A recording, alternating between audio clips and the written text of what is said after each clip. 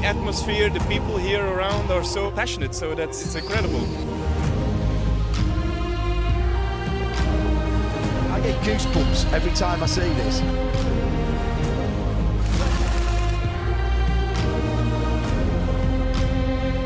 The Nürburgring is really a very special place, and it's a very difficult place.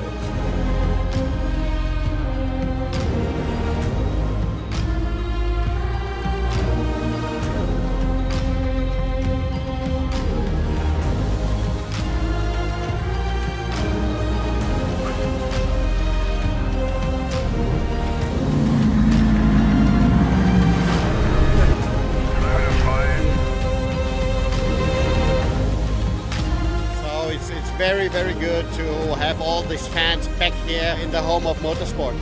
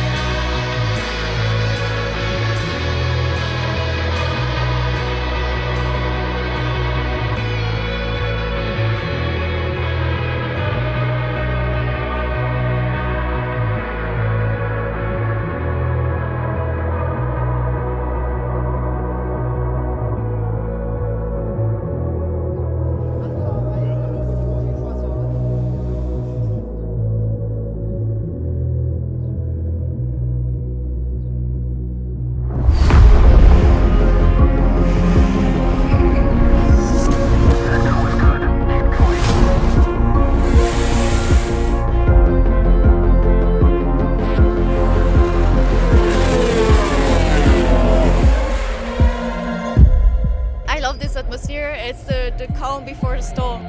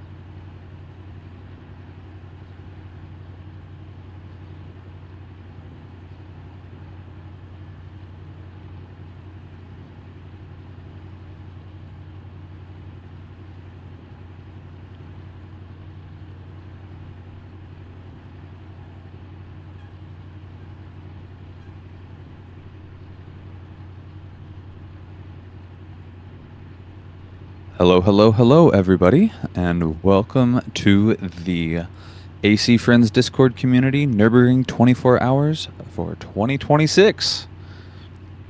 We are going to get this safety card grid started soon, but I just want to hop on and welcome you guys to the stream.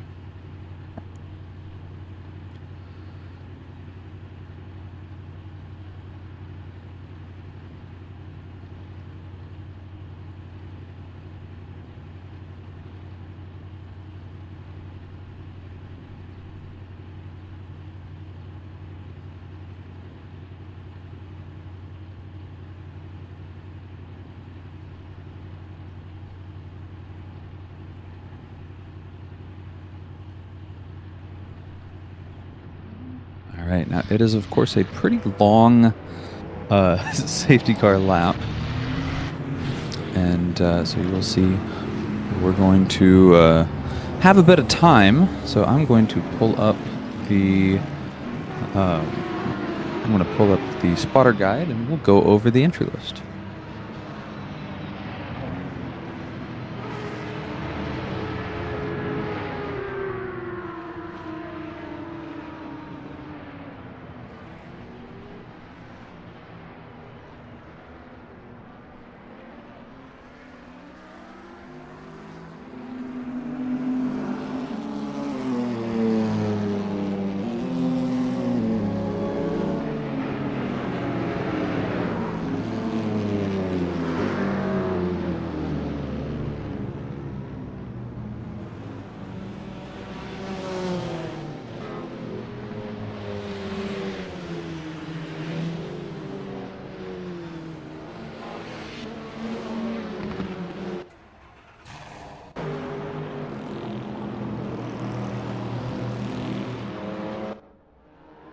Okay, so there are 4 classes in this race, and they are GT3, the Porsche Carrera Cup, GT4, and TCR. And so, of course, you see here, warming up the tires, the GT3 grid. So I'm going to go over. This is not the starting order, but I'm going to go over the entry list here.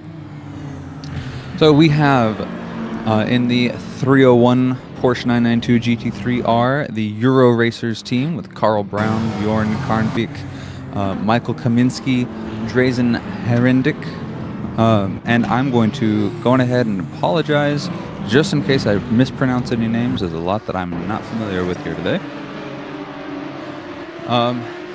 We have the 304 Ford Mustang S650 GT3 from FFS Racing Team. I'm actually, there's a crap ton of drivers, and I think we'll be all the way around this if I announce all of them. So I'm going to go through the teams. We have 321 Toyota GR GT3. That's a new car for this series. The Watt E Racing Toyota GR. They're in very Works Racing livery colors, which I'm a big fan of. But if you look carefully, that one says Watt Racing. There is the PRG number 331 Porsche 992 GT3R. We have another Toyota GR GT3 by Watt E Racing, the 333 car. We have the Italia Racing Team, Audi R8 LMS GT3 Evo 2, the 355 car. 357, we have the Pei de Chumbo GT, the Brazilian team, in the Ferrari 296 GT3. We have right here on pole, you can see them, 367 VRC Veterans Ferrari 296 GT3. Definitely one to watch during this race. That yellow and exposed carbon car. We have another Euro Rennfahrer, or another Euro Racers looking livery. It's got Euro Racers on the side. This team is Euro Rennfahrer. Number 369 BMW M4 GT3 Evo. We have number 387 Bentley Continental GT3 Silver Racing Team. We have the Mercedes AMG GT3 Evo of 1 Motorsport, number 389. We have the Vegas Sport Grand Prix Audi R8 LMS Evo GT3, and that is car number 397. And that rounds out your GT3 class. I'm sorry, we have one more on another line. We have the AMG GT3 Evo of Simline Rivals Racing Team, number 399. And then we have the Porsche Carrera Cup cars with the very, very interesting Temu competition. Porsche 991 GT3 Cup of an all-German team. and that's car number 201. Car number 208 is a very Newman Racing looking livery of Phoenix Motorsport. Then we have the 209 of Simline Rivals Racing. We have Split Strat Esports in the 215. We have Split Strat Esports again in the 222. The 233 is PPM Racing Team, all Italian team there. We have the all, I think, Polish team of Team Delta Infinite, number 238. Number 247 is Team Force. Number 287 is Nürburgring Esports, all German team there, if you couldn't guess. We have the aptly or not aptly named, depending on how they do in this race, slowracing.com, number 288 Porsche 911 GT3 Cup. We have the all Polish team again, M92 Motorsport 292. We have the very red car, number 296, Tradition Sim Sport, another all German team there. We have the Team Noodle, number 299 car. There, look for the Cup Noodle logo on the side of that one. And that is your Porsche 911 Carrera Cup. In GT4, we have Mellow Motorsports Ford Mustang GT4, number 400. We have an Alpine A110 GT4, another slow racing car there, number 404. Number 410 is another BMW M4 GT4 Evo Limit X Racing. We've got another Limit X Racing, number 411, in the inverse colors. So 410 is this like purple and yellow, and then 411 is a yellow and purple. We have a Lotus Emira GT4, car very close to my heart, number 419, Mission 19 Velour 1 Racing.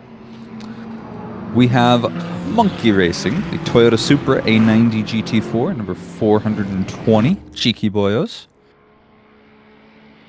We have the Aston Martin Vantage GT4 Evo entry of PRG, number 432. We have number 444, another Watt E-Racing entry, this time in GT4, Toyota Supra. We have another Lotus Emira GT4, a white one this time, Mission 19 Supernova GT, number 450. We have the Mercedes AMG GT4 of MSC Down in this race, another all-German team. They are a black and yellow striped car, one to look out for, number 452. We have a Nissan Z GT4 in this race, number 466. We have a Ferrari 488 GT4 of PMP Motorsports, that's car number 471. Number 477, Nissan Z GT4 of Split Strat Esports. Number 495 is RSW Motorsports Porsche 718 GT4. That's a Cayman. And that rounds out the GT4 class. And so the last of the four on this grid, certainly not the least of the four on this grid, is your TCR class. The Renault Megane TCR of number 108 of Buhos Racing. All Spaniards in that car. Sweet Spot Racing, Honda Civic TCR, number 112. Schnatzer Razina by GRT is running an Audi RS3 LMS TCR, number 134. That's an all-German team there. Home team. Cupra Leon Competition is a number 139 NGSE Racing team. I think that may be the only Cupra in this. Nope, there's another one. One more. Cupra Leon Competition, another NGSE Racing team, number 140. Panzer Racing Electric is running a VW Golf GTI TCR with the number 143 on the side. Cargo Fast, for a cheeky name, running an Alfa Romeo Veloce TCR, number 160.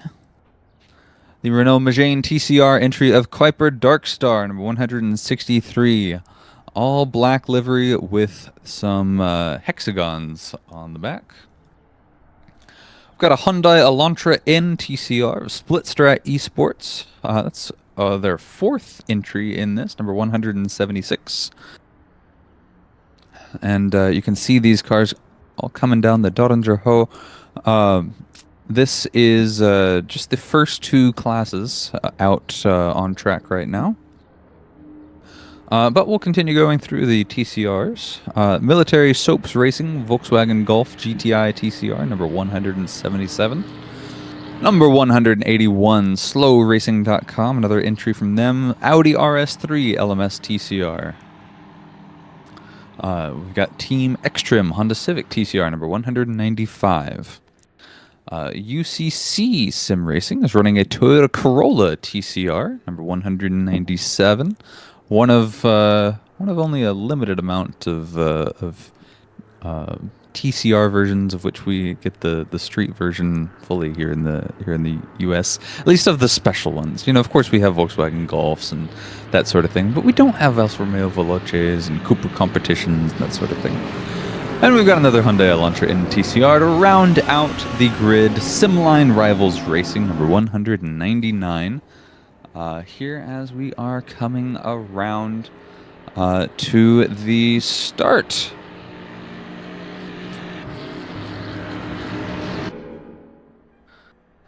As we hold our breath for 24 hours of racing. Here we go, I think. I think this is the proper start.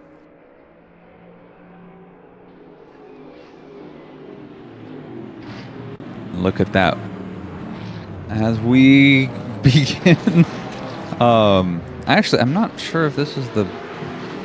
No, it's 8. Yeah, this I think is the proper start. Nobody let me know. But yeah, we had a big spin there. Oh, some of the Porsche Cup cars shoving into each other there. As we make our way through the GP circuit. We have in the lead the IRT team. Put my spotter guide to see what that is.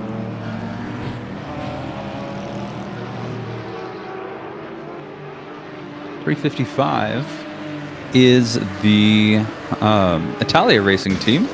All Italian group there. Audi R8 LMS GT3 Evo 2 has moved into the lead after this.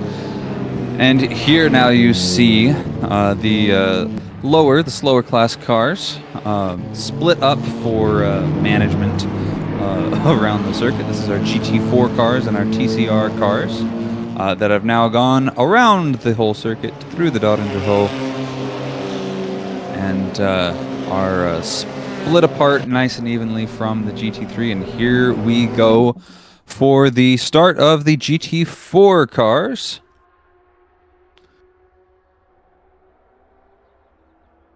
And off we go. So into the, well, we are, yeah, we're going. Limit X Racing in the BMW GT4 Evo. Whoa, and a big spin. Lotus Emira, the white Lotus Emira Mission 19 Supernova GP has spun around a car there. Let us hope TCR can make it through a little bit easier. But here we are back with the GT3 cars.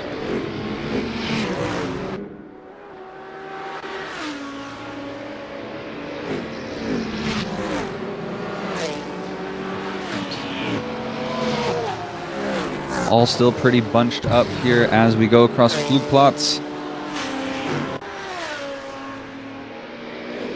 Man, it is an early lead. The Toyota GR GT3s have quickly taken over from the Ferrari 296 GT3 of VRC veterans.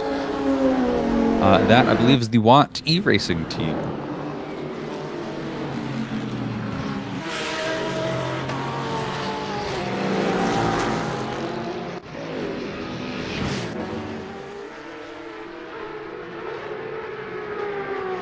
in the Porsche Carrera Cup.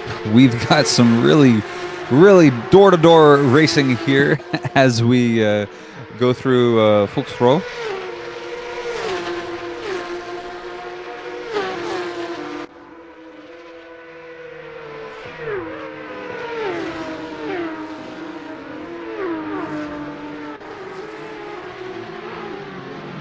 This is the slow racing car that we are on board with, and switching back over to GT3s now.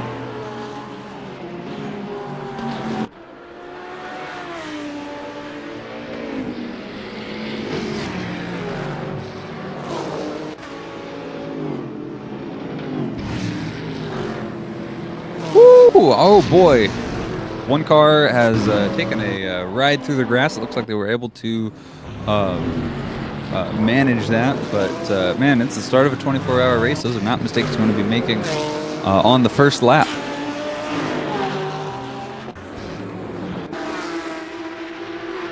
We are jumping to a bunch of different places here.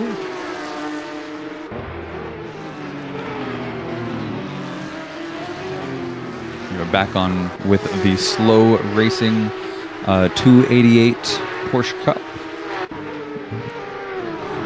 In 5th currently.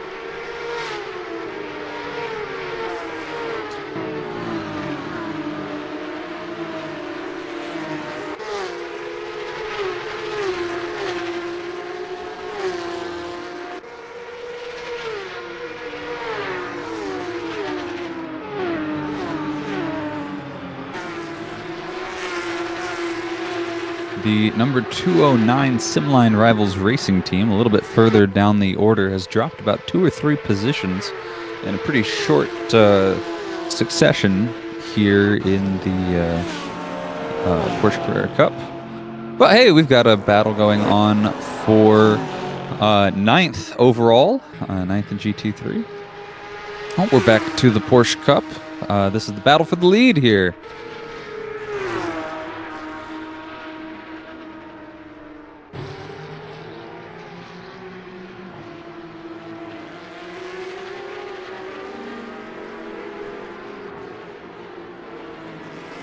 The Team Force number 247 Cup car is chasing down the 296 car that is the Tradition SimSport racing team that is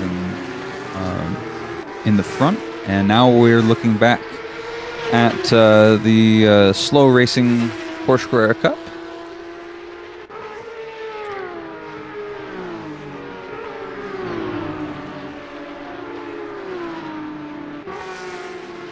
Whoa, off-roading a bit there, went way wide, lost the position.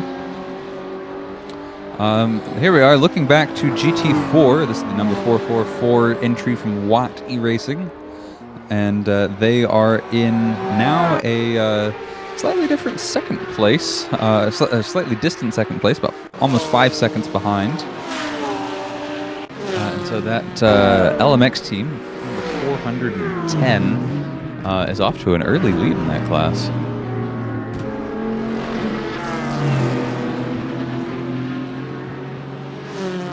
That's Limit X Racing. We have a pass for 1, 2, 3, 4, 5, 6, 7, 8, 9th place here, TFC. Whole lot going on in a lot of different spots on the track right now. Oh, we have a car stopped at Flansgarden, and let's see, that car is not showing its number, but looking at the black coloring on it, the fact that it's a Ferrari 296, I think that is Pated Chumbo GT, the all-Brazilian team.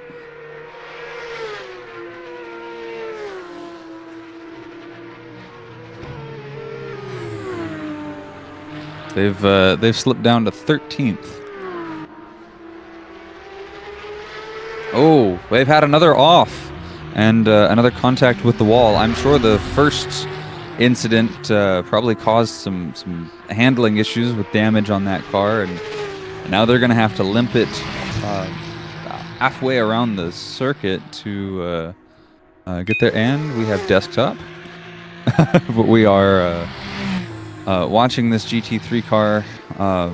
Now has been passed by the entire Porsche Carrera Cup field, and they're having a really rough first lap.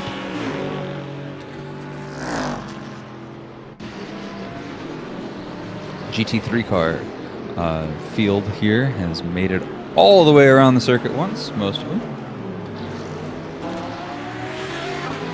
And I want to take a look at the leader here. So this is the number 355 entry of Italia Racing Team. They have taken a not super distant but healthy lead. And we have seen the Toyota GRs dip down a little bit further. But they're still sitting in a comfortable third place here, number 321 of Watt E-Racing.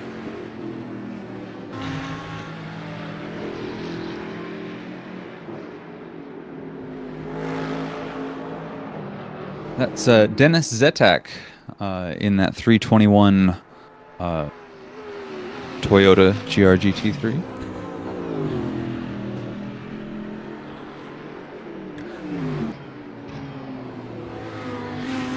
So one of the interesting things is that we have working number plates on the side of this race, and not the actual numbers for the cars, but position plates, like they have in the World Endurance Championship, for example. And so at any given time, if you want to see whose position one car has, then you can see on the side of each car which one that is.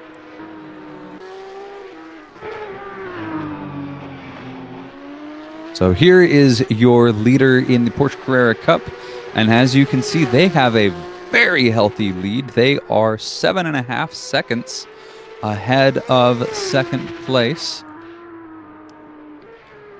And looking at my spotter guide there, that is the, let's see, number 296 Porsche Carrera Cup of Tradition Sim Sport. So they have come out to an early lead. That will be, it's a 24-hour race. But man, if this were to end in 2 laps, they've eclipsed the competition, and if they keep up that pace, they're in a very, very healthy position for the duration of the race. Now, number 201, Timu Competitions, all German team here. They are, let's see, I thought that I had clicked on them. There we are, Timu Competition. They are, again, now 8 seconds behind. And you can see their competition about 2 seconds behind them. But in GT3, it is a bit of a closer field. You can see Italia team is still in the lead. But that gap has actually narrowed a little bit to the VRC veterans Ferrari 296 GT3 that started on pole. They are in a very healthy second place.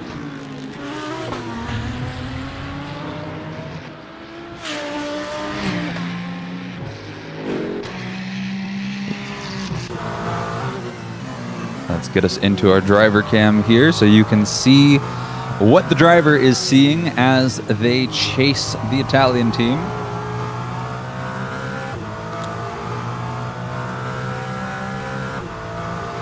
I've got to say, I love the Nürburgring. I've never been super great at it, but I love watching those who are, and there is so much talent in this league. So if you are just tuning in, if you're not familiar with the AC Friends Discord community, they are just a fantastic group with some really, really great racing that you are seeing on display here. And you can see these drivers here at the lead. They're quick. They've got a lot of pace. This is a 24-hour race, so if you were to tune in 23 hours from now, we'll be here. And yeah, this is the real deal. Full-length Nürburgring 24 hours.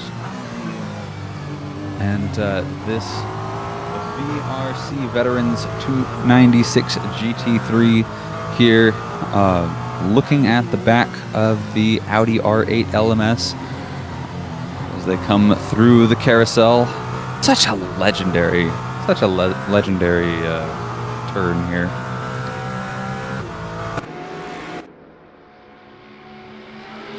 I am very much looking forward to, we've got another commentator who will be coming into the booth.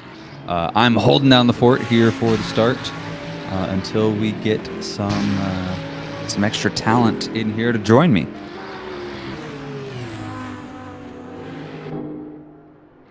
But man, if you look at it, they've about halved the gap from a moment ago. And so here at the start, of course, we are running a marathon, not a sprint. But we're seeing some lively racing going on.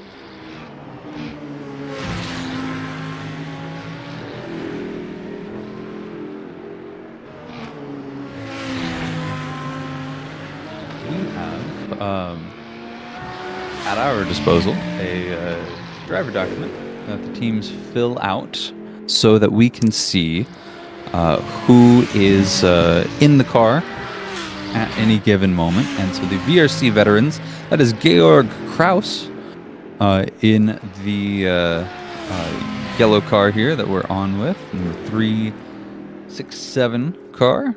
And in the lead, the Italia Racing Team, Audi R8 LMS GT3 is Luca Bertozzi,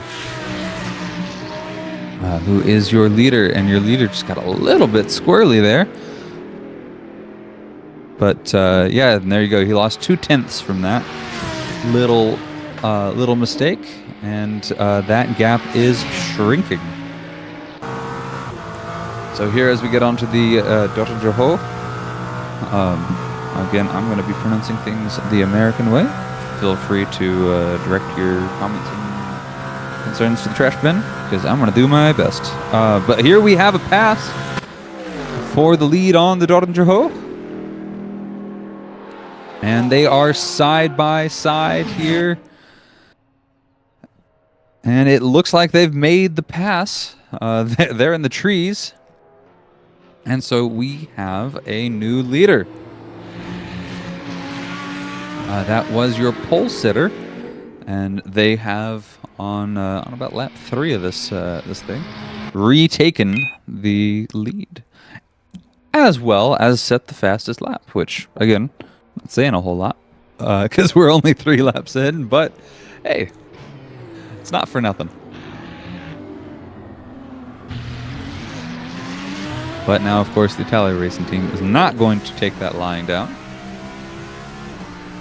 But VRC Veterans have clearly shown their pace, and so they're going to do their very best to make that gap grow as we proceed here through the Nürburgring GT circuit.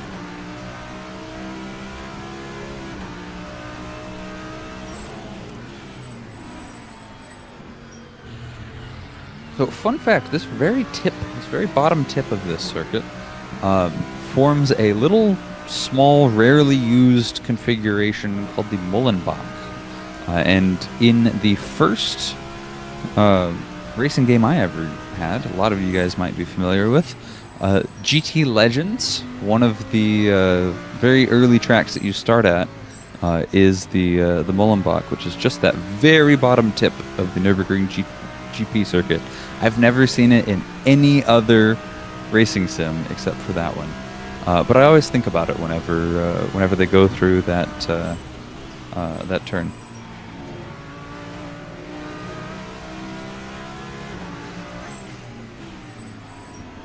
And we go out of the GP circuit and on to the Nordschleife through the Spain-Schmitz curve.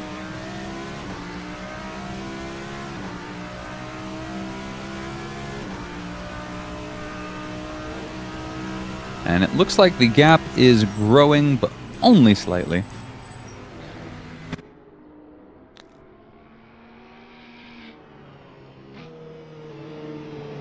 We have down in 9th a bit of a closer pack here between the Ford Mustang number 304, the BMW here that we're on board with, and another Audi. The let's see, which one is that one?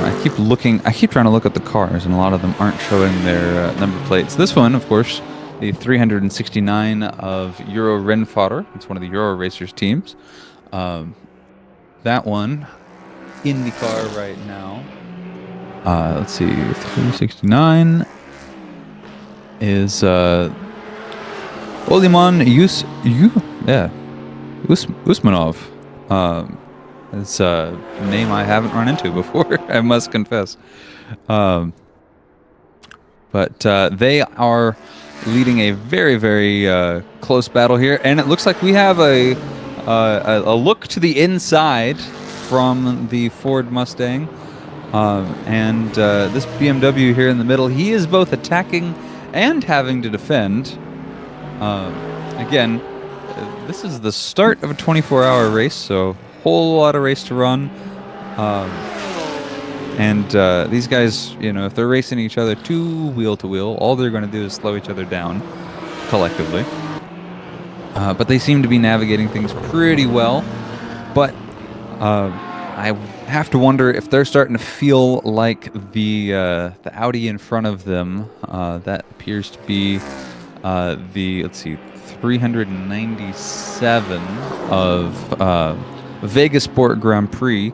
I wonder if the Euro Racers car is wondering, hey, you slow me down, let me by. I wanna go. But of course, that's defending is a part of racing. But I gotta say, they're spreading out a bit to where they were, so maybe they're just all getting comfortable.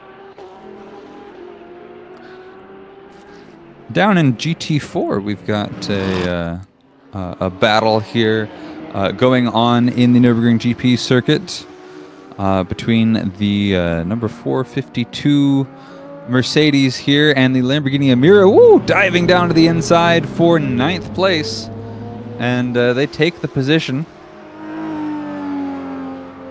But that Mercedes is just glued to the back of the Lotus.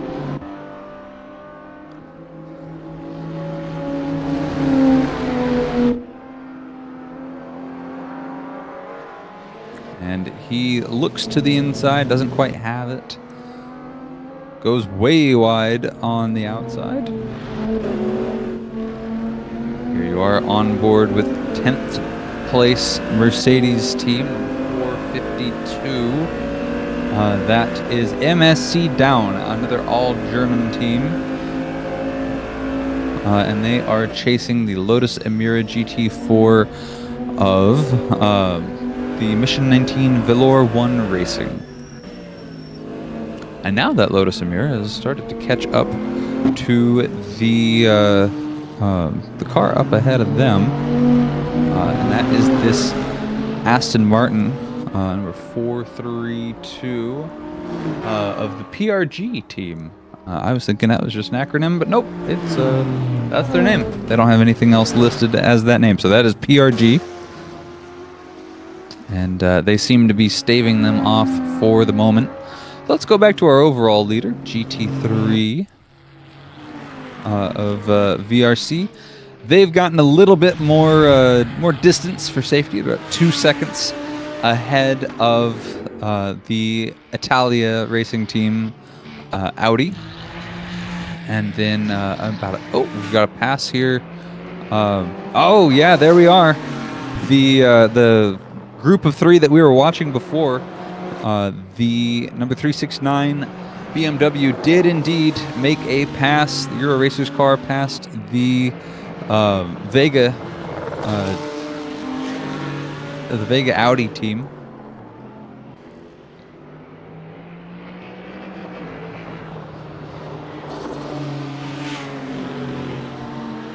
And whoa, the Audi has gone way wide and has now lost the position to the Ford. So now 2 positions down for the number 397 entry. And this one here, this is FFS Racing Team, British team with no British drivers on the entry list. But in the car at the moment for that team is Reed Megistus. Megistus. Megistus.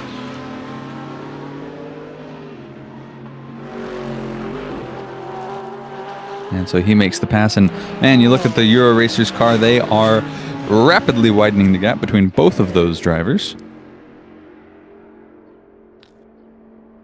As we get onto the Dorderho, we have made it about, let's see. Oh, we have a new fastest lap. The leader of the race is on an absolute tear of pace. They've gotten another 0.8 seconds, another 0.8 on to second place. And looks like PRG just set a personal best lap as well, so they are running good pace here. I want to take a look back at the Porsche Carrera Cup lead because it has grown significantly. Would you look at that? That is a 13.5 second gap that Tradition SimSport has established. So we have, early on in the race here, some clear favorites. Now, we don't have much insight into tire strategy here from the booth, and so it may be that they've decided to start off on softs, but knowing Tradition SimSport, knowing the drivers in Tradition SimSport, I'm going to go out on a limb and I'm going to say they're just that quick. And yeah, that gap has grown now to 14 seconds from the rest of the grid. And down here, I want to see what's going on because we have our first interclass action as we have what is confusing me a little bit. It looks like a GT4. Oh, I know what's happened here. The leaders of the GT4 class have caught up with the slowest of the Porsche Carrera Cup class. And so we've got a little bit of bunching up going on here. Watt E-Racing is second on the podium in 2 classes right now. Here is the GT4 Toyota entry of Watt E-Racing. Running, looks like an all Toyota entry here, which is awesome. They've got the new Toyota GR GT3 here in our top class. Really, really lovely car. Brand new to competition, brand new to this esports series, to AC Friends. And we've got the, I guess, a bit older Toyota Supra GT4 car down here going through the carousel at the moment. They're sitting about 1.9 seconds back from the leader there.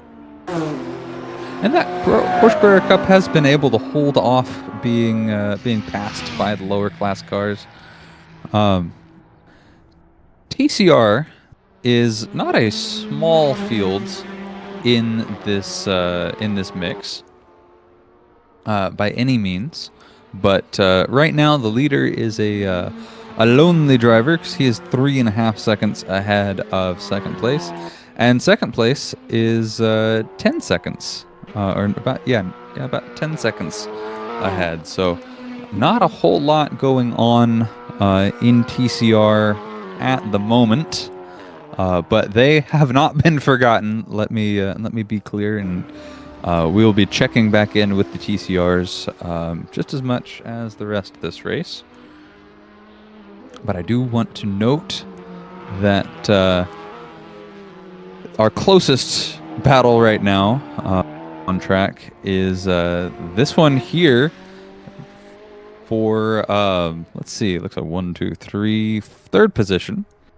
And I say that, and then we just had a pass down a bit further down the grid in the GT4 order. This is coming down the Donninger We've got a Mercedes and a BMW in a drag race. What a man, this is a wonderfully German scene here. Two V8 turbocharged engines duking it out down the straightaway. Number 411 here. This is, I'm having to check my spotter guide for this, Limit X Racing's yellow GT4 entry.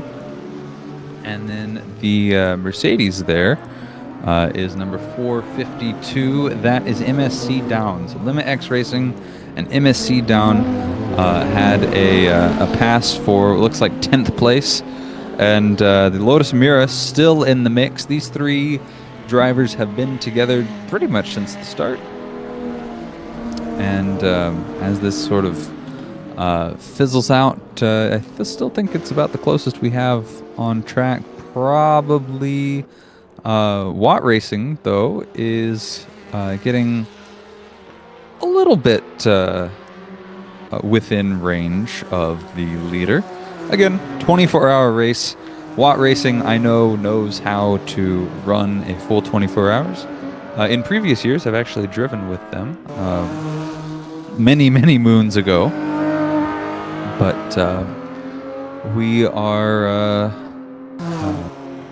oh, we've got another change here for 7th position as the number 432 Aston Martin has passed the MKR Toyota.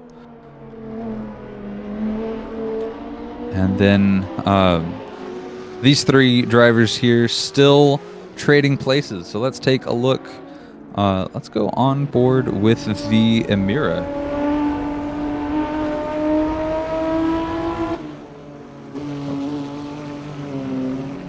Oh, I did not. All right, maybe let's not go on board with the Emira. But yeah, we have some positions trading back and forth here. They are side by side. The Mercedes has the inside line to block. It's the easier way to go, but it looks like the Lotus kept the speed up and made their way around the outside at Hatzenbach. I think we've made it now here to Hatzenbach. And I think that that battle is going to continue to be an interesting one.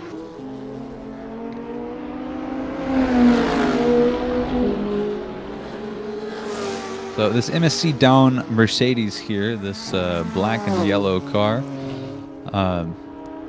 that in the car we have Christian Schmitz, who is chasing down the Lotus Emira of Mission 19 Velour 1 Racing. That's Jake Van Leer, Dutch racer.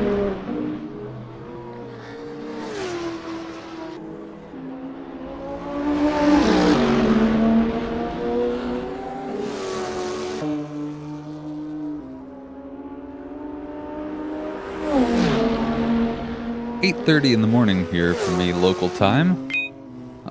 It is, I think, not quite that over there.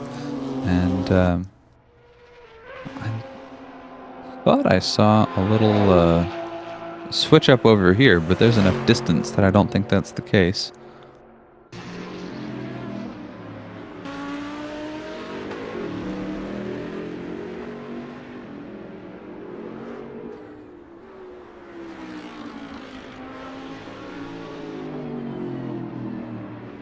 Looking at the third place Watt Racing car.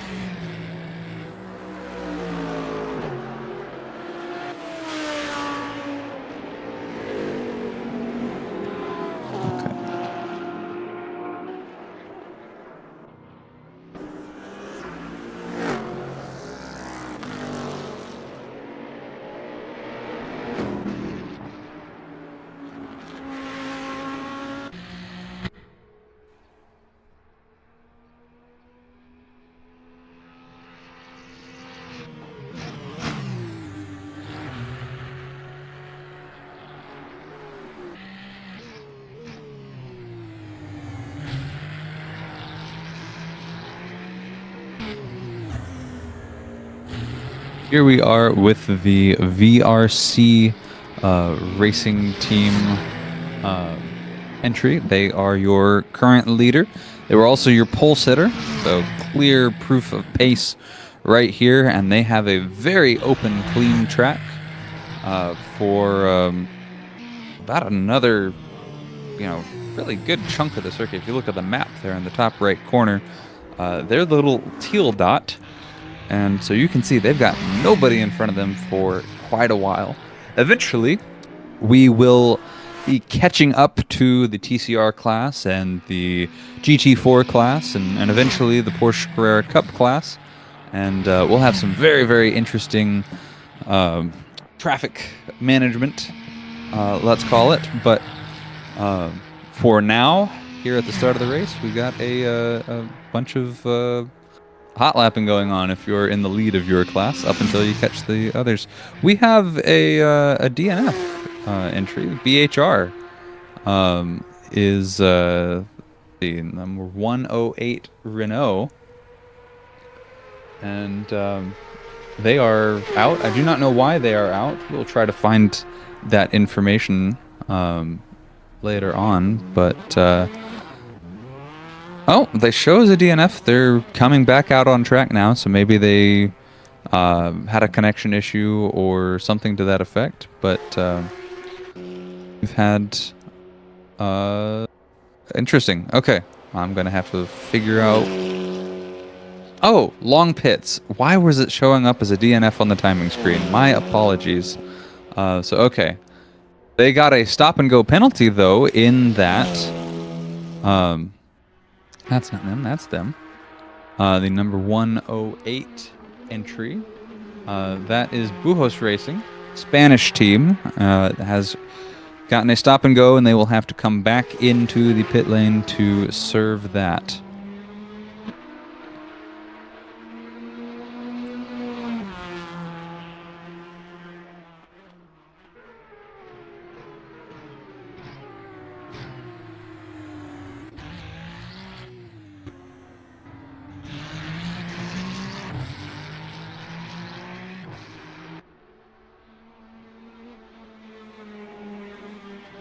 Looking around the grid here, let's take a look at the number 331 entry in the Porsche Carrera Cup. Number 331 is... I'm sorry, that's not a Porsche Carrera Cup car at all. It's the Porsche GT3 car. I saw the Porsche logo and clicked. But no, that is PRG's entry. They are running in 6th place at the moment. I really like their colored lights as we go through the 24-hour race. You'll see a lot of those colored lights pop up and become much more prominent. This is a full 24-hour race, and so we do go through the full 24-hour day to night to day cycle as they do in the real race. But unlike the real race, I don't think that we are going to get a red flag due to fog. Goodness. The 450 car, the M19 car, got a stop-go due to race direction. Here we can see the GT4 cars are making their first pit stops, so there we have some interestingness going on. Watt Racing has made their pit stop, put them down back into 6th. And of course, I do not see a spot for us to see how many pit stops those drivers have taken. We do know that they need to make 15 long stops, and those will pop up momentarily during the race. But in terms of a total tally, I'm not sure we have that information available to us. But I will, as we go through the pit stop shuffle, I will do my best to keep you guys all informed. We have two Toyotas who have recently exchanged position here.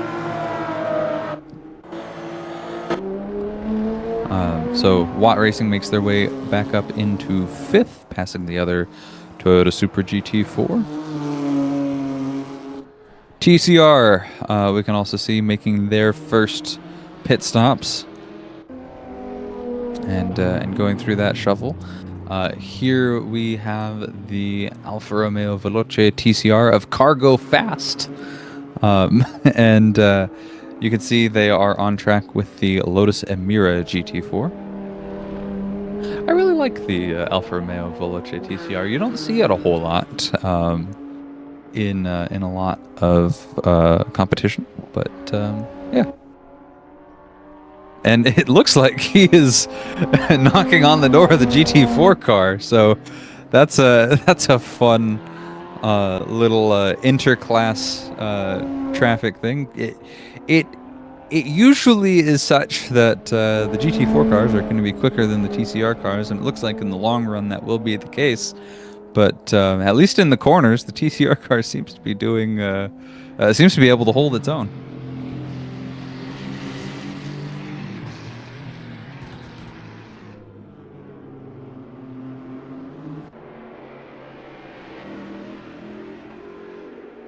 The Watt Racing GT3 entry, the number 333 car, is not the number 2 car, which has just made a pass in the pits as the leader and second place. The Italia team have come in to take their first pit stops of the race. And it looks like the entire GT3 fields is just about coming in.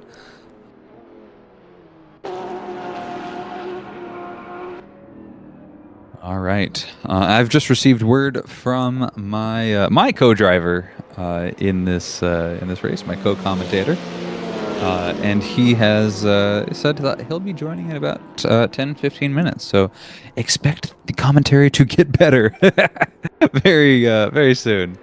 So Watt number 321 here that we are on with, they are first overall at the moment, but they have not taken their first pit stop yet, so they will need to soon. They've been running about the same as the number 333 Watt Racing. These guys were previously in 5th. The number 333 was previously in 2nd. And you can see this is, you're not seeing double, this is the 333 entry for Watt E Racing. They have made their first pit stop. They've come out in 7th place. And so pretty much all the drivers ahead of them, with the exception of the Italia racing team and the VRC team.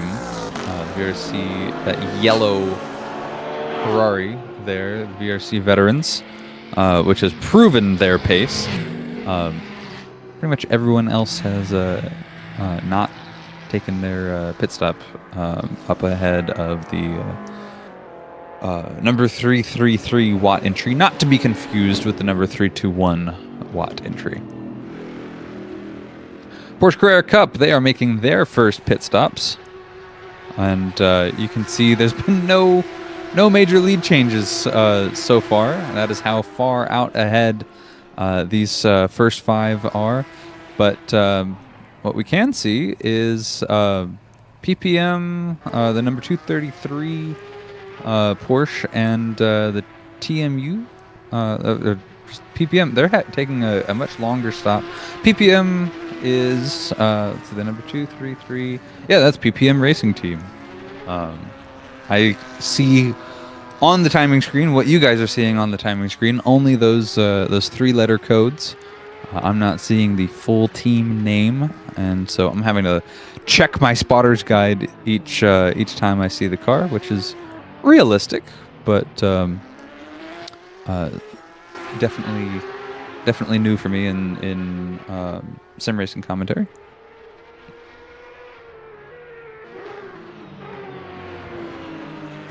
But this TSP entry is the 296 of Tradition Sim Sport, and they are still well out ahead, even after the pit stops, and even among the drivers who didn't take their pit stops yet.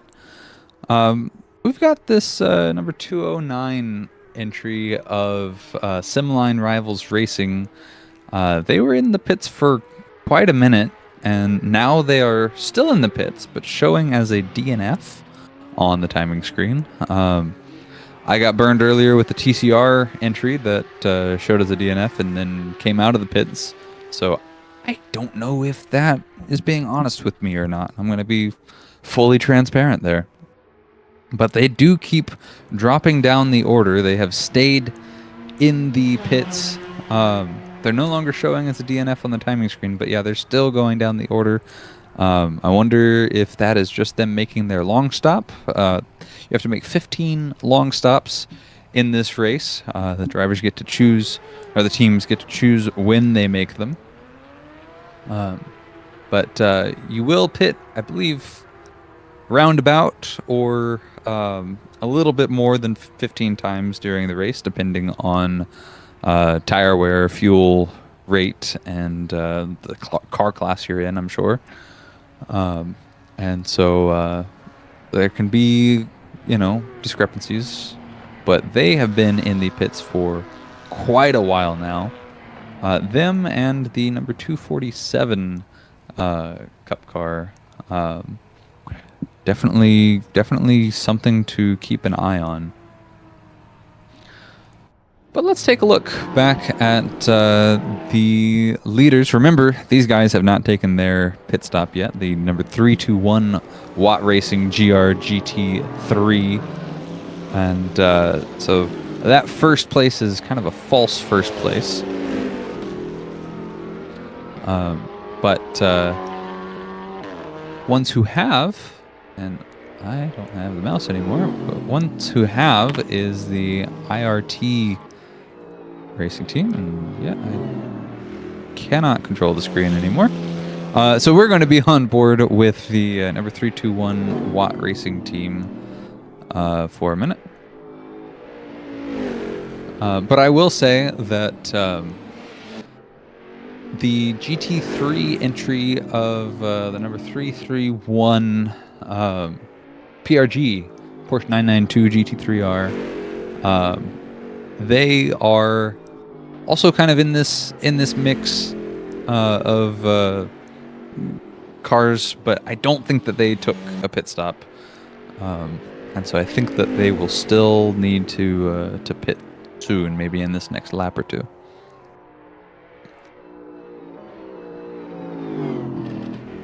And yeah, I think I have lost control of cameras. So we are going to be on board with Watt here for a minute as we go through the Stefan Beloff S, and we're going to make our way to Schwabenschwanz and Carousel 2. And then we will be out onto the straightaway on Dottinger Ho. The M19, number 450 entry, has now taken that drive-through penalty that they received earlier.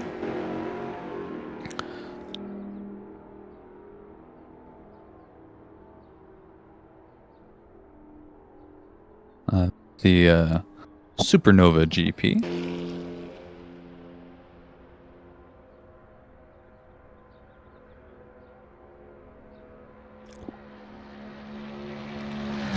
And we can see now that we're starting to lap some cars as we kind of shuffle around. This is one of the things that, to me, makes multi-class racing very interesting. This Porsche... my goodness, no Porsche involved here. Toyota GR GT3 here is... oh, hey, here we are. The Watt Racing, we knew it was going to happen eventually. But the 321, the other Watt entry of GR GT... has now taken their pit stop, and so I call it the rightful place. The Italia Racing Team 355 is now taking the rightful place up in front. in about another minute because there is a pretty big gap here between leaders and the others. The inability to switch from one driver to another has come at a very inopportune time.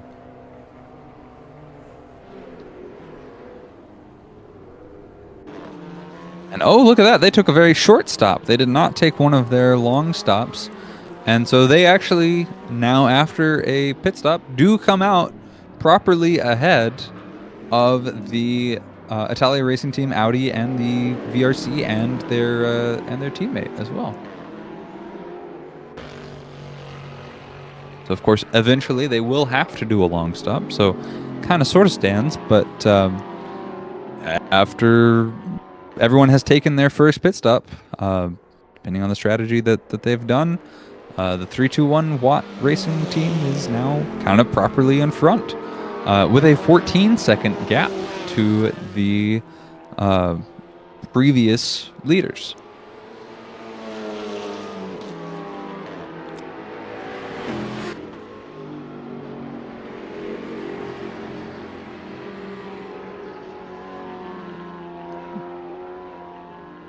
So I have that keyboard control enough for that. It doesn't seem that I have keyboard control over the actual Assetto Corsa window. Okay.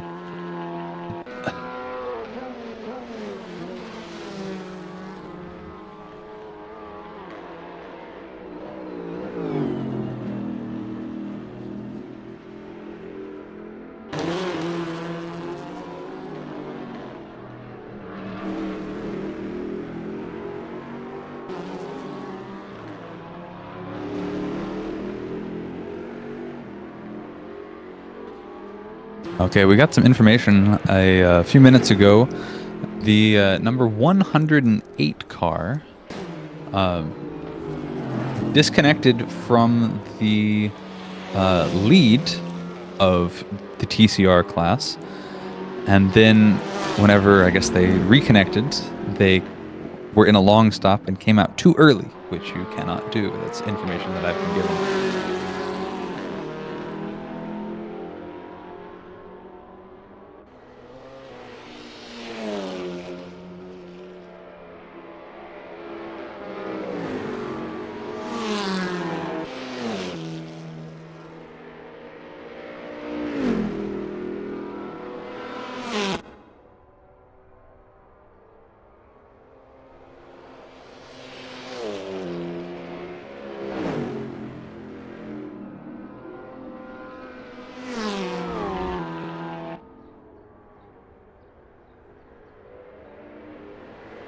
See. Okay, so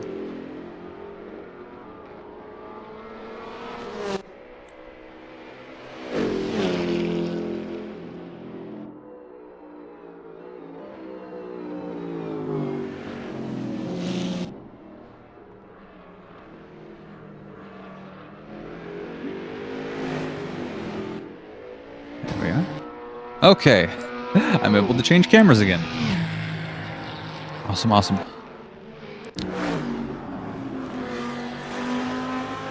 So a bit further down the order in the GT3 class, we've got a car off. We have a Mercedes, the number 389 Mercedes, had an off, lost the position that I was about to talk about as an interesting battle, and it got a lot less interesting. We have another battle here, number 333 entry of Watt E-Racing.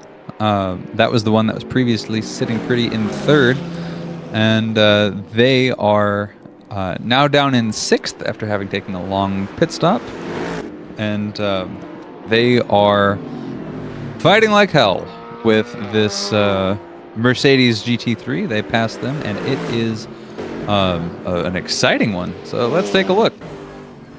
You are on board with the Mercedes AMG GT of the number 399 entry. That is Simline Rivals Racing Team. going up against Watt E-Racing. And we've got a TCR car here in the mix, and it looks like they both make it around the TCR car, but boy, that was that could have been the TCR car, which is now dipping a wheel in the grass. That could have been a very, very interesting roadblock there, but the TCR car did a very good job, actually, of reading that situation, getting out of the way. Whoa, Watt Racing car getting really slidey around that corner. A lot of slip angle. This is the battle of the two most long-hooded, front-engined GT3 cars that I think we have ever had. I love a long hood on a car.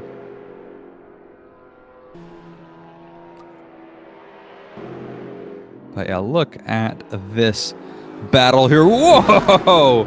On the very ragged edge, and the pass is made after the mistake from the Watt E-Racing number 333 car. The number 399 Simline Mercedes makes the pass. That is for 6th position right there as they go through the carousel, and the Watt car had a rougher entry there. You can definitely tell they're trying to race hard for this position. And here we are. This is the thing that makes things interesting. Coming up on another TCR car. Will it slow them down? Yes, they get really, really close. They both make it around, but the gap has shrunk. And would you look at this? This is racing. This is why we are here. Now, these folks just have to remember that we're not even an hour into this 24-hour race. We're almost there, but we have 23 hours and 6 minutes left to go.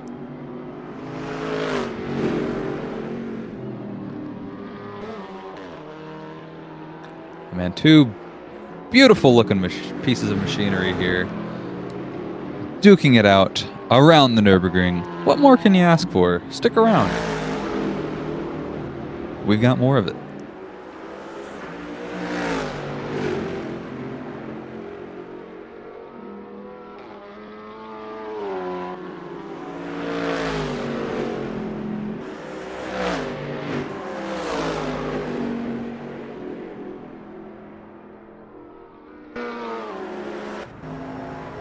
Let's go on board with the Watt Racing Esports team here, number 333.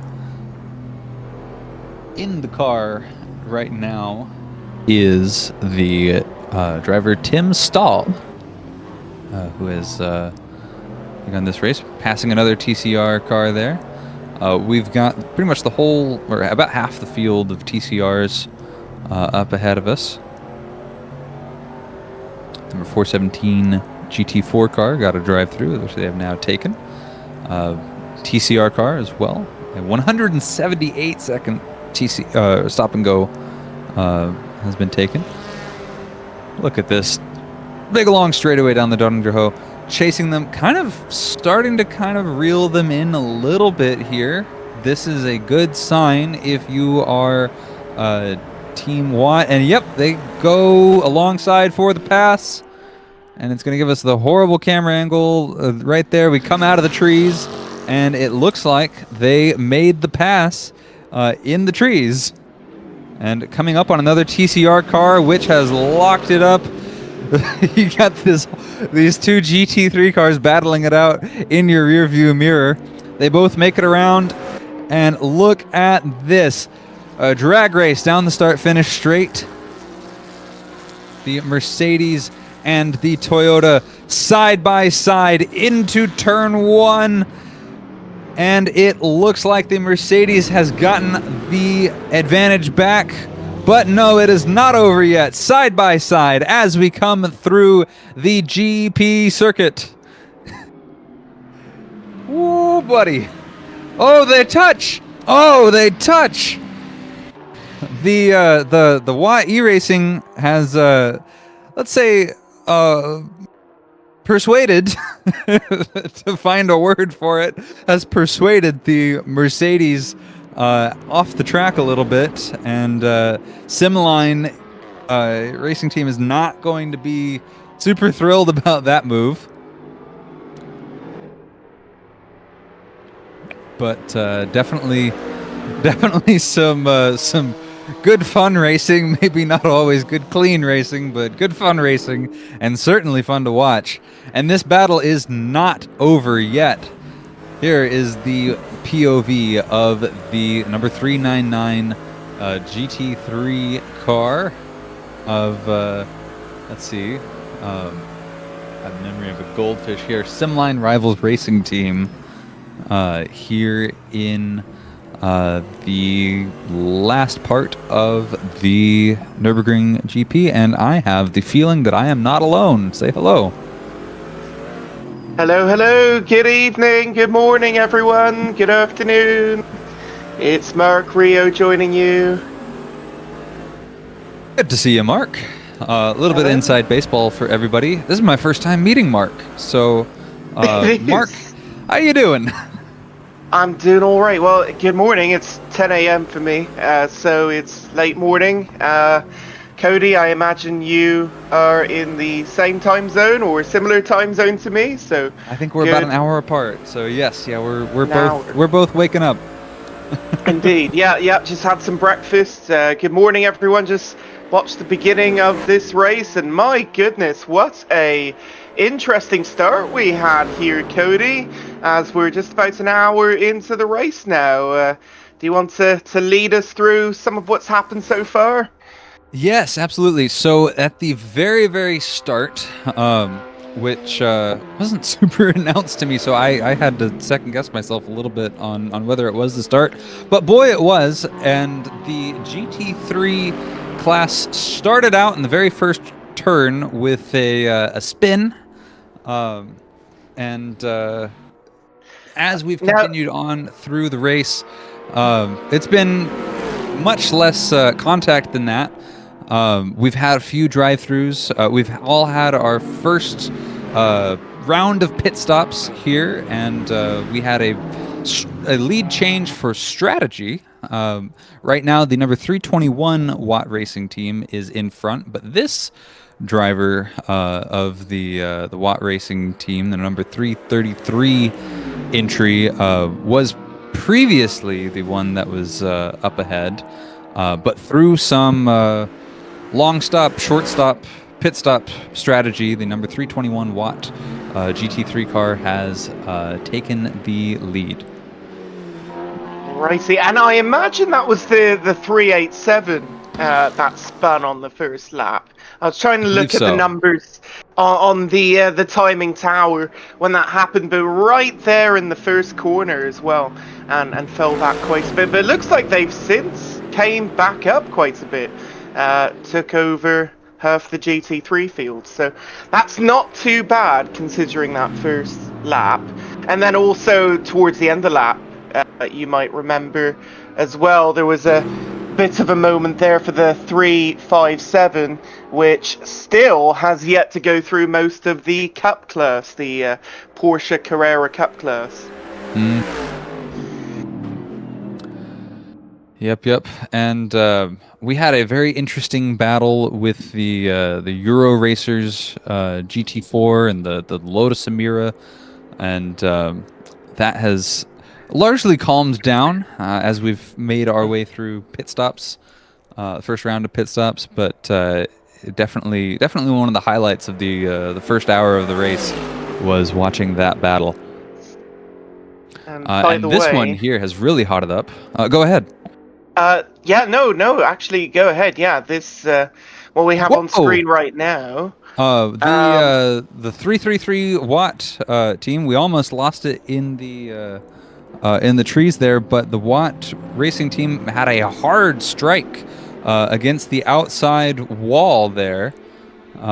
They have been pushing to try to maintain pace with the number 399, and this was your previous, third place car before the pit stops, and they've just taken on a good amount of damage on the side of that car, good amount of visible damage, and if you're seeing it, they're definitely feeling it. This is the same team that had a fantastic race last year. As you know, they're always one of the quickest. in the field, and they usually field multiple cars for their teams out of multiple classes. So this is their GT3 team, and usually one of the best ones. And Tim Stahl's in the car right now, if the live document is correct there. So Tim, obviously one of the quickest drivers in the whole field. He's going to try and come back from that then. There it is on board. They're chasing the 399 Mercedes. But yeah, you don't want any hits in the wall early, that's for sure. I lost my train of thought now, but yeah, that team for the 333, watch out for them later in the race. They're going to have lots of endurance pace, even if so far they're back in 6th overall position. 100%. One that I want to watch, this has gotten a little bit narrower. Before the first round of pit stops, this team, the VRC Veterans team, currently piloted by Georg Kraus, was in the lead. They started on pole, and there's a little bit of a first lap battling, and then they took a pretty comfortable position in the front. Not safe, not far enough to be safe, but comfortable. And now they are behind, after the pit stops, the Italia racing team, Audi. And so that is one that I am definitely paying attention to. This both Watt Racing entries, the VRC Veterans and the Italia racing team, they are all definitely in it to win it. Absolutely. Oh, there's a long way to go, obviously, folks. This is very early in the races. Now all the traffic's getting mixed up here. But yeah, that 367 Ferrari, it's kind of like a highlighter colours. They're actually coming down to turn 1 now, challenging the 355. Really, and looks like it won't be done there. But I imagine maybe before the end of the GP circuit, before we get to the Nordschleife again, they may have a chance. That's a pass, and if you get into the first bit of the Nordschleife ahead there, they'll be able to try and maintain as that track will start to tighten up in some areas. Well, let's see here. I was going to say another couple of facts there, but they're side by side now. Look at this, Cody, trying to go around the outside. I don't think they're going to have it here. Yeah, maybe not, but I think that your prediction on the GP circuit might be the place to do it is pretty accurate. Well, they have the bit up here at the top, the chicane. There's a little bit of a move. No, I wouldn't call that a block, because that was only one move over there for 355. But as they come on down to where they'll enter the Nordschleife here, so they have this very sharp right-hander, but it is pretty much flat out. It is flat out. And then coming up here, this is the bit where they have to brake into the corner, get the chicane just right, and yeah, it looks like the Audi is indeed going to be ahead into the Nordschleife here. And now it's going to be a little tougher, especially managing traffic. But it's looking really interesting. One thing I wanted to say, though, about the 367 Ferrari, though, the VRC team. So they had, obviously, their moment there at the beginning of the race, but they managed to take the lead 15 minutes in, and now they've fallen back to 3rd. And I can't remember exactly when that swap occurred, but was it around the pit stops, Cody? Yeah, I think it was. And look at this as they go through the GT4 cars here. It has, if it could get any narrower, it has. And look at this, he's looking at Flugplatz, actually, looking to make a move. You can see him kind of dart to the inside there. Yeah, that's not a spot where I'm looking to be brave, that's for sure. So the 367, just as a reminder, you may have mentioned at the beginning, it was the quickest pole time we'd seen in a while, a 7-minute 57.674 lap time. That was 2.5 seconds ahead of second place in the qualifying, which was an 8-minute flat, basically, 0.409 from the 355 Italia racing team. So did really well in qualifying, but apparently was by an alien driver. Absolutely insane driver. And I'm trying to look who it was. It was written it down, but only one driver on their team, the quickest, putting in the quickest lap times. Everyone else a little slower on the pace. Maybe that's who they have in the car right now, or maybe not. I don't know. I have to check the live document. But yeah, this 3-6-7 team, they're going to have some stints where they're going to be absolutely flying around the track.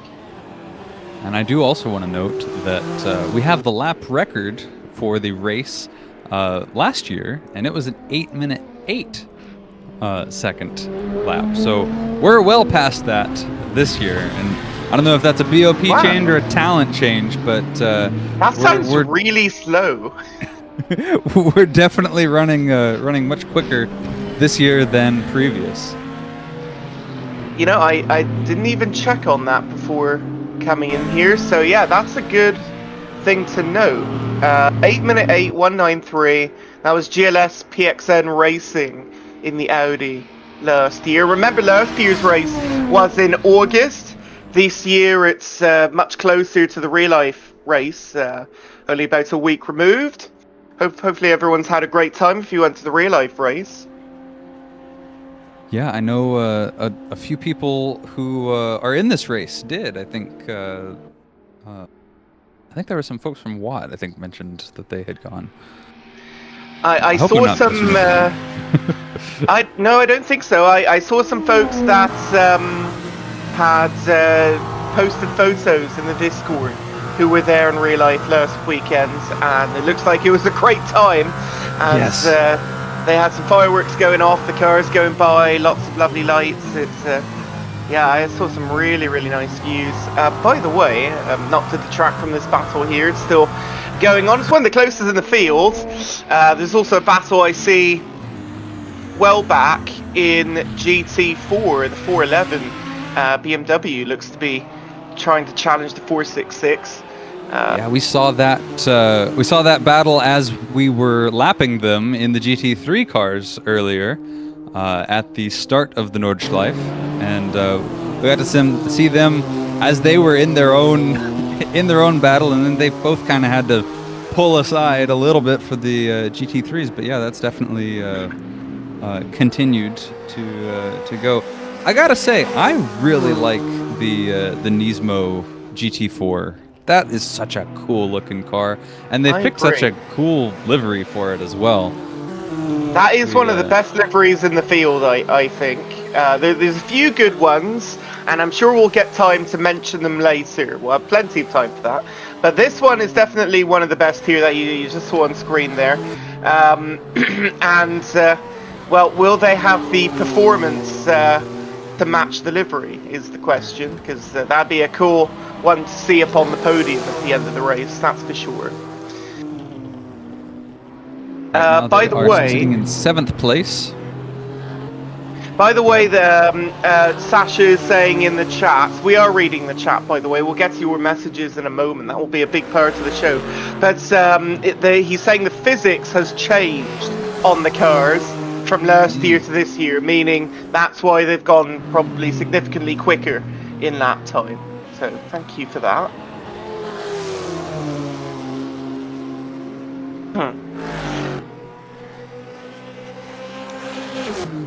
Let's say hello to everyone who is in the chat, by the way. Pythorn, I've seen you in the chat a few times. Ibrahim Tag, hello. By the way, yeah, mentioning the FFS racing team earlier. I was in the chat, by the way, before I came on, and yeah, I thought that was a fantastic acronym for the 304 team. And What Racing Official, they have their own YouTube channel. That's pretty cool.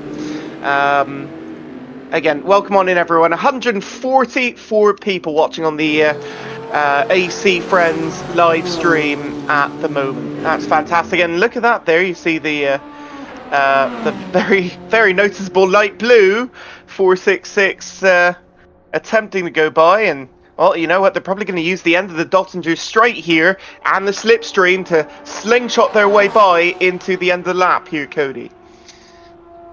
Absolutely. We even have some chat members who are saying that they were at the race IRL last week. Very, very Oh, cool. nice. Love it. Oh, look at all the fans for FFS, though. My goodness. That's fantastic. Well, You can say they're out in full force. yeah, you're absolutely right. Oh, problem for the 419. Oh, I think they've just gotten going again. That was well back in GT4. They that's might the have had Lotus. might have had something into the wall there. I just noticed when you folks see in the text GT4-M19, that's the class, and then the kind of the acronym of the team. And then if it's in red, that means they've had a moment. That means they've gone off the track. If they're in white, that means they're all okay. So I did just glance and notice that there, but it looks like they're all good. And they're going to have a heck of a day to deal with, that's for sure, if they're already towards the back end of the grid. But anyway, sorry, Cody. Continue on then. It looks like, yeah, FFS has a lovely team of fans out here in the race today. Absolutely. I do want to note that although the oh gosh, wow, 159 drivers. What are we? Wait. So I think we're roughly about 54 people. 54. Sorry, not people. 54 teams in the race today. Each team, I believe, has usually 4 or 5 drivers. There is a couple with 3, notably in Cup class. The 209 has only 3. That's Simline Rivals Racing number 3. That's going to be a tough race for them. Only 3 drivers in their team. Also, the 333 Watty Racing, it does only show 3 drivers on my spotter guide. It's Kevin Klein, Tim Stahl, and Zakaria Sharif, the lone Canadian in the team, who, by the way, I had the pleasure of having an interview with back in Daytona back in January. But could you imagine, this 333 trying to battle it out with only 3 drivers, go for the win? That's actually quite impressive. I've got to say, I have never raced with more than 4 drivers, and I have usually raced with 3 drivers when I was doing more endurance races. So I can definitely speak to how difficult it can be, because that's around about 8 hours of driving for each driver, which is how they do it in real life. But also, those are very professionally trained athletes typically who do that. And here we are, sim racers, and you can see 3 drivers doing it like they do in real life. A certainly impressive feat. Absolutely. By the way, go ahead. The 400, I don't mean to cut you off, the 400, by the way, you might see in white there, that's not a different class, that's just simply a GT4, but without the green. They just seem to have missed it. You actually can see their plate there. I don't know why the numbers, it's on the left side, only shows through there, but yeah, 400 there in white text on the green number plate. Yeah, that means they're in GT4 class, so don't get that confused. Also, Cody, I guess you've probably mentioned this earlier, but obviously the 3, if it starts with a 3, it's for GT3. If it starts with a 2, it's for Cup class. If it's a 4, it's GT4, and if it's a 1, it's TCR. Self-explanatory, isn't it? Yes, I'm gonna pretend that I noticed that. Just covering all the bases in case some folks are coming in, they don't know exactly what's going on, to make it all accessible to everyone, I suppose. Yeah. By the way, someone in the chat saying hello to me. Hello, welcome in, Tobias. Nice to see you. What's up? Yes, you are trained athletes as well, chat. I agree. Yeah. I do agree. Oh, the chat has, obviously many of the drivers are there in the chat, but also some of the folks who may be just watching as fans, as AC friends, or the 24 hours of Nürburgring. People in chat will be watching you guys closely, seeing what you guys have to say. We'll probably miss a few things, I imagine. Oh, actually, the 477 just had a moment. down there in GT4. Was that the same car as before, or was that different? That might have been different. I think that was a different one. That is different, yeah. But they seem to be going again. Big gaps down there in GT4. But what was I saying? Yeah, well, welcome on in, everyone there. Sip Racer said if the 199 is down TCR, if they win in class, could the commentators do a flip on camera? Well, I don't know about you, Cody, but I'm not that athletic. Well, here's the thing.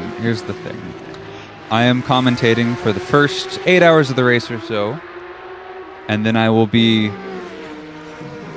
taking my leave, and then I will be going to bed. And so, whoever the commentators will be 22 hours from now, I'm sure they'll do a flip on camera. Yes, I'm gonna volunteer them for that. I would do the same thing. Oh my goodness! But I will not be here for the end either, unfortunately, as I have to work in the morning. So by the time the race ends, I will be squarely at work. But I will be here. Well, obviously I'm here right now. I said I'd do about 4 hours to start, and then I do another 4 hours later, which maybe some of that might be after you're gone already. But then after that, I don't know if we have a third. I thought Rahul might be coming, but I might be wrong about that. As obviously you guys know and love Rahul. But whether he's doing the end, I'm not sure. If it's him though, I volunteer him as well. Yes, I'd love to see that. So we are watching the Nürburgring Esports Porsche 911 GT3 Cup. That's the team name. That's not the event name. And they're having quite the fight here with the number 299 entry, and that is let's see, 299 is Team Noodle. And yeah, Team these Noodle. These guys are door banging, and they're making their way around a TCR, and this Nürburgring Esports was door banging with the TCR trying to get around.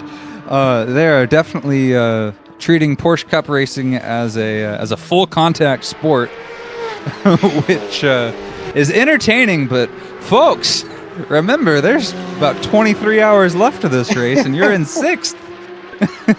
Yeah, that's a good point.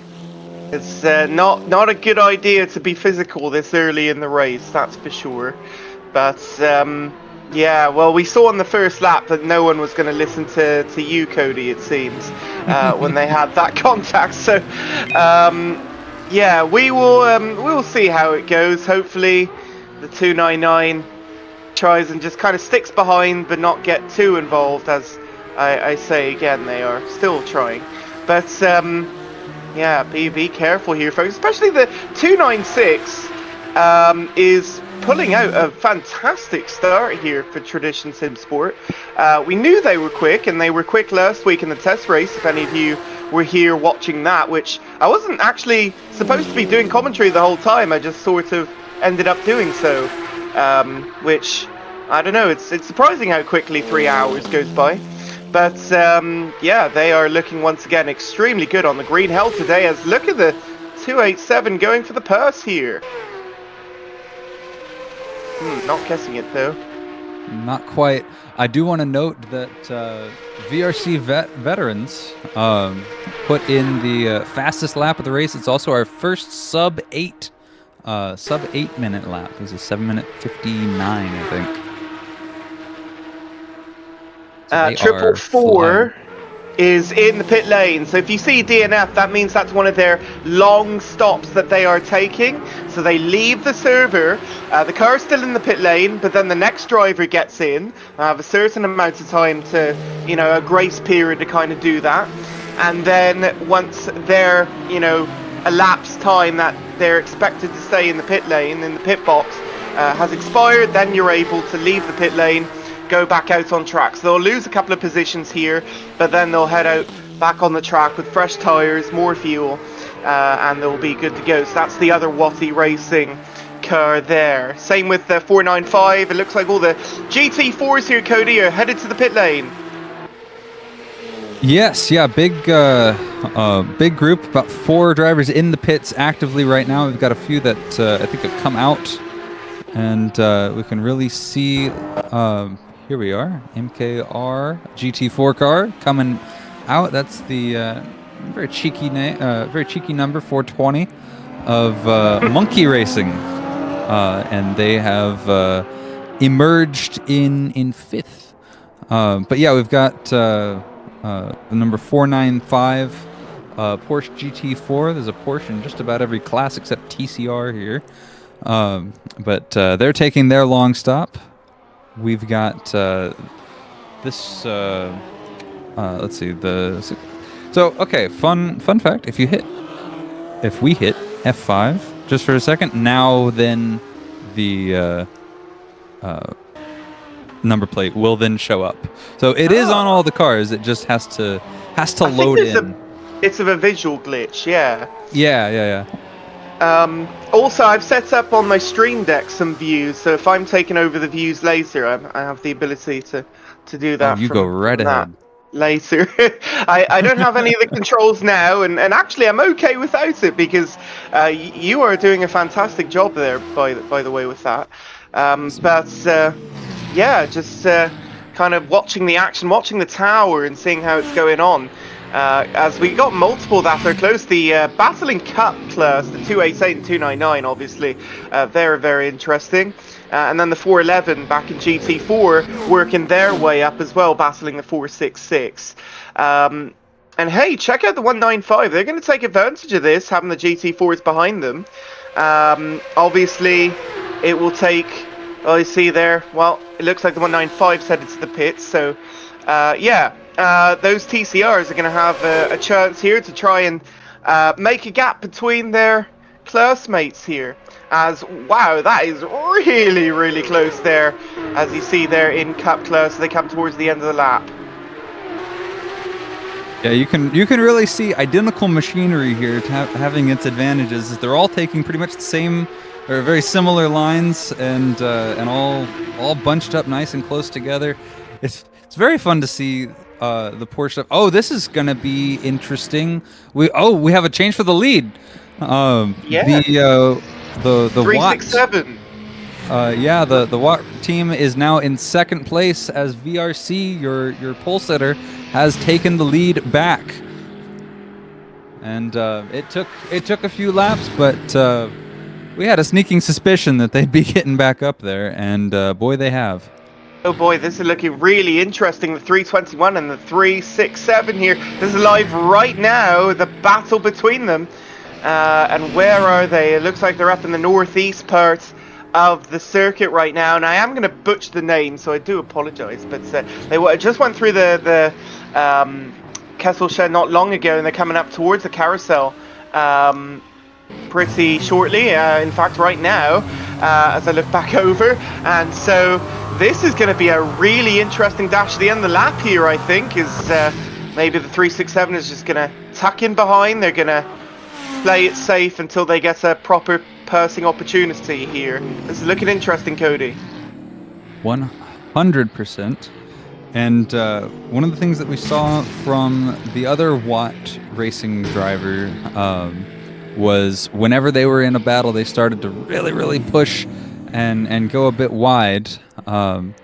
This one here, maybe a bit cooler heads, will prevail, and because previously they went wide, lost a position, but this one, the 321, tab over to my live document, the 321 is currently being piloted by Dennis Zetek, yeah.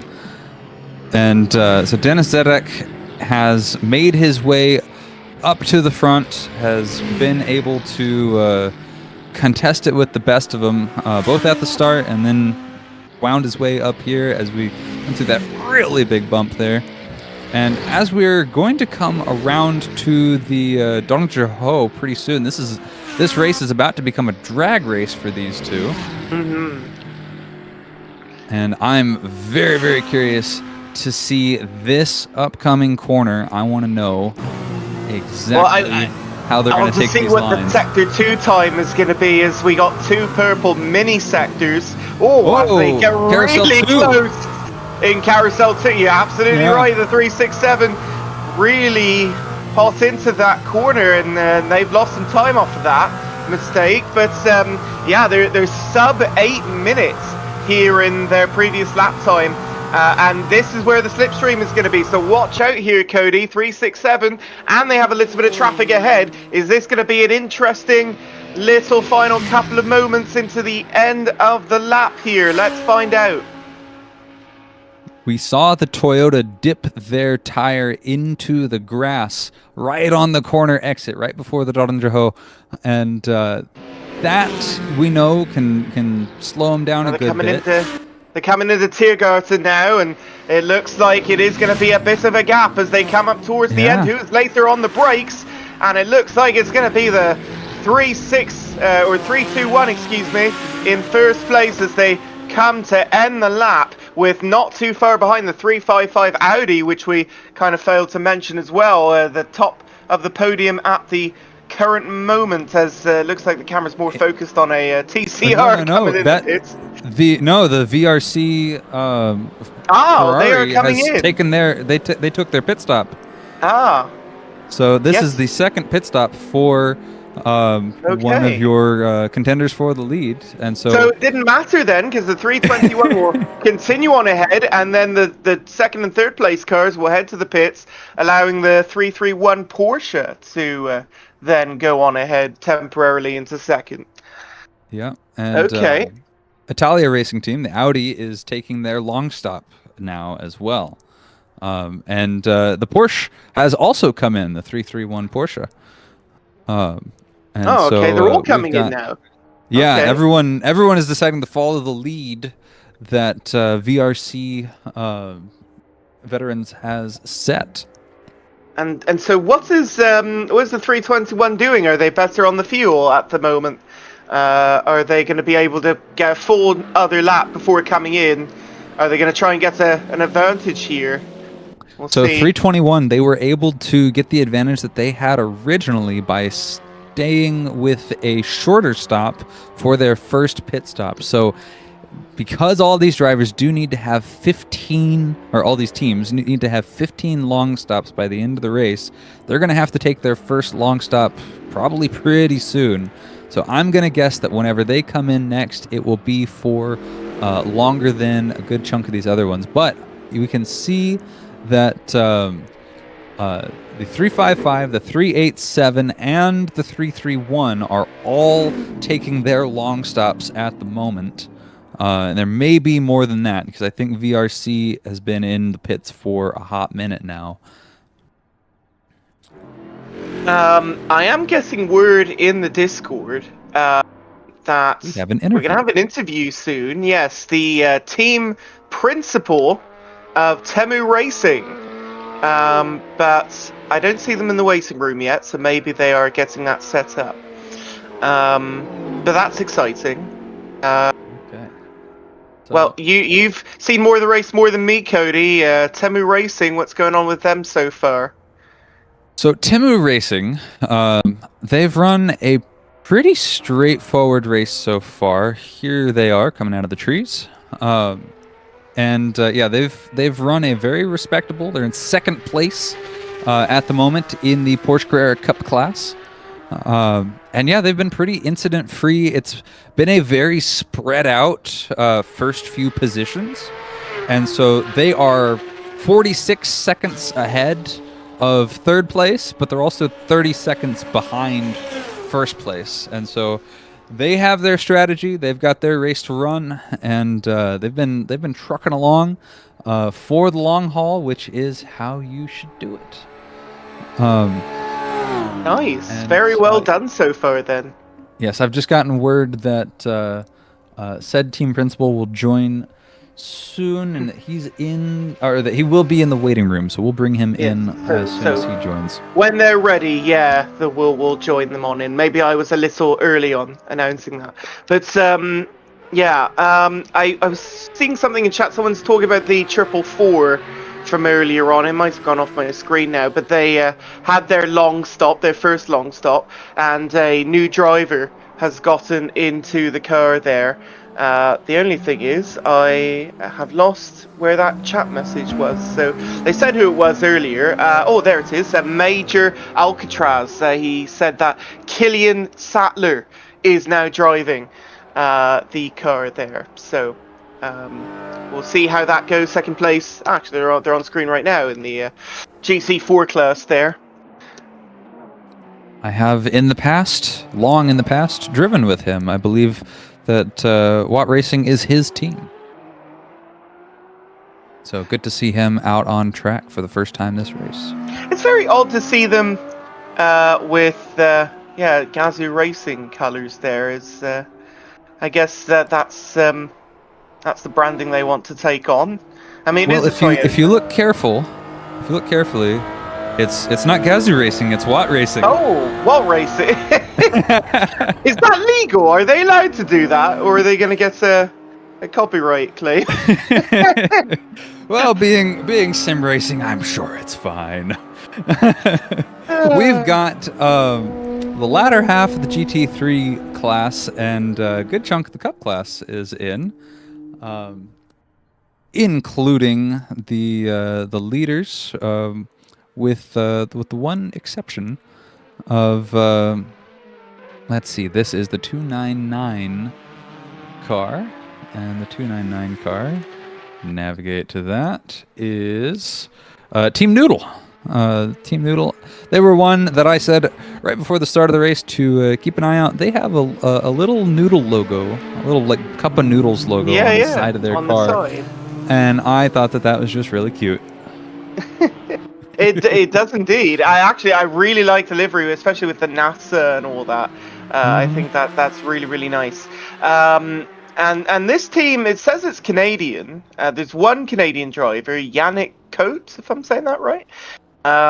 It's the only Canadian driver. There's a German, a Brit, and an American, so it's completely mixed. But I was thinking, like, well, does this have to do with ramen noodles? Because, well, obviously being from the Toronto area, you can get plenty of ramen noodles from this area, and obviously much more. But yeah, I was thinking maybe that is a reference to some good Asian food here. I don't know, but nonetheless, very nice livery. Yep, and they are, after the pit stops and all that, they're well out ahead of second place.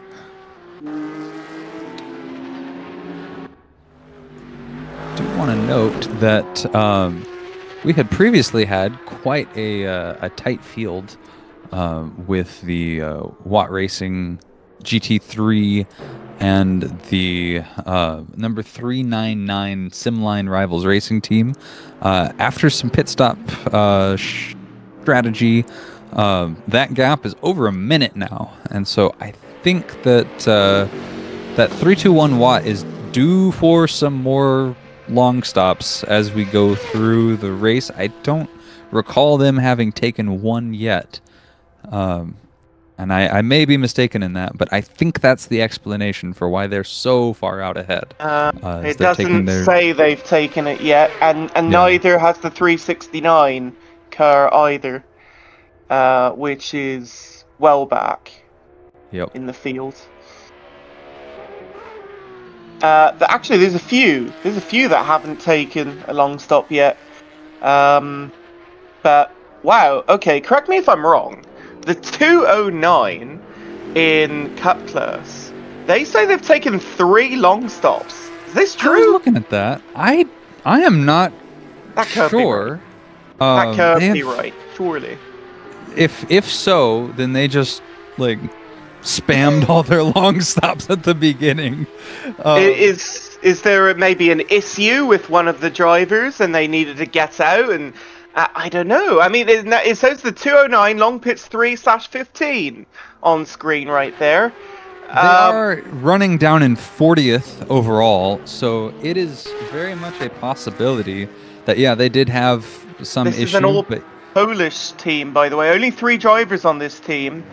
And I'm not going to try and pronounce all the last names, but yeah, it's looking like Matus. Did he just come in or just came out actually of the pit lane? That's certainly a interesting storyline to keep looking on, because that's not good for the rest of the race if that's how it is. Absolutely. Hello. We have a couple of guests. Hello. Good Hello. evening.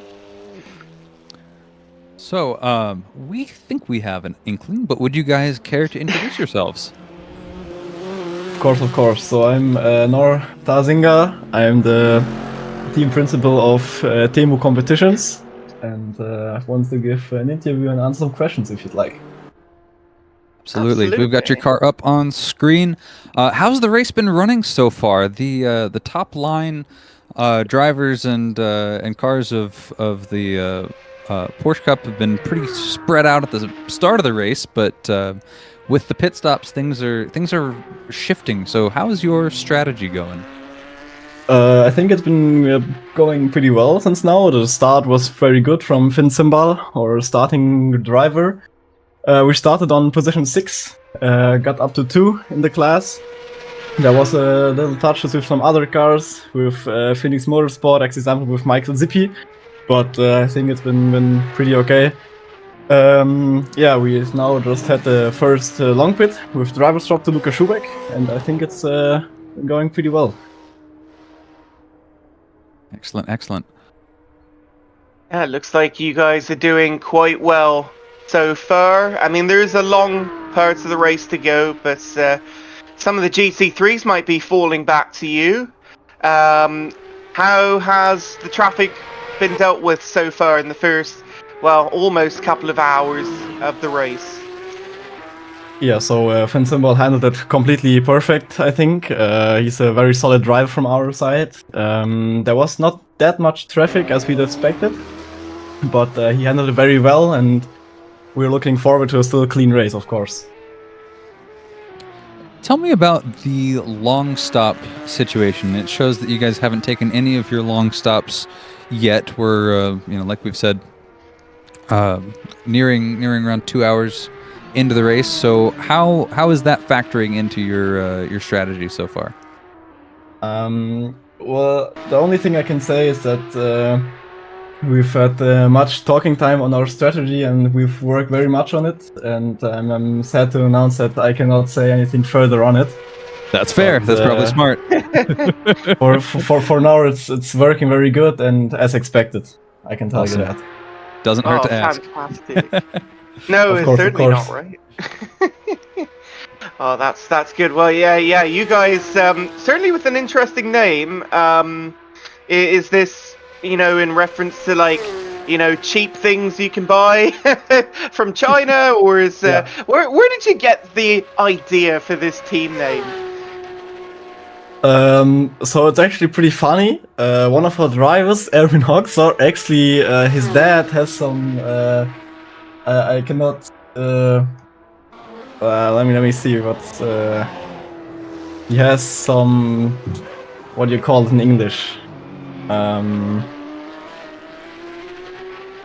He has some shares of Temu, and so we thought we'd just name the team like that. And I think it's a pretty good color also, and we found it funny. So we're Temu Competitions now, and we're supported from Temu Germany. We're in strong contact with the headquarters, and so yeah.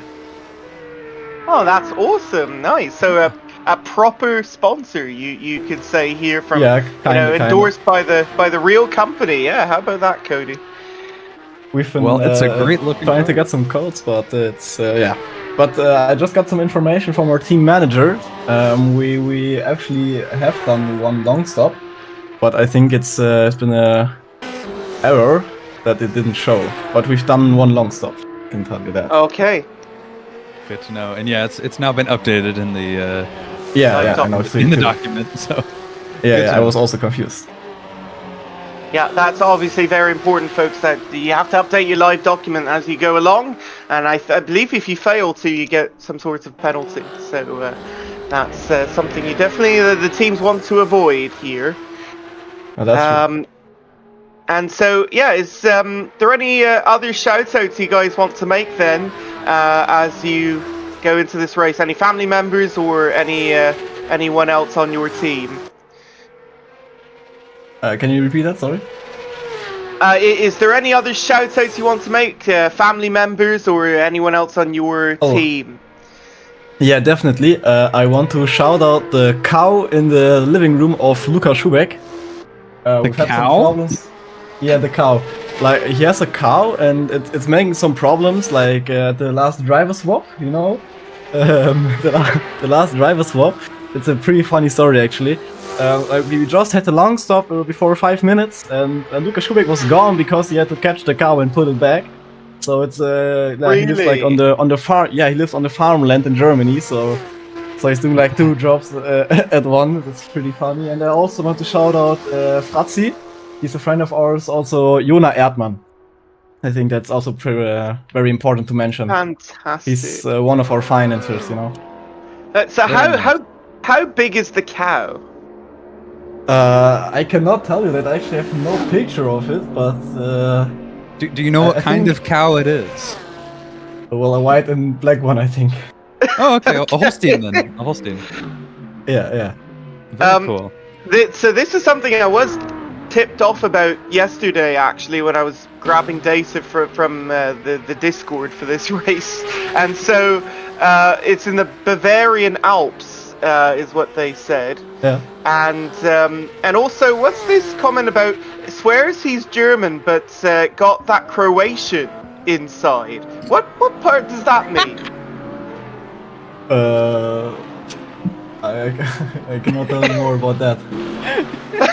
that was the comment where I was confused. I was like, where does the Croatian part come in? But Luca Schubeck is definitely Bavarian. Definitely Bavarian. All right. Well, there you go. Yeah.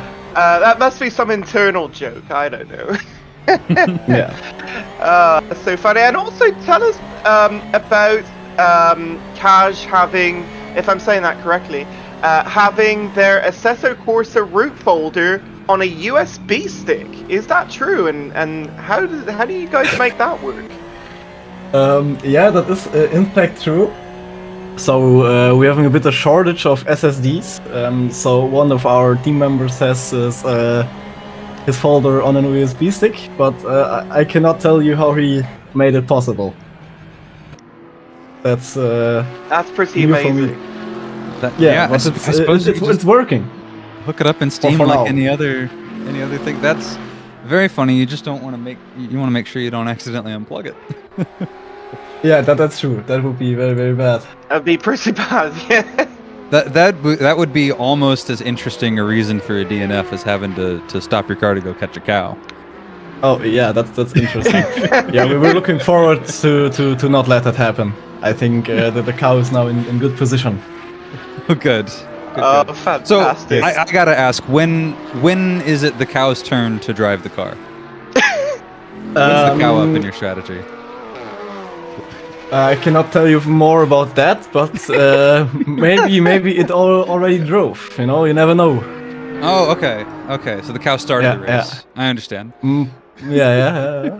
Good to know. Oh, you fantastic. never know. I would love to see the webcam of that, for sure. Yes. Oh, Yeah, we're actually the amazing. only ones who have webcams on in the Discord. It's very interesting. Oh, really? Okay. I don't know if we have the ability to pop them up on the live stream, though, but if we did, I that think would be an very amazing funny. sight. Oh, We absolutely. can look into that maybe. Absolutely, We'll have our yeah. best You man know, on it. something is something I've done on other series before, so to see that Yes, here would be yes. amazing. All right, well, thank you so much, guys. Again, this is the Temu team of 201 in Cup class. All German team. Best of luck, Kaj, Finn, Luca, and Irvin. Thank you so much. Yes. I have to thank you. All right then. Good luck, y'all. and Good luck, guys. have Thank a you. great rest of the race. and see ya. All right, now do I have to put them out to there we go. Right, Right, so, well, how about that, Cody? That was a great first interview. That was fantastic. I gotta ask, when are we getting our first cow commentator?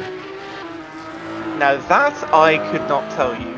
That would be certainly a moment, a history-making moment. Be a lot of moos, for sure. The cow is protecting the USB stick, says Jan or Yan in the chat. Yep, is playing the biggest role of the team. Yeah. Fantastic. What else do we have going on the field then? Obviously, we have the gap starting to spread out now. We did test, by the way, full course yellow stuff in the test race last weekend. I hadn't seen any of that here today, but that certainly would be interesting if folks were, say, limited to 80 km an hour and, pit stops could sort of gain an advantage on that. Possibly only you'd have to have maybe a big moment or something, and a bunch of cars involved. I have no idea, but real penalty would take care of that. I don't know, maybe Cody, you know more about the rule than I do. Yeah, I'll say that real penalty, I think, does have that functionality. What I will say is this is such a large track, and we're so spread out by this point that I think it would take a lot to have such a big incident to justify a full course yellow. Of course, we'll have sector yellows if we end up needing those. But yeah, I see a pretty it'd have to be a pretty catastrophic incident to have for a full course yellow. Yeah, we'll have to just kind of watch and see, I guess. We'll get confirmation on whether it's even active. We have a question in the chat from TCR335HY saying, Mark, are you going to the World Cup games in Toronto this year? I'm afraid I don't have that much money. I really wish I could. Unfortunately, running up in the thousands and thousands of dollars. But I will be watching from home, and I will be going to the IndyCar American, as that's literally down the road from me. So yeah, I'm looking forward to some events this summer in my North home Texas. area. I will also answer that question because there are also FIFA World Cup games where I'm at, actually rather close to where I'm at. And I will say I will also not be going because, yeah, that's stupid money. And I've also, we've already gotten basically state of emergency almost declared at my work. That's work from home. Do not come into the office. It's traffic's gonna be hell. Don't do any of that. Oh yeah. That's interesting. I don't live close enough to have something like that happen, but no, my work is one of the sponsors of the World Cup. So yeah, that's kind of cool. Oh well, TR is going to be at the IndyCar. Well, there you go. I'll be around the same grounds as you then. Looking forward to it. That's over at the Unionville GO station, so it's not too far away from me. We've just witnessed a pass. We did. The Nissan Z GT4 just passed the BMW number 411 car. The Limit X Racing BMW M4 GT4 Evo has been passed by the Hyperdrive team. And it looks like then they'll challenge the top of the leaderboard at some point if they can work their way past the 495, which that seems to be the big separator. And so, yeah, GT4 maybe we'll get something more exciting later on in the race, strategy-wise. That's great to see. Some awesome. Yeah, speaking of IndyCar, I went to the inaugural IndyCar Grand Prix of Arlington. Oh. And that was a fantastic event. It was such a good show. It was my first IndyCar race I'd been to. I'd followed IndyCar kind of very casually for a little while, but I'd never been to anything, and I thought it was just fantastic. The track was really, really bumpy. I knew that it would be because yeah, those are my local roads. I know them, and whenever they released the track layout, I was like, yeah, sure, yeah, okay. And I was actually really thinking that okay, they're gonna repave everything, and then they didn't. And it was like, okay, this is gonna be like if IndyCar went to Sebring, and it was, and it was. Yeah, no, Arlington. Yeah, that was actually quite a good inaugural race. I was a little skeptical at first as well, seeing what the track layout looked like. But yeah, I have to say, after seeing that race, I was actually quite satisfied with it. Yeah, that was something I was going to ask you, because if you live in North Texas, that sounds like that'd be pretty close to you, that race. So. Absolutely. There you go. They also said, by the way, they're going to the IMSA race at Motorsports as well, which I will also be going to, as I've gone since 2022, and I'm looking forward to that as well. I'm one of the, well, I want to say I'm one of the biggest IMSA fans, but then I always find someone who's bigger fan I'll than fight me. you. But, Yeah, I'll fight you. Oh, that's good. That's good. We'll have a good time then, Cody. That's going to be fun, and I'm actually going to go for the whole weekend this year. I just have to request off from work, and then I'll be going for the first time Friday and Saturday. So that should be a lot of fun. That is awesome. We are on board here with that BMW that was passed by the Hyperdrive team, Limit X Racing, and they are still staying pretty close to them. They're not letting them just run away with it.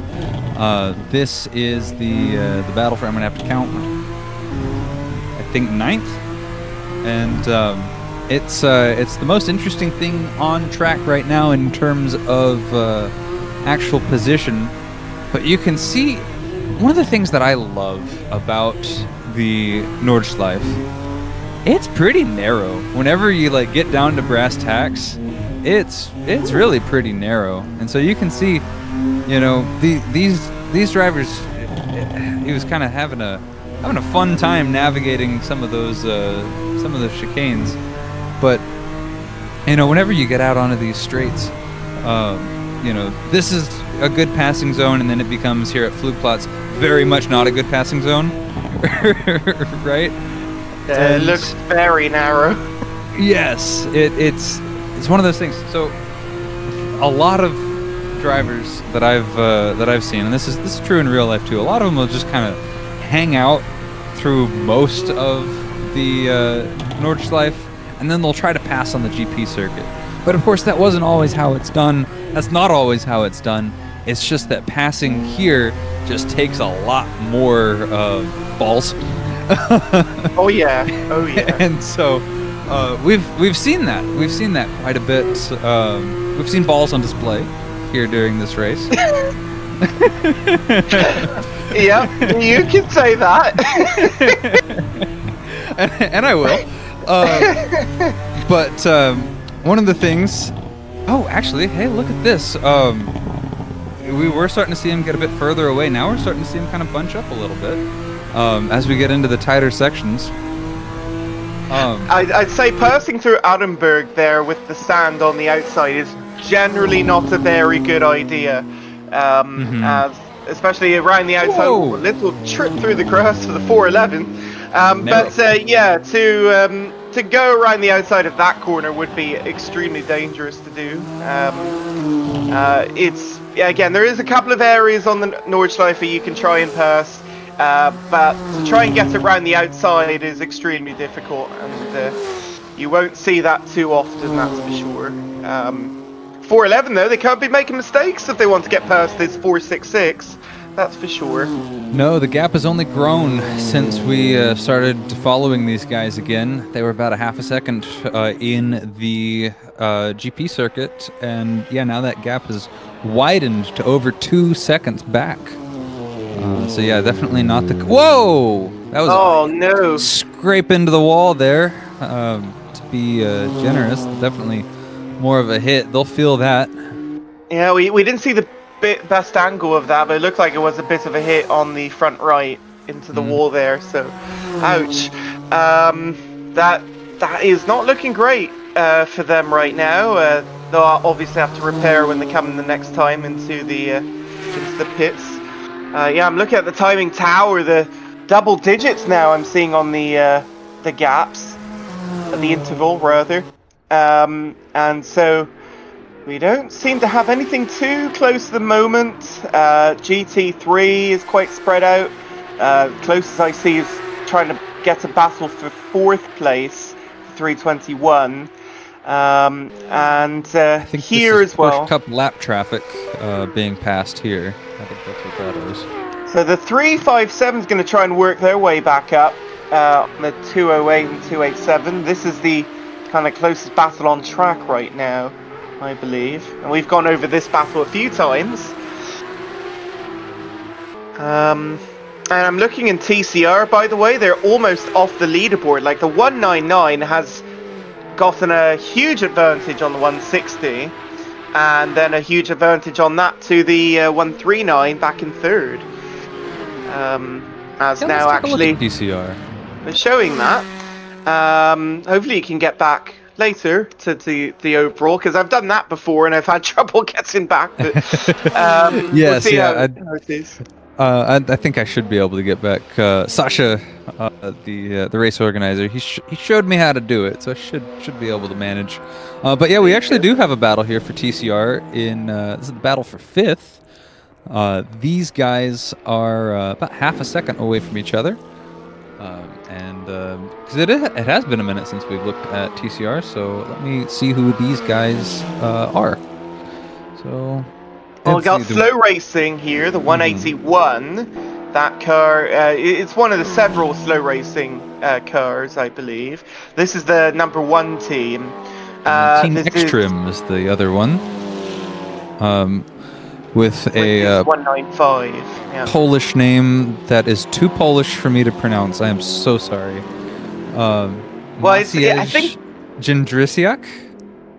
You know, you did that better than I could, that's for sure.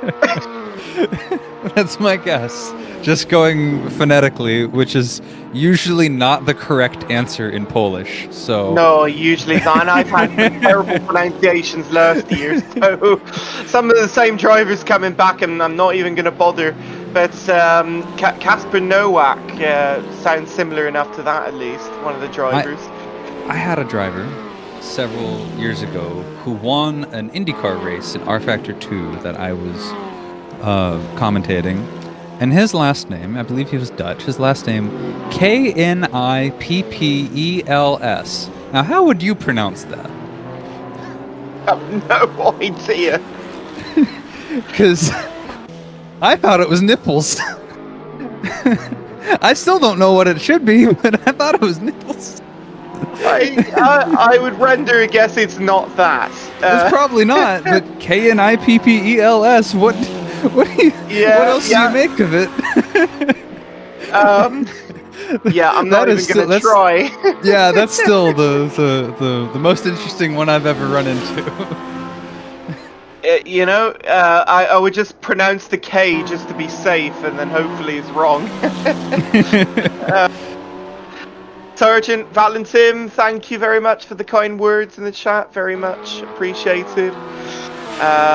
Yeah, and TR335, same here. I'm so sad. I went to the race in 2023, I believe it was. Or is it only 2022? Maybe it was only 2022. So when they came with the GTP, no, it was 2023 when they came with the GTPs, the hypercars. But then that was their one and only year. That was the year that Sebastian Bourdais had the big off in turn 8 into the wall, and that was at the very end of the race. It ended under full course yellow. It was. That I have a feeling, still to this day, I have a feeling that was the moment that cemented the legacy of GTP and motorsport. Or was it Renger van der Zande? No, it was Renger van der Zande, not Sebastian Bourdais. The same team, wasn't it? Yeah, Renger van der Zande, excuse me. But anyway, I still think that was the moment that that they stopped allowing them to come to the track, and then the LMP2s were the headline ever since. Which, I mean, not gonna lie, it's a nice it's a nice spec, but it's, you know, it's 2017 spec. It was quite old by that point and not so exciting. But anyway, we should bring the hypercars back to Lime Rock. Oh, that would be extremely fun. Well, how about just come back to Lime Rock in general? Would be a great start. Yes, right? Yeah, absolutely. I was just thinking, what's the most ridiculous track for hypercars? Oh, yeah, that would be a sub 50-second lap time, for sure, yeah. Wow. Nice to see everyone. J Curran 10 says, let's go slow racing. Sarah Foxy says, where's BMW M3 Touring? So we're sad to say that this year they have gotten rid of the Cup 2 class and also the GT2 class. The two classes that were present in last year's race.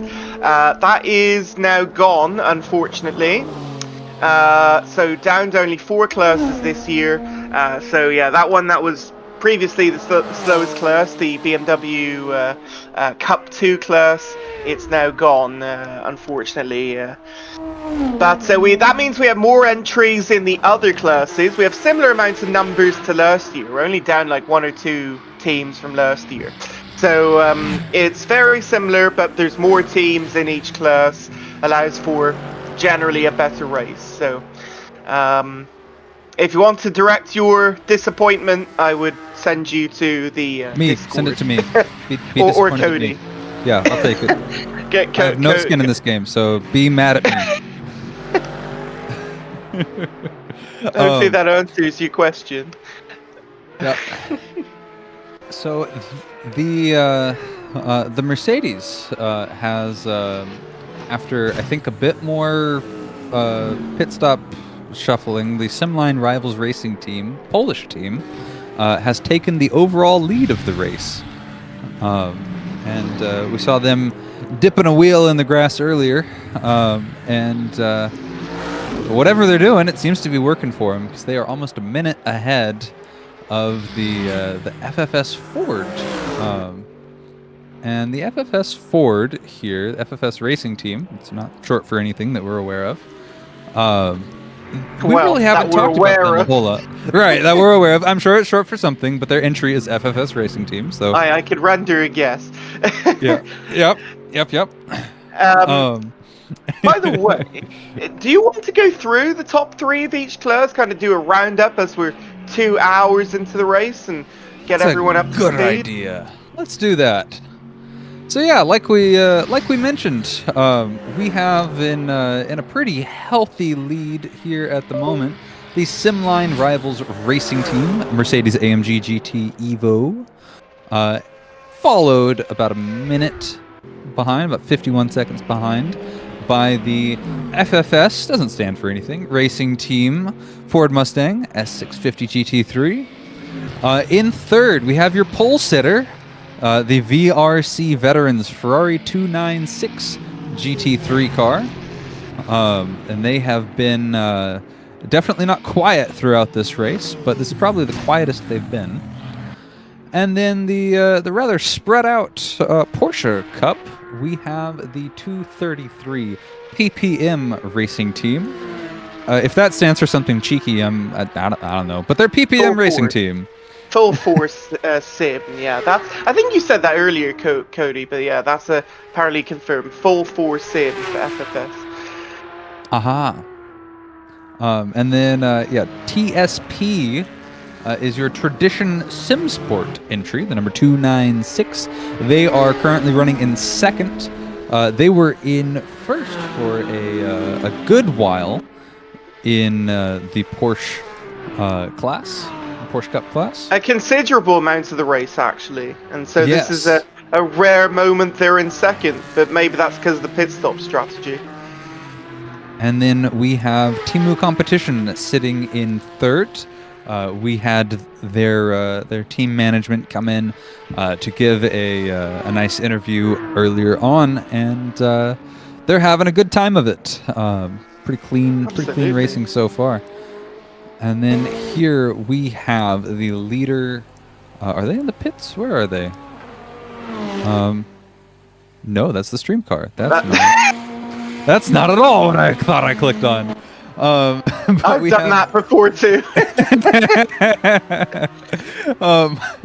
Yeah, stream cars in a league of their own. But this here, this is the number 471 Ferrari entry of PMP Motorsports, and this one is a Polish team, mostly Polish, with one Italian driver. And let's see, 471. I want to see who's in the car right now. He's the one in the car right now. So Luca Macera is piloting that at the moment. In second place in GT4, we have the number 410 Limit X Racing BMW M4 GT4 Evo. That one is the one that is purple and yellow. They have a partner car, which we've shown earlier, which is yellow and purple. And in third, having just ducked into the pits, we have the Watt Racing Toyota GR GT4. Or not Toyota GR, Toyota Supra GT4. Supra, yeah. Maximilian Rohrig, by the way, is in the car for Limit X in the 410. That's what it says anyway at the moment. And yeah, the TCR class leader by it looks like a decent margin. There's a whole lot of GT4s mixed in here, actually in overall position. So a lot of the GT4 drivers and TCR drivers are overlapped right now for the overall lead of the race. But this is the Rivals Racing Team class entry, number 199. And then we have the Alfa Romeo. I love the little Alfa Romeo Giulietta. And this car, the 160 entry, is by Cargo Fast in the Alfa Romeo Veloce TCR. So, you know, it's very interesting. Within the same TCR class, we have entries from Slow Racing and we have entries from Cargo Fast. Two diametrically opposed approaches to naming your team. Absolutely, it's actually really good to see in sim racing just some of the really interesting names that they make their team, because a lot of it's all for just for fun, right? And it's not super serious, and you just want to put something that is going to make people laugh, and I absolutely love that. We've had a couple here that that we've mentioned that really make people enjoy. So yeah, it's really, really good to see. I don't know if there's any we haven't mentioned. I'm looking through right now, and I'm seeing lots of...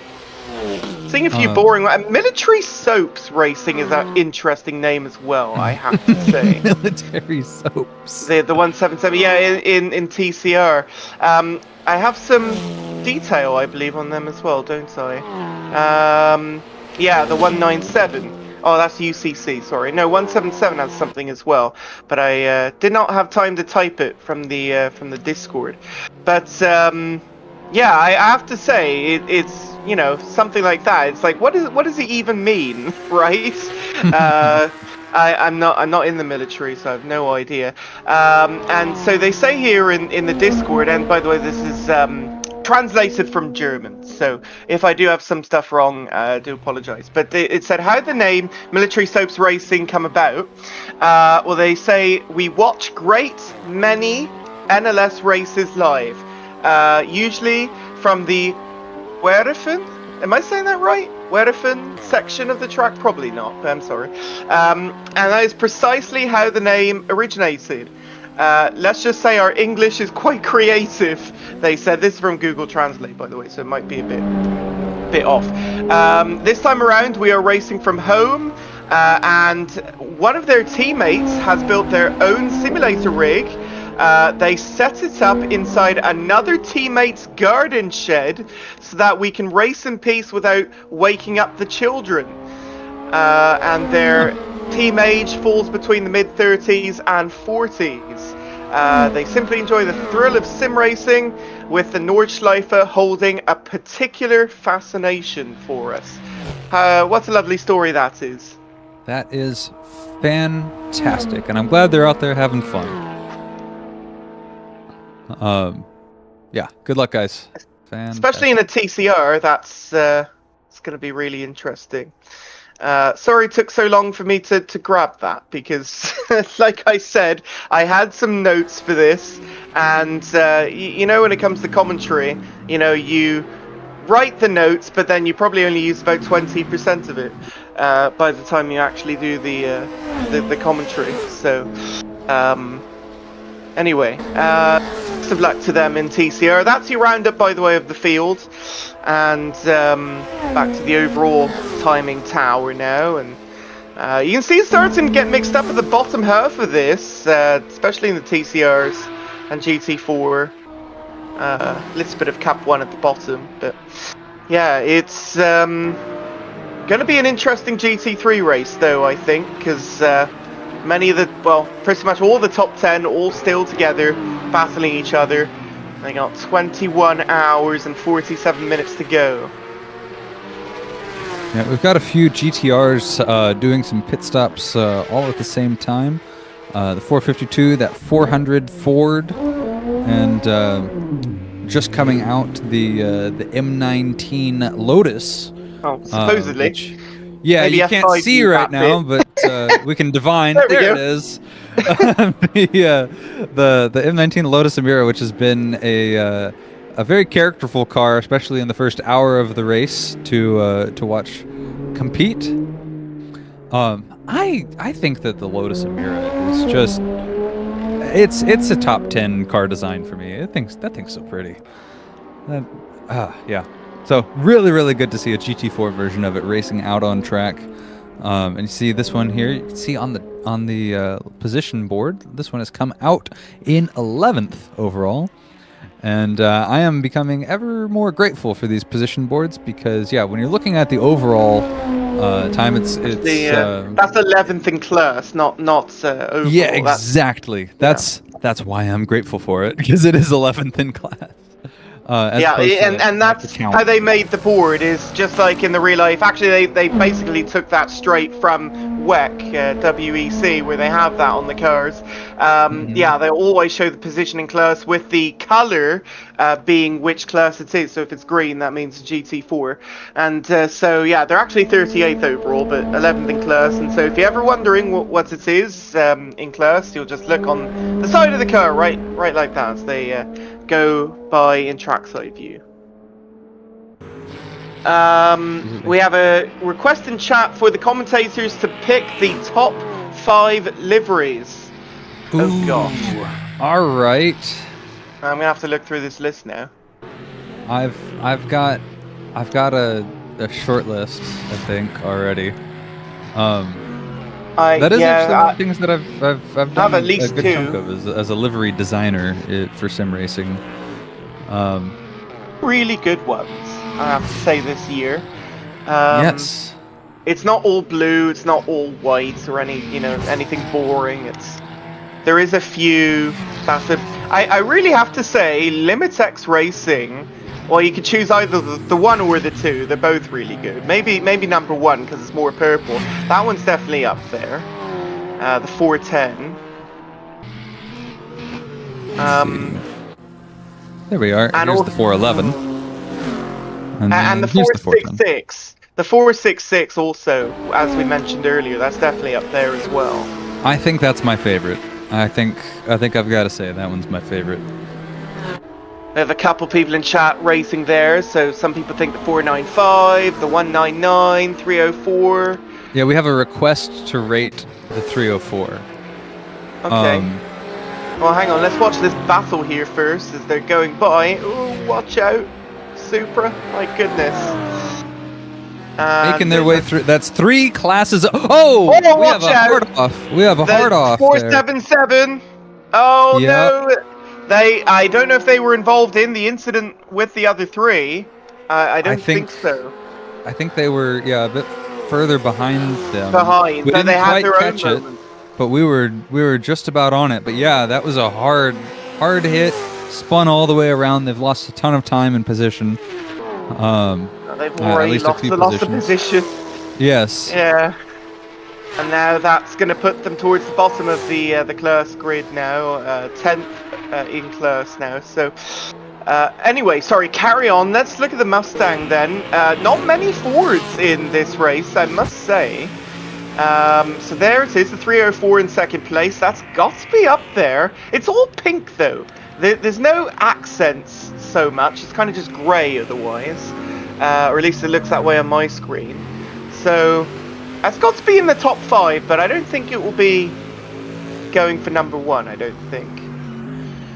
Yeah, I think the choice of pink is very nice. It's not the pink, white, and black is when you don't see a whole lot. There was an LMP2 car, I think it was from the 2000s, that was very, very famous for running that color scheme, but you don't usually see it all that much. So they get kudos for the color choice. I will say the fender. Whoa, that VRC Ferrari I thought went very, very wide in a section. I want to see how his times I think that go. I might have been a bit of lag there because it looked like there was a small bit. Okay, yeah. Yeah, he's actually gaining on the Ford that we've been nitpicking.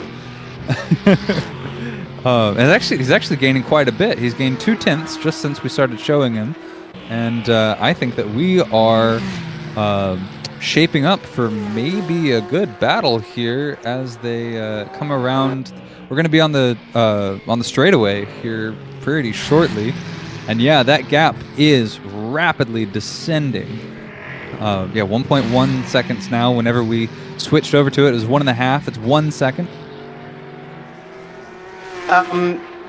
What was I going to say? Swap for third, as there's pits now in GT4 again. Okay, never mind. I saw a bit of aggressive swapping. I was like, what's going on?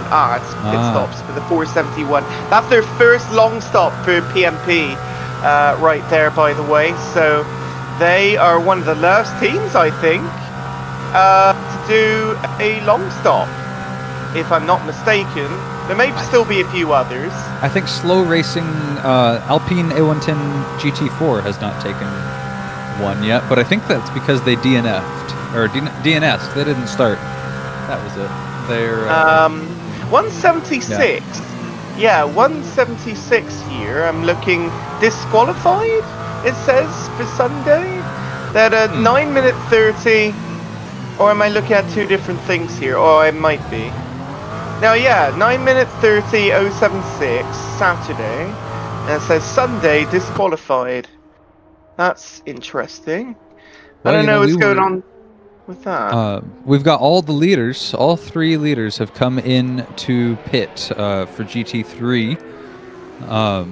And that was going to be a big battle shaping up. And so all 3 drivers are right in with each other, so we're going to see of the 399, the 367, and the 304, who comes out first is going to be a big question here. Oh, and it looks like VRC. Yeah, is the answer, absolutely. And so they, again, the timing tower is still updating, folks, but you'll see that gap show properly soon enough. And actually, I think there it is updating now. 15 seconds to Watty Racing. And then we're still looking who's going to come out third out of the pit stop here. So that should be in only a few more seconds, I think. How long do they have to wait in the pit lane for the full sequence if you're doing a long stop? I believe it's 1 minute. 1 full minute, okay. And you know, the person that's running on a USB stick, you might take a bit longer than a minute to load in to the race, because I used to run a Assetto Corsa on a hard drive, a 7200 RPM hard drive, and yep. I'll tell you what, to load a big as grid as this, bigger race as this, all the cars, tracks, skins, everything, it takes a long time, let me tell you. Even with caching, it takes a long time. So I imagine some people might take longer than a minute to get back in the race. I have run into that in this league in the past as a driver before. I will say, whole lot of the GT3 field is in, and I think they're all doing long stops. Oh, we have to correct the record. It's 3-minute long stops here. 3-minute long stops. That's great to know. Okay. So no wonder. Problem for PMP in the 471 and SRT 209. Oh, 209 losing overall positions. What's happening there? He's off. He was off and he just got back going again. We actually missed the incident, but I saw in the timing tower something had happened there on the Nordschleife, right in the beginning parts of it too. Not sure. And then there was also an issue then with the 471 PMP, and they might have lost some time, if not a position, because the 495 is ahead in 3rd place in the class now.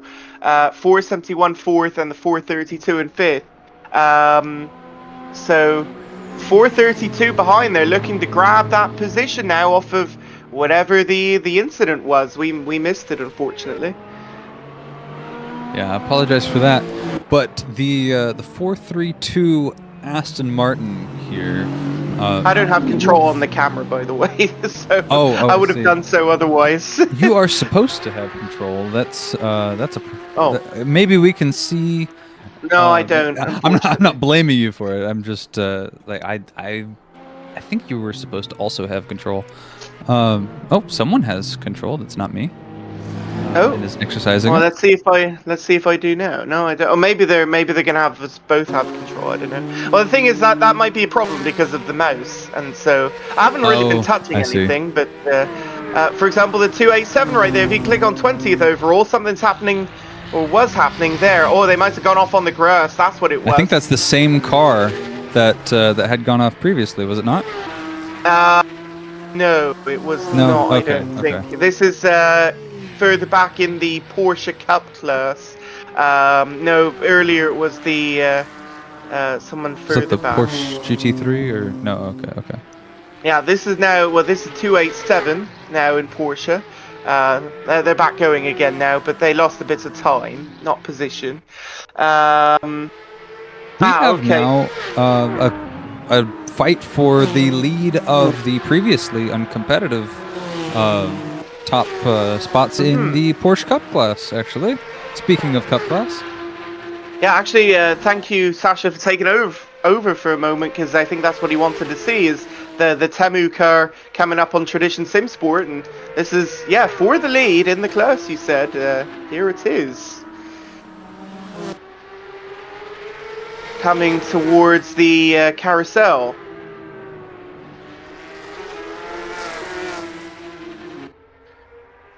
To love the audio of these cars, and also something happening behind as well, which is not related. That's not in class. No, actually, no, it is. Oh, is it? No, 450 and 495. It was also close, but that's what it was. I guess maybe a bit behind that. Anyway. But this Porsche class, sorry to distract everyone, this Porsche class, incredibly tight at the top here, Cody. Yeah, and it's a minute back from second to third, but yeah, we are at 0.3 and dropping for the battle for first. So yeah, incredible. I think there's been some pit stop strategy stuff that has gone on, because it wasn't too long ago that all these guys were close to a minute behind, and and they're in the pits. They both come into pit. Look. Oh, that will look really close for the pit lane. Let's see a 5 view here. As they're coming in, how close was that? He's right behind him. That was a very good break by Temu there. And they might have an advantage as they get in their pit box first. They might have an advantage coming out to the pit lane. Let's see how that goes. Oh my goodness. Keep an eye on it. We'll come back to that in a moment. Let's go to 495 though. Let's see how they're doing right now, as they are in a very close battle with the 450, and they're coming up to the carousel right now, side by side. Look at this, Cody. Did he take it? He took it. The 495 just took it. Wow, how about that? And it's a good thing we grabbed that right on time, Cody, because I think we would have missed it otherwise. my goodness, coming out of the carousel and coming up towards Wickerman. Yeah, it is such a big field. Oh yeah, it's big field, lots going on, but that's right there for third place in GT4 class. That one. And then Yeah, these guys are back out. No long stops for these guys. Either of them, no. And it looks like Temu is ahead. Yes, absolutely. And so they broke late coming into the pit lane, and they managed to get out first as a result of that. Good braking action. So well done for them. They're in the lead, 296 second, and the 299 in third there. Wow. Yeah, this is two teams that have at various points in this race shown their prowess.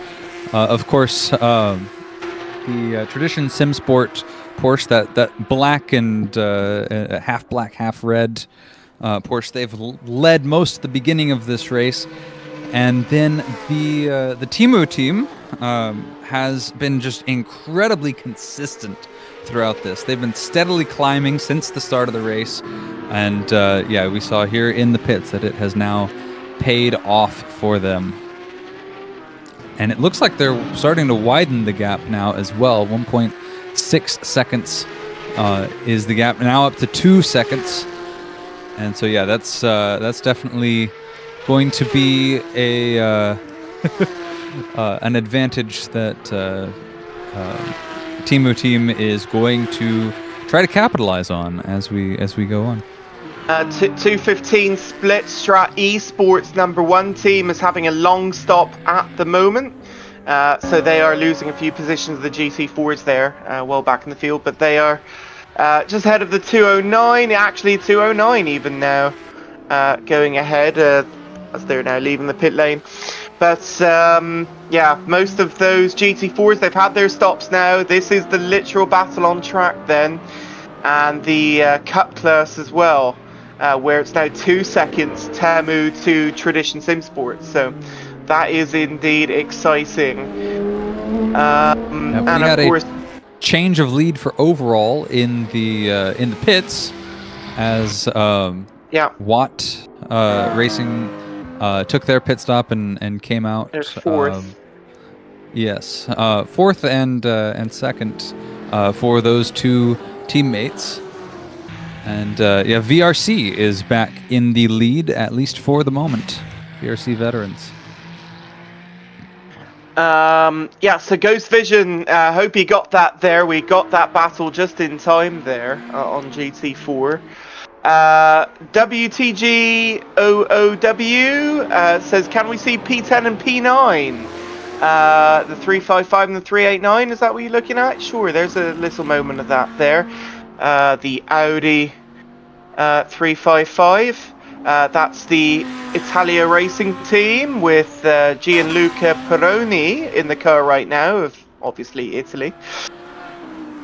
And I think they've been shuffled around with pits and long stops and things. They were in the lead for a short while. They've been in the top 3 quite a bit, and I don't think they've had much change. But we did have that an instance of all of those drivers coming in for a lot of long stops, and they've kind of come out behind several of the drivers after that long pit. And 397 Vegas Sports Audi as well started P11 in this race, and it looks like they've made their way up to 8th now, so 3 positions gained on the start of the race, hanging in there, big gap to the car ahead though, the 304.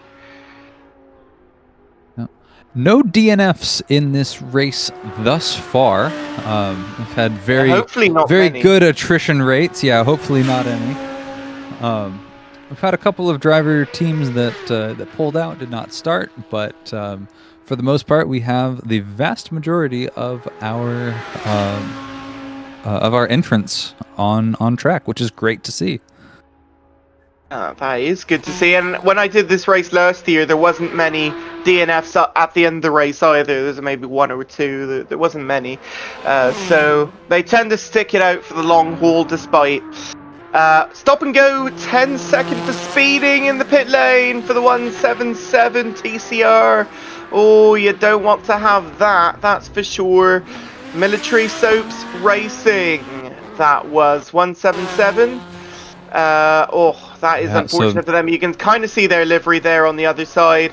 Yeah, that was applied as they were coming into the pit lane. So I'm going to guess that they didn't slow down enough. That is usually what happens. Is you've got a hit speed limiter that it has to kick on. You have to be below a certain speed. It's usually about like 50 or so, and yeah, they probably blew past that in all likelihood.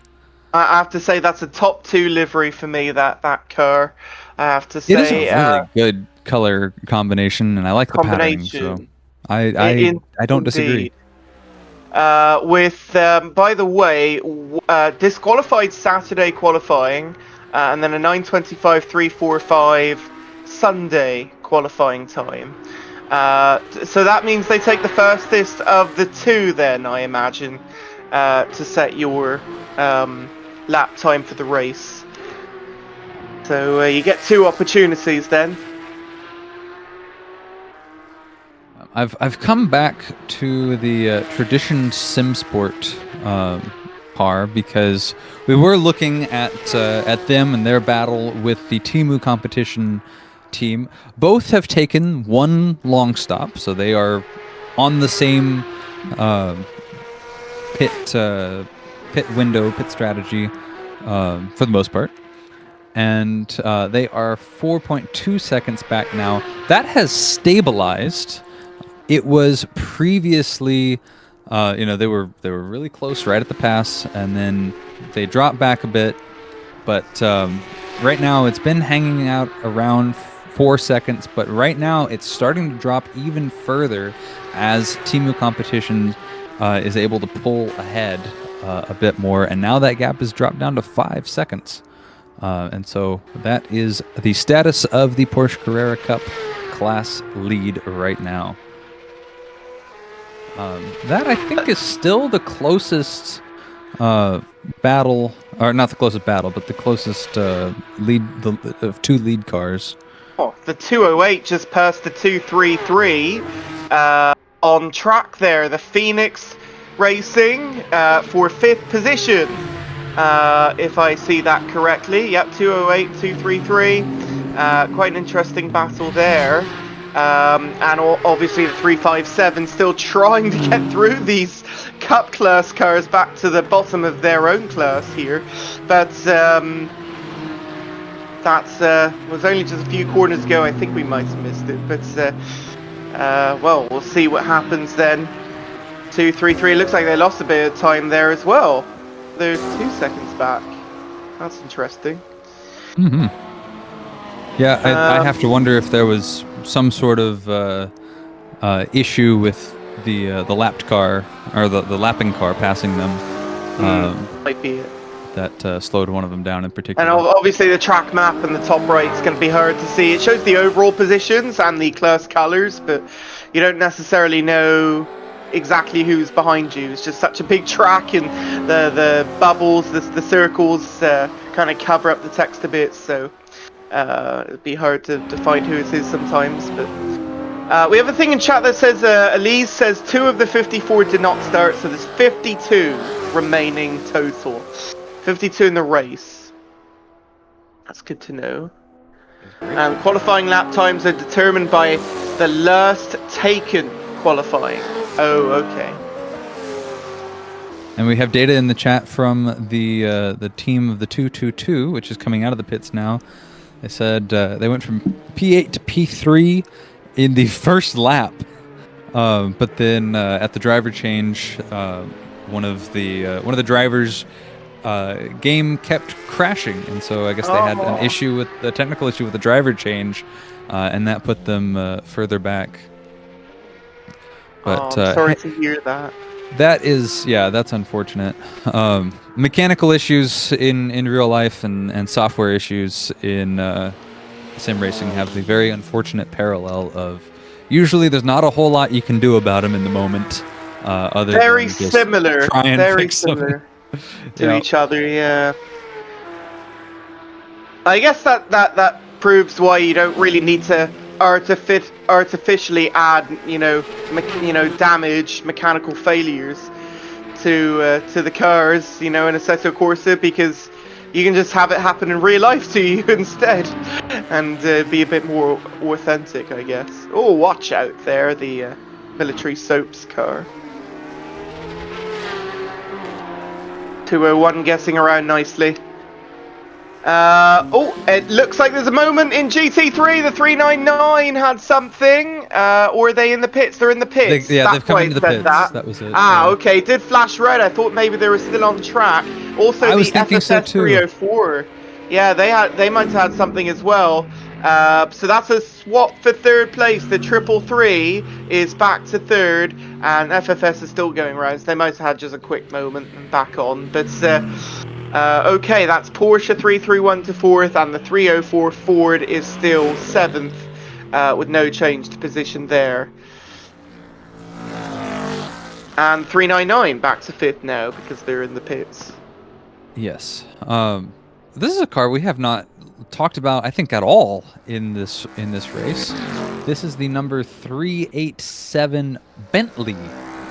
It is beautiful to see someone still keeping that Bentley Continental still alive. That is the silver racing team. You can see the wings on the side of the car as they go by. Right there for a flying lap. Some good open track in front of them. And we haven't really talked a whole lot about them, but they have worked their way up into fifth position here as we're with about 21 hours left to go in this race. Still a lot of race to run. That's absolutely right. Yeah, they have a lot of track to work with there, so we'll see what time they can try and gain back. I think they did fairly well in the test race, if I recall correctly, that Bentley. So best of luck to them. Also, someone in the chat is saying there's a fight for P44 overall. It's in TCR. Yes. I think this is UCC. Or is it? No, sorry, it's the 134. Right here in the Audi. Nicholas Pitts of Germany in the car right now. It's a five driver team. And they're battling the 143 Volkswagen right there. Not quite at the top of the field, but nonetheless, looks quite interesting as they go almost side by side. Yeah. Let's see. Shout! Who should I get on top? Still a bit of well, they're in the castle shed now, so still a bit of windy, flat out section to go, and then watch out for the braking here. This is going to be exciting. Obviously, it's the slowest speed, and you got some other classes in the mix. The Cup class going by now, and GT4. they're in the BMW. In the purple and yellow, and they're still side by side as they work their way up now. There's a touch. And that was close, but still. Somehow hanging on there as they head up to the Style Striker and the Carousel very shortly. Am I saying that right? Style Striker? Something like that. Better than what I would say, I'm sure. Whoa, the 134 get the Carousel very wrong. Abandoned the Carousel there. Yeah, I would do that too if I hit the corner that hard. And that allows the 143 to grab a bit of a lead on them. Well, that is exciting. And the 140, obviously just behind as well. And what manufacturer are they? Let me look at the live document here. It's the Cupra. The Seat. The Seat. Gotcha. Because I was looking at that logo, I was like, that doesn't look like the logo I recognize. And I was like, it's Cupra. Yeah. Anyway.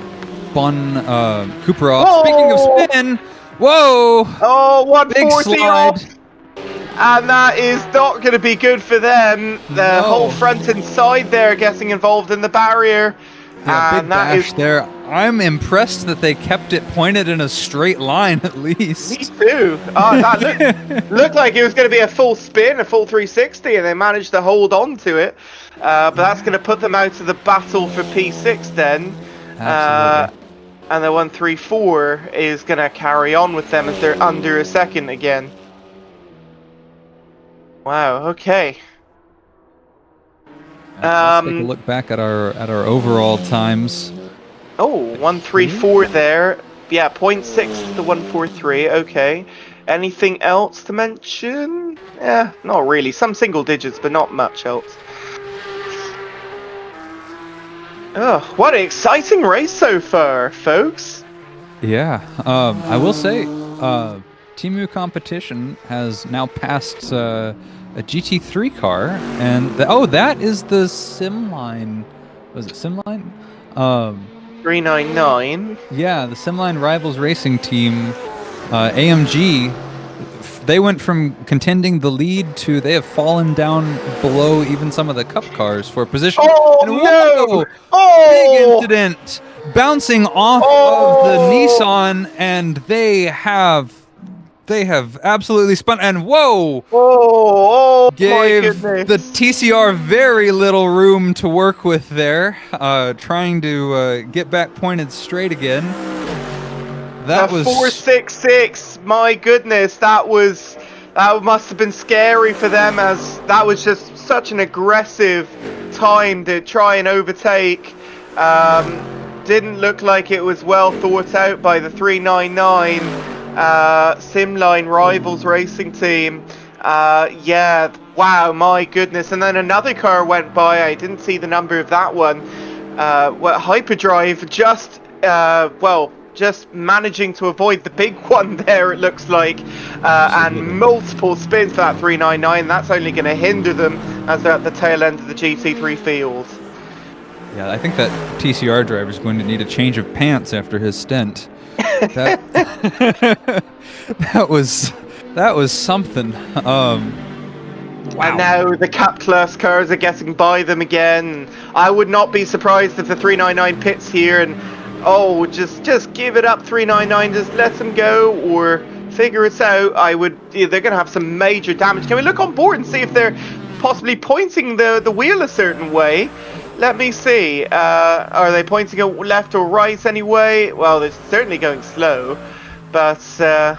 Oh wow, and off again into the barrier. This is looking horrible for the 399.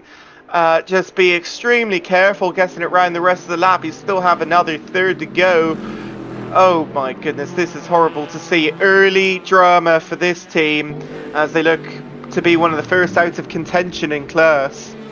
7 minutes behind. Watt Racing, yeah, that was the Watt Racing car, the GT3 Watt Racing car passing them, and yeah, they're in.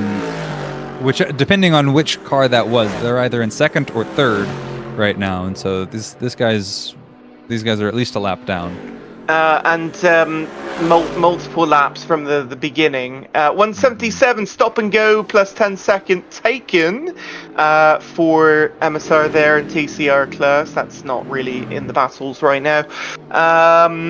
But there's the 333 in third place. That's is the other Watty racing car managing their own. But 399, they and the 357, they might be the first two completely out of this for the win in this race. And dare I say, I know 21 hours to go, but I can't see that because of how many minutes they have to gain back. I can't see them coming back. 9 minute 32 previous lap time, by the way. This one, this says 16 minutes, but that could be because they were in the pits already. They might have had lingering issues, Cody. Yeah, we're seeing in the chat, number 399 have issues with PC performance. So I'm sure they're fighting stuttering right now, and that may be the cause for some of the issues. Mm. Either stuttering or lag. Well, their ping is good. That come up. If you Well, look that's on the good, at left least. side of the tower, you can see little green, yellow, and red bars. So that indicates the driver's ping to the server at the current moment. And if you can see under SRR there, it says green, a very low ping. But below that, the 357 is yellow. So they have quite a high ping, like a 100 something ping. So, and if you see with 247 in the Porsche class, that's in red. So that must be like a 200, almost 300 ping. That's going to be them kind of popping around even. So kind of look at that and see, like, you know, how bad is the ping for the other drivers. If their ping gets too high, well, issues are going to happen. TC performance is a different issue. That could be like low FPS or something. You know, struggling to maintain on track because they are getting so low frames they can't react quick enough.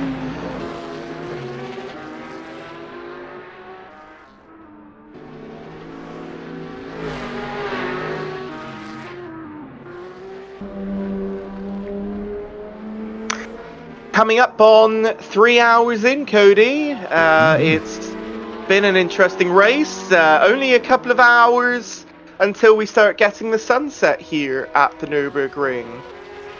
Absolutely. And yeah, here in the forest, this is such a pretty circuit. It's Assetto Corsa, you know, it's over a decade old. This version of the Nürburgring is a decade old. But it still is well, visually pretty great, and the updates that people have done for it over the years kept it very, very modern. And so sunset in this game is very, very nice. But you can see already on track as the shadows are getting longer and casting over the circuit. We'll start to see as things progress. Oh wow, 399 has a drive-through to add insult to injury to them from the race director themselves, from race control rather. So I don't know what else they did, but maybe it was for that incident. I don't know. That is certainly an interesting penalty. It could be. It also may be kind of similar to a black flag situation, possibly. Yeah, I don't know if real penalty discriminates on whether it's a black flag mechanical issue or whether it's for an actual incident, but I'm sure we'll get confirmation at some point what it was for. And the 419 has a drive-through as well in GT4 class, and that is quite a bit back in the field, one of the final cars, 35th overall, there they are. So I don't know what that was for either. Yeah, it'll tell us that it happens, but we don't get the communication as to why. Now, unfortunately, we're not that advanced. We don't have the FIA on our sides, and we don't have the, you know, live timing showing every single race control message as to why. But, by the way, there is, speaking of live timing, there is that website you can use, ladies and gentlemen. I'm sure it can be posted in chat. Assetto Hosting. Those are the guys, well, those are the folks running this server and are able to tell you all of the all of the live leaderboard results and where people are on track and stuff. And also, if you've hit the wall, it tells you where on the car it's hit as well. So it's really cool.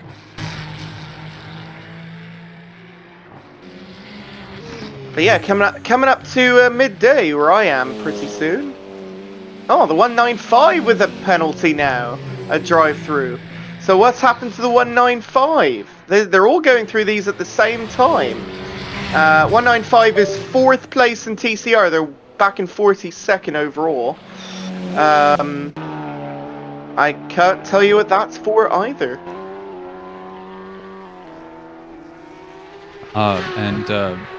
Just a housekeeping note, Mark, I'm going to dip out for a few minutes, and you have control of the screen. Oh, I do now. Okay. Oh, thank you so much. Well, we'll see you back soon then, Cody, and we'll carry on furthermore soon. Thank you again. Thank you, Cody. Hello, everyone. So I'm kind of taking over the main commentary duties for the next little bit. I'm your host, Mark Rio. Let's take a look then and see what's going on live right now across the track. Let's see if my keyboard's working first off. Yes, it is. Board with the number 471 in GT4 class. Oh, and also the 299. Oh, has had a moment here.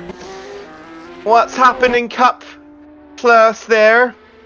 That's 6th in class, off into the barrier. They just got him going again. It's Noodle. Team Noodle there with that. I didn't see the full incident, but carrying on again, didn't lose any position. But anyway, the very close battle there is the 471 with the 444. That's in the GT4 class there. 477, what's happening there? They're going slowly. Oh my. And getting back through the grass, back on the track. That was certainly interesting. Well back in the field. Last place in GT4 actually. Okay, we'll be watching them closely, see if anything else happens. I think there's a TCR behind them. So, okay. Sorry, bouncing around there as incidents happen. But as a reminder, first place is the VRC 367 Ferrari. 22 laps in now. Coming to lap 23 of this 24 hours of the Nürburgring. With second place being the 321 Watt E Racing team. One of the Watt E Racing cars. Just crossing the line as of right now, actually. And in third place is the 333 Watt E Racing Toyota as well, which is the main number one team for them, Klein, Stahl and Sharif. In the car at the moment, according to the live document, in that 333 car, is the, if I can just go and find it, is Tim Stahl of Germany. So he is still,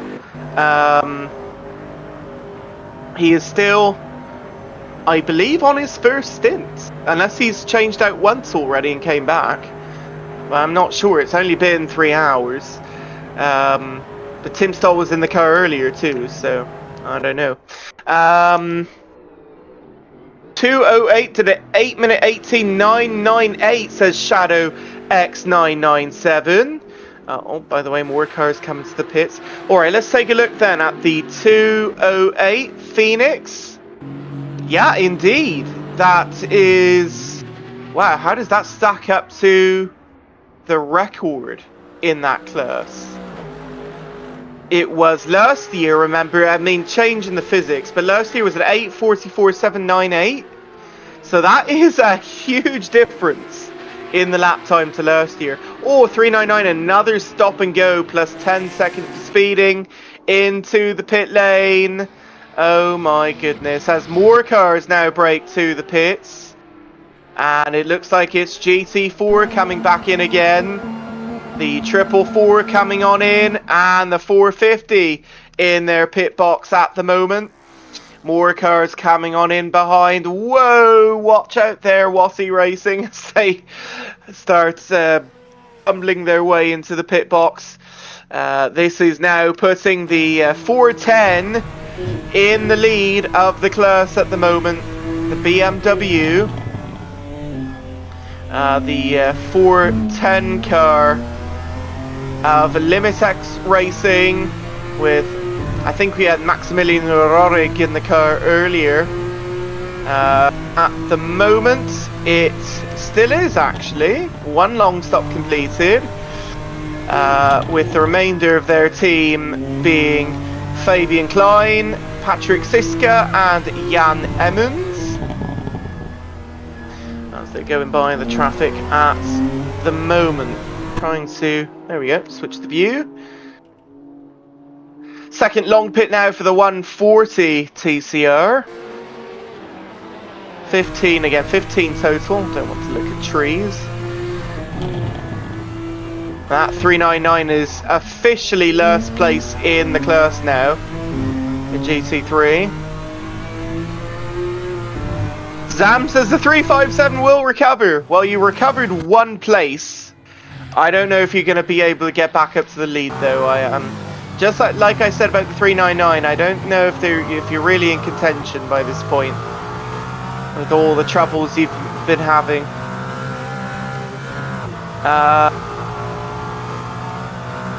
Let's see what else is going on. Let's take a look at the 199. We haven't looked at much TCR action today, so I vowed to stay focused on the TCR for at least a little bit. There it is there. Leader right now in the red class. It's Simline Rivals number 2. All Polish team. Hyundai Elantra and TCR. And looking quite good at the moment. Oh, change for the 466 on the 495. Why is that, if the gap is so big? Did something happen to the 495? Or did they just come out to the pit lane? I think that might have been it. Yeah, okay, they were in the pit lane. Because they're on the GP circuit there. I have to say, that's a pretty good livery too, the 495. We did have to give our top 5 liveries. I'm still working on that at the moment, to be honest.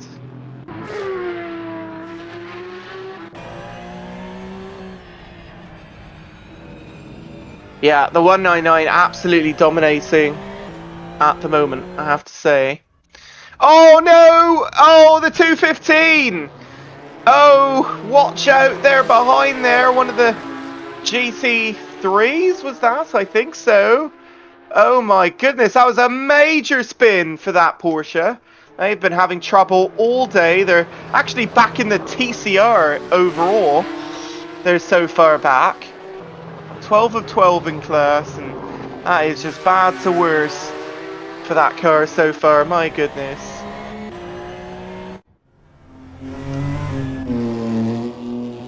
You hate to see it.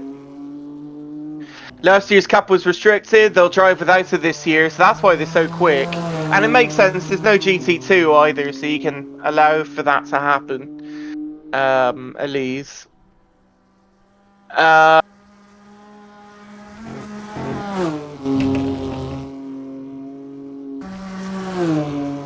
High ping, no packet loss is better than low ping with packet loss. Oh, there you go.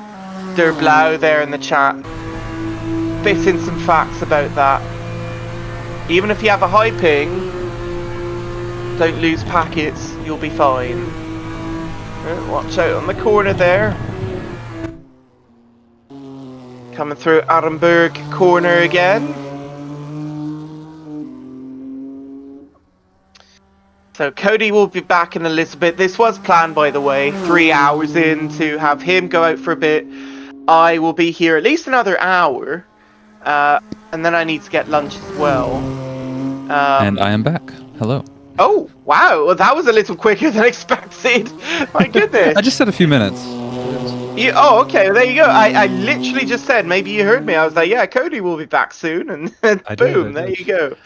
Yeah, I will need to make lunch at some point, just past noon. But then obviously we'll have a bit of a break, and then I'll have a lovely evening stint here as well. But yeah, you just missed a big spin then in the 215 in Cup class there. They haven't been doing so well here tonight. But yeah, I saw you were on board with them, right?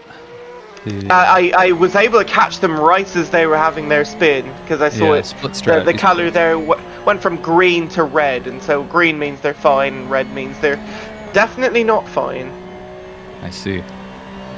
But anyway, anything else you folks would like to look at the moment, as I currently have the controls?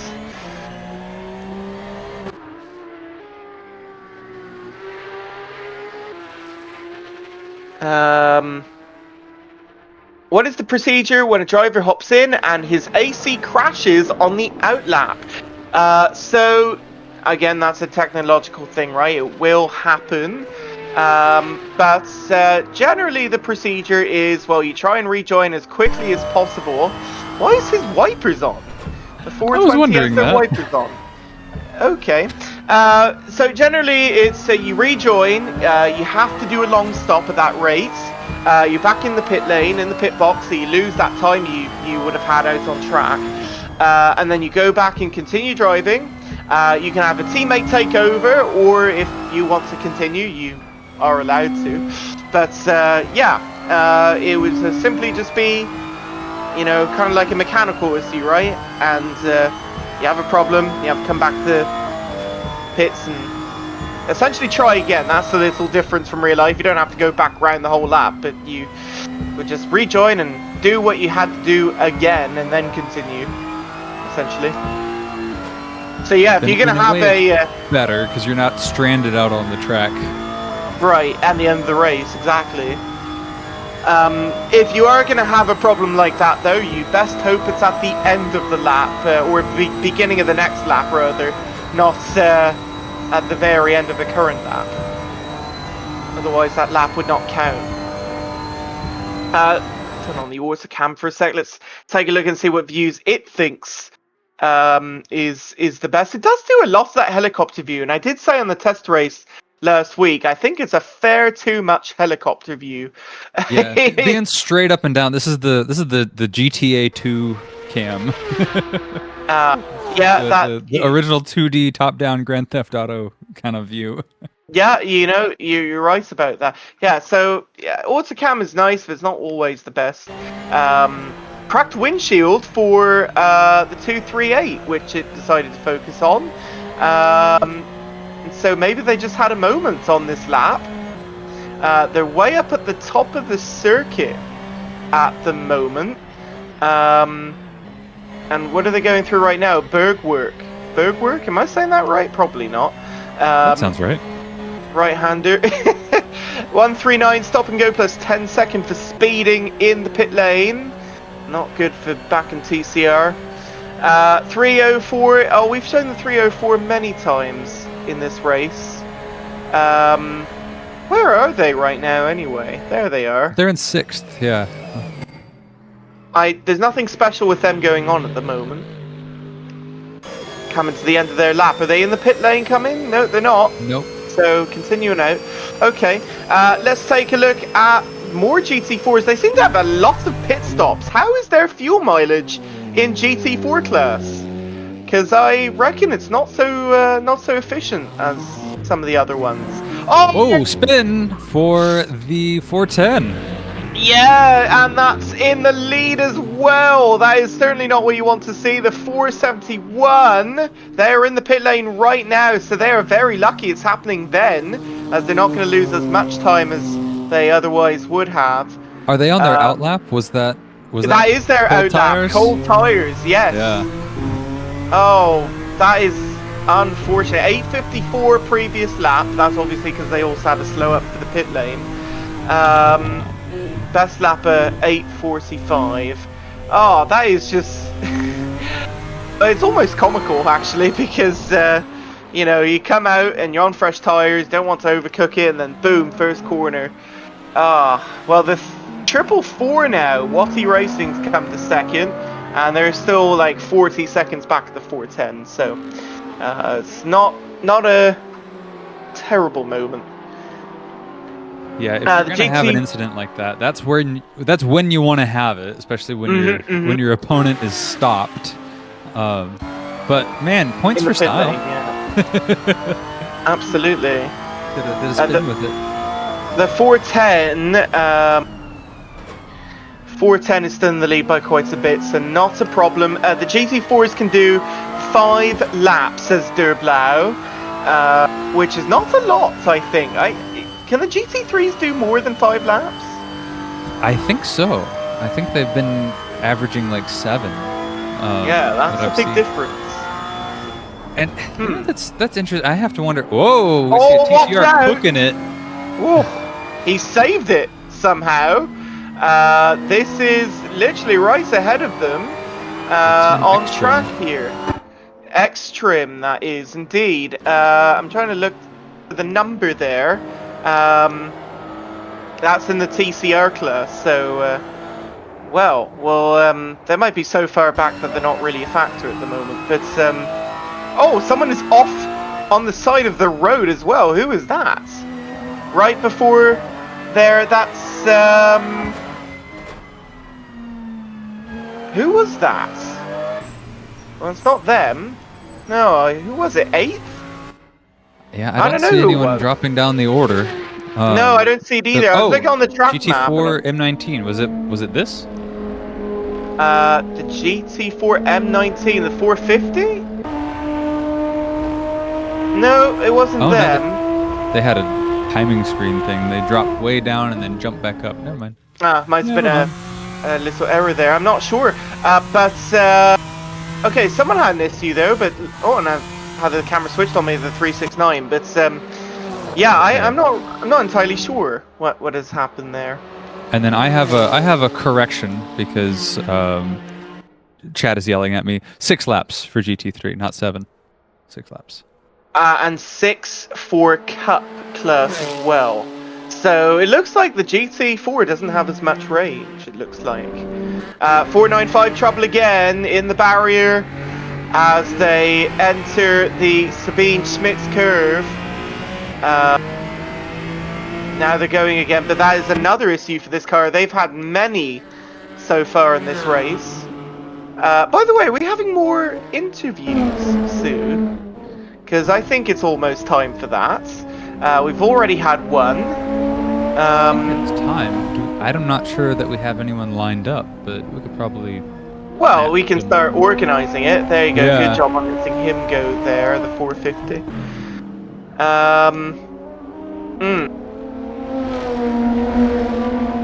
Oh, we'll have to find out. I'll work on that. 215, still struggling. Well, they're continuing around. That was an 8:42. Okay, so they're 10 seconds slower than their quickest lap. More cars to the pit lane. PMP 471. The 399 is back in the pit lane again. That GT3 is 36th overall. I wonder if they will hang it up at some point. And the 369 is in the pit lane now as well.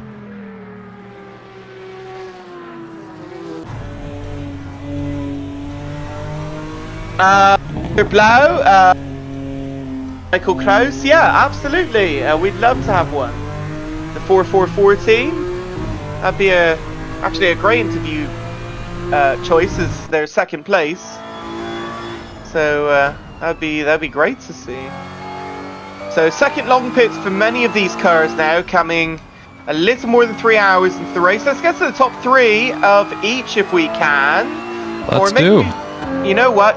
No, let's not, because we have a pit stop for the BRC, and What E Racing is coming round to take the lead now, so we don't have a true 1, 2, 3 yet, so maybe we should just wait another second or two and then we'll do it. But this is for the 3rd hour of the race. What E Racing, 3, 2, 1, just taking the lead off of that pit stop, but it wouldn't be fair to do it yet if 367's still not out. But we'll do it very shortly when we have time. Dax24 says, no, sorry Simon, we're last. For KDR. I'm sorry for all the folks at the back at the moment. It must suck to be in this position so early in the race. Really must be. It'd be better to be in this position early in the race than late in the race because, like I like to say a lot, there's still a lot of race to run, and a lot can happen between now and then. Ooh, that is true. Audi got really, really loose. And, just about got into the Porsche there for a second. They did avoid contact, but it was really narrow there for a second. Oh, and off on the grass now is the 209. Yeah, that was looking dicey for a sec. Good thing we got the good bonnet view there to see that, and yeah, GT through traffic, getting through fine, but Still struggling is the 357, trying to get through these cup cars. It looks like they're actually the same pace as them, so that must suck. Having that. Coming to the pit lane, or not coming to the pit lane. I thought they were coming to the pit lane, was the 233, but they're staying out. Now second place is, well, not yet. It said the 331 second place, but they're in the pits right now. Yeah, there's a 367 there in the pit lane as well. The 321 regaining their lead, and coming up into their pit box is the Bentley at the moment, the 387. Now And leaving out goes the VRC. pit box is VRC, absolutely. Out they go, and down to turn one, they'll have a completely clear track. So that is how the effective lead is going to be. The 321 Watts E-Racing, 24 laps through. The 321 there in first, and a couple minutes behind. Don't get me wrong, folks. Again, it's still early, but a couple minutes ahead. The 321 of the 367 here, VRC Ferrari. How about that, Cody? It looks like they're dominating. Absolutely. And a chat member says that KDR has a long history of running at the back, so they are used to it. they're not so offended. They're mean. accustomed to it all. Accustomed to it. Oh, I'm so sorry. 387 in third place. That's how they come out of the pit lane there. That was not a long stop, by the way. Just a regular one. Looking nice and sharp there. I do like that livery. Little biased with the red and dark, grey and black. But yeah. Yep, go ahead. Kraus with us, Mikkel Kraus. Mikkel Kraus. Mikkel Kraus, yes. Yeah, Hello, hey. can you hear us? Yeah, I can hear you. How are you doing? Very good. How about you? Well, Cody, you can start off the interview as I run the cameras here. Go ahead. Yeah, absolutely. So, I guess introduce us for those unfamiliar, yourself and your team. Yeah, I'm Michael Krause. I'm driving for the number 444 in the Toyota Supra GT4. I'm part of the team leaders of VAT E-Racing together with Kilian, who you also mentioned previously. And I'm also the qualifying driver. Awesome. So you're the fast one. You're the fast one. Good to know. Good to know. So how has the race gone so far for you guys in your estimation? Obviously, you're sitting in second at the moment, so that's a good position to be in. But in your words, how's it going?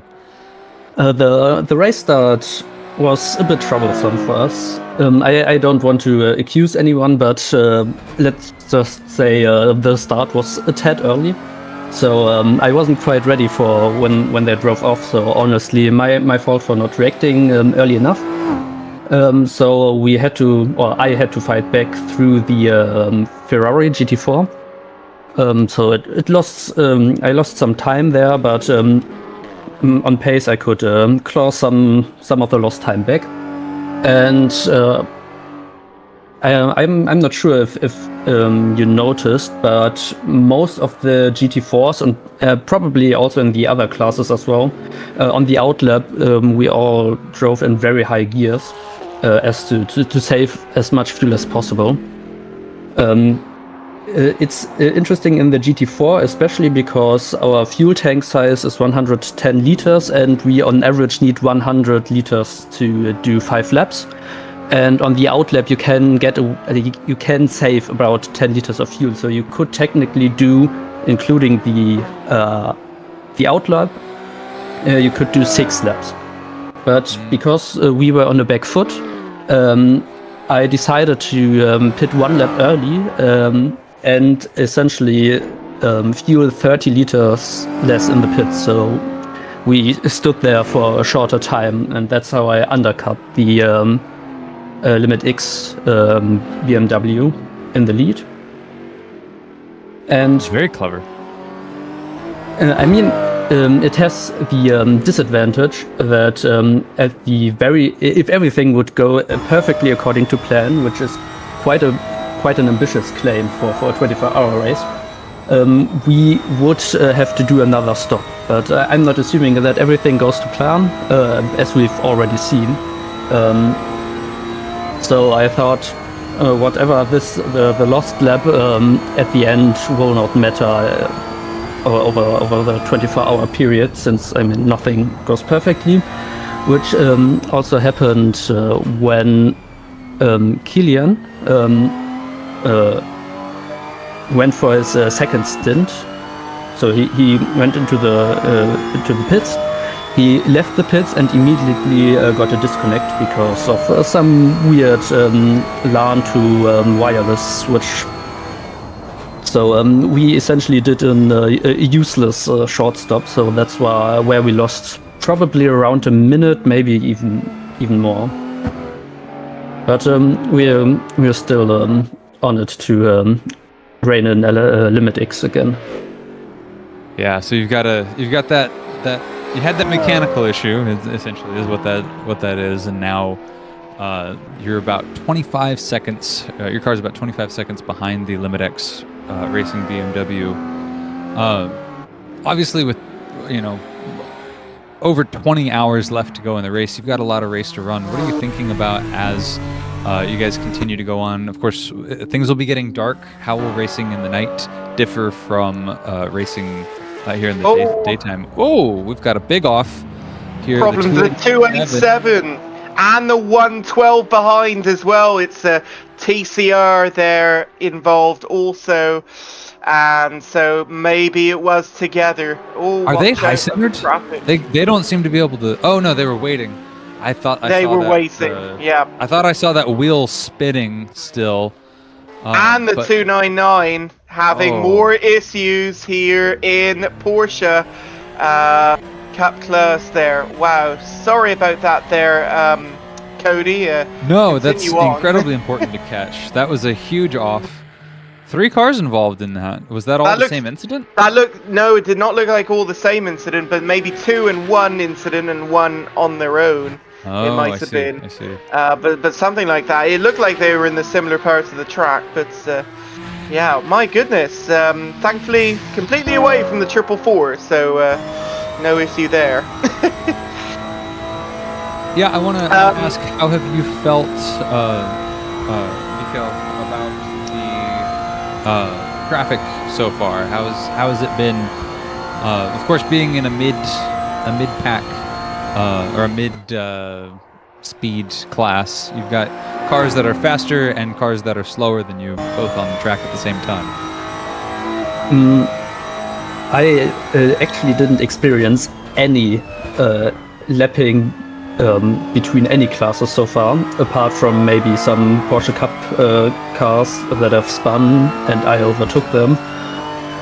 In the first 2 stints, the GT3s didn't quite catch up to me. They did catch up to Limit X, but they were like 4 seconds or 3 seconds behind me. So I have absolutely zero lapping experience in this race so far. But my teammate Kilian, he did have some experience. I did saw it on his stream, and it seems like, as usual, now as people are getting into a groove, they seem to have taken the more aggressive approach. At least some, not all. Some have taken an aggressive approach. We also had a fairly tight moment, but overall it seems to be quite okay. I think the longer the race goes, the easier or the more comfortable the overtakes between classes will get. Yeah, I think we just saw one there now. The other LMX BMW just passed the GT4 Ford. This is below you. It's a little further down the class now, but it is 3 cars altogether, so it's something. And yeah, this is the predominantly yellow Limit X color 411. So Looking to battle then with the 400 Ford, which yes, indeed is in the same class. Just shows white on the leaderboard there. Yeah, I do have to say to Michelle that I did notice as well that it was a little early on the start. It was 24 hours and 2 minutes at the start of the race, and obviously in a Assetto Corsa you can't just, you know, have it start as you cross the finish line, right? You have to just simply, if you're gonna have an outlap, you simply have to start the time early.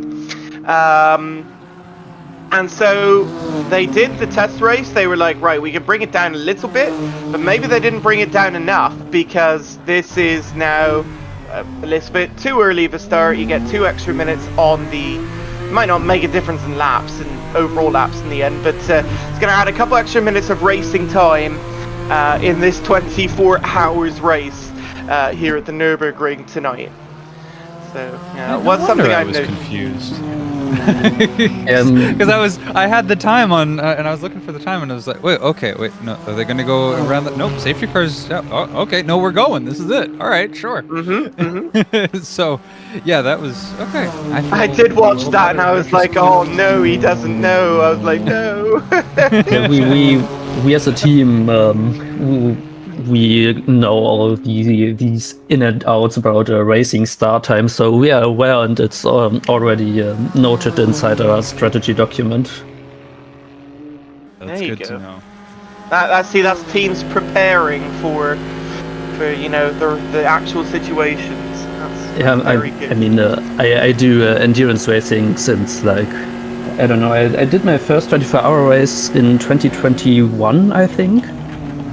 So, all in Assetto Corsa, so we know our ways around all the technical difficulties that Assetto Corsa poses. Any other simulators, Michelle, that you drive? Anything different from Assetto Corsa? I don't do any proper endurance racing outside of Assetto Corsa, but sometimes I like to do some daily races in Le Mans Ultimate. Nice. Yeah, LMU is fantastic. But sadly, LMU, or I don't know if sadly, LMU is obviously Le Mans branded. We don't have the Nordschleife in Le Mans Ultimate. No, unfortunately, no. And also, wouldn't that be nice? Wouldn't that be nice if they did? Just, you know, even though the series doesn't go there, it'd be nice if they just added it in. You can drive those cars around. That'd be fun. One can always dream. Yeah. Well, maybe one day, you never know. Or maybe they'll make an Intercontinental GT Championship video game, and we can drive Spa and Nürburgring and all the others. That'd be fun. I'm waiting for the IMSA video game. That's what I want. Oh, me too. That'd be so fun. Do you imagine with proper rules as well? I think that makes some people go crazy. But do you imagine having a full course yellow every time you have an incident? All right. Well, Michelle, thank you so much for joining, and we hope you have a great rest of the race. It looks like for you guys it might go well. You think you might be on for the win when it's all said and done? Do you think you have the upper hand on the 410 at the moment? I wouldn't quite say we have the upper hand. I think we are somewhat evenly matched. It's difficult to compare, since the amount of knowledge we have about the pace of each driver and how much will each driver spend in the car. It's difficult to guess. So I would say slight advantage to Limit X, but it's very close. We'll have to wait and see, and also with all the others behind, 450 a ways back. So yeah, we'll have to see what happens the rest of this race. And best of luck to you and your team then. Thank you so much. Thank you too. Enjoy the race. Thank you. That is Michelle Kraus of the 444 in GT4 class. Right. Okay. Here we have a big battle going on. with one of his teammates in GT3. This is Watt Racing. There is I think a Porsche Cup in the middle of him, but he's battling with the VRC Ferrari. And right now he is stuck behind the second place. Also off for the TMU 477 as well, by the way, happening at the same time. This is in I'm probably not saying that right. We'll just past the Kesselchen and the carousel. Right, anyway, sorry about that. Let's get back to that battle then that you were showing, the 321. Yeah, that is looking very interesting at the moment between these. Interesting enough, I guess we should be grateful that that's the fastest, or one of the fastest Porsche Cup cars, because he's sandwiched in the middle of them and he's on pace with the both of them. Like he's acting like he's being slowed down by the Ferrari. The Cup car is. Yeah, he needs to assert dominance and get by somewhere here if he wants to have a chance at getting on the 367 ahead. Maybe here? Oh, no, not quite. Not quite. Well, I don't know about you, Cody. Where do you think this is going to happen? Is it going to be on the Dossinger? Or is it going to be anywhere before this? Well, you know, it has me like keeping and looking back, like, wait, that's the Cup car. That's not the GT3 car, right? Because the pace is so close.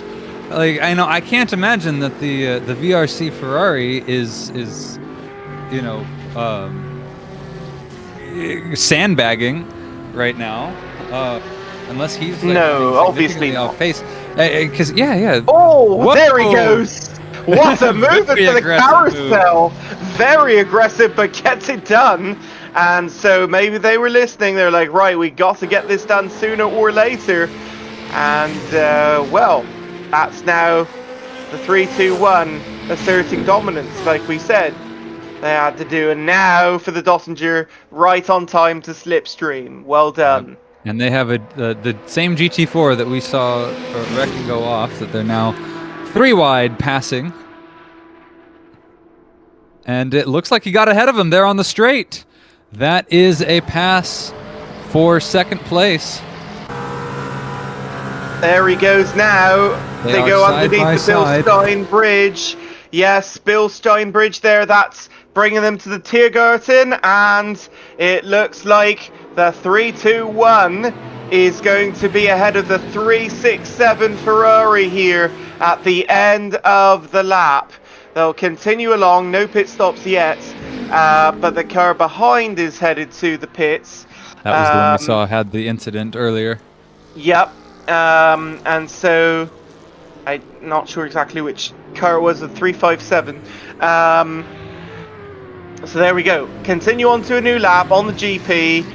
And the 387 is laughing as they are just going to continue to gain off of this battle for second. Oh, 209 battle. 209 in the wall. And they're stopped. This is 11th of 12th. Are they going? Are they going again? Oh, and they seem to have some steering damage. Yeah, they are. Oh, they have to kind of point to the left a bit. I'm not sure, but oof, they have a cracked windshield and they're looking kind of roughed up right now, actually. Not so great for them today. Not a great day for this 209 team.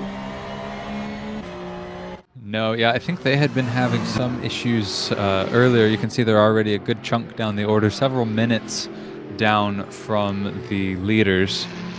And yeah, they're having a rough time. We're seeing kind of 3 groups of Porsche Cup cars really showing up. There's the top 3, and they're all kind of, you know, in with each other. That's this group here that you're seeing. And they've been trading places. We saw the Timu team pass for the lead earlier. And then since then, while we were in the rest of that, the 233 car passed the Timu team, and that 233 car That is the PPM racing team. PPM, yeah. And Italian colors there, very nice. Mhm.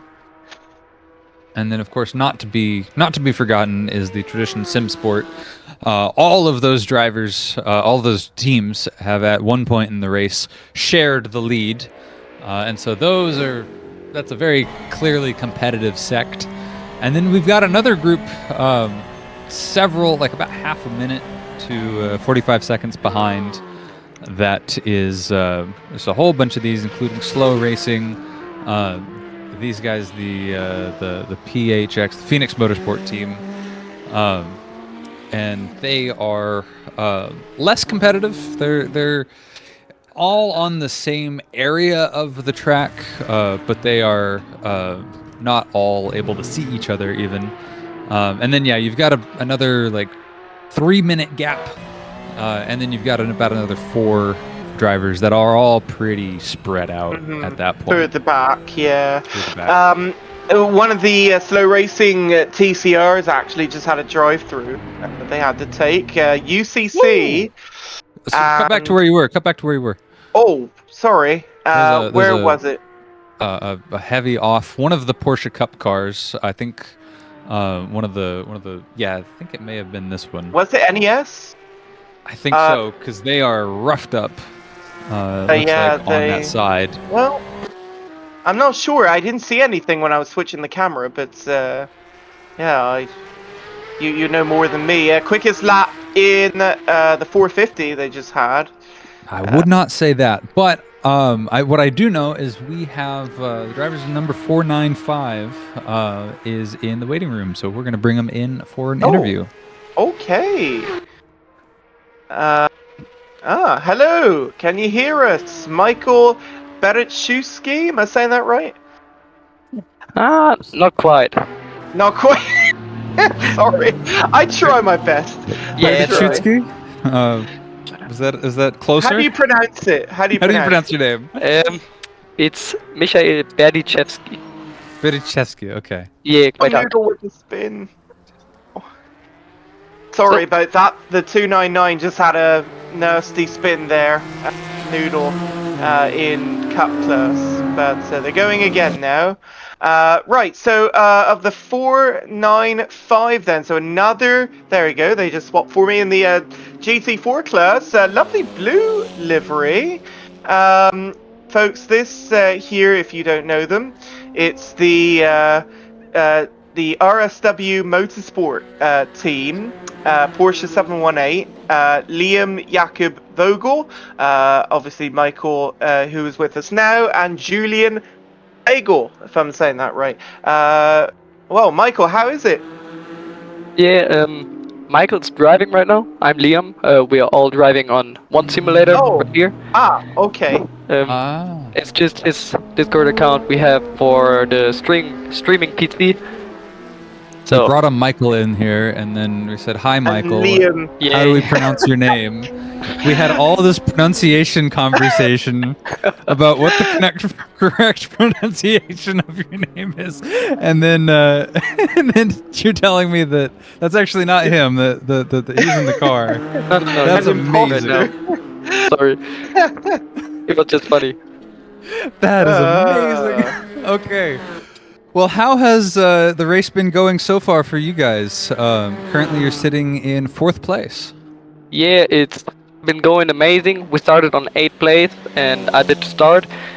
I was able to drive to P5, and then Julian went in and did P4. Now Michael's going. We lost to the Lotus, because we were in front of them and we were P3 for a long time. Now we're P4, but there's still many hours to go. So we want to do P3 in the race. Yeah, try to get P3 would be ideal onto the podium and with a shot at getting to the top 2. I mean, the top 2 right now, we just interviewed the 444 not long ago, who's trying to look for the lead at the moment, actually. So what do you have to say about, your former classmates in this race here, Liam? It's for us. It's just not possible to go the pace they have. They are just way too fast for every one of us. We can't reach them, but we're trying to get P3 to get the Lotus because we are in the same area of the pace with them, and try to get P3. And I think that the race yet was very fair. We had very many clean battles, and no one really did an unfair job. It's very fun. Very fun indeed. That's good. Everything looking good on the long stop side of things. Looking in the live document at the moment. Let's see if I can bring you guys up here. Where is 495? There you are. So yeah, 2 of 15. Surprisingly, the 404, the other slow racing car, well, they didn't start. That's why it says 0. Okay. No, then it's not surprising. Everything else is 2, except for the 400 car, the Meadow Motorsports Ford Mustang with only 1. So yeah, you seem to be all following together in terms of long stops. Long ways to go. How much longer do you think Liam will be in the car here then? We have done a plan, so Michael is going to drive another stint after that one, and then we're gonna change to Julian again. And we have like everything planned, who's gonna drive the long stops, how to do them, when to do them, till tomorrow 15 o'clock. So we're not very spontaneous. We planned everything like 2 months ago. And we were very hyped up because it's our first race as a team. It's the first race for the team. We've never raced endurance races or any races with the team before, so we were very hyped up and planned everything through. Very nice. Any other questions, Cody, you want to give? Yes, I want to say a moment ago, doing this interview, we watched a change for the lead of your class. The Watt Racing team passed the Limit X BMW that we're watching now, and they're steadily gaining. I want to ask, who have you had the most, like, in terms of competition? What have you felt has been the toughest teams to go up against so far? Oh, of course, very tough were the 2 top guys of our class, the 444 and the 410. We can't reach them. They're just way too fast, but it's nice to see that you can still be faster, and it's motivating. We had like many battles with the Lotus, with the 450. Like in every few rounds we had a battle with them because they're going different strategies than us. We're doing every stop, we're changing tires because it's getting way too slippery with the Cayman then, and they never change tires in a double stint, so they're like 10 seconds ahead after every stop, but we were able to catch them again always. It's a very fun battle. We had no crashes yet with them or with anyone. We're trying to stay safe and have a fun race. Nice. Was that the 208 or the 288? They just had a drive through there for cutting. Yeah, slow racing might have been. And also the 333 says Derblau as well, drive through for cutting. That is massively dropping them down the leaderboard now in GT3. Cody, that's a massive development. Yes, yeah, I had watched that come in, and it's very interesting because in terms of warnings, usually if you cut a number of times, but it's not a super egregious cut, you'll get a warning, and it looks like during this race you get a maximum of 15 warnings over the course 12. Of the 24-hour period. That's 12? Okay. Yeah. You get 12 warnings over the period. So I'm looking at the live timing, and that 333 has no warnings, but they do have that cut. So that one cut that they did do was apparently egregious enough to skip the warning and go straight to a drive-through penalty. I think that they would have had 12 before then, Cody. They would have had 12, then it resets back to 0. So they would have done their drive-through, and then they reset back to 0, I think. Yes. Oh, I see. It I thought it resets was just to levied. 0. Okay. All right. I will take that feedback. Thank you. Yeah, I believe that's how that works, usually on real penalty. Like, regardless, even if it was a little cut or a big cut, then they would still give you a drive-through penalty. So there's a 410 coming out right now of the pit lane, leader of GT4. So, to the cut, we only have one yet. We're really proud of.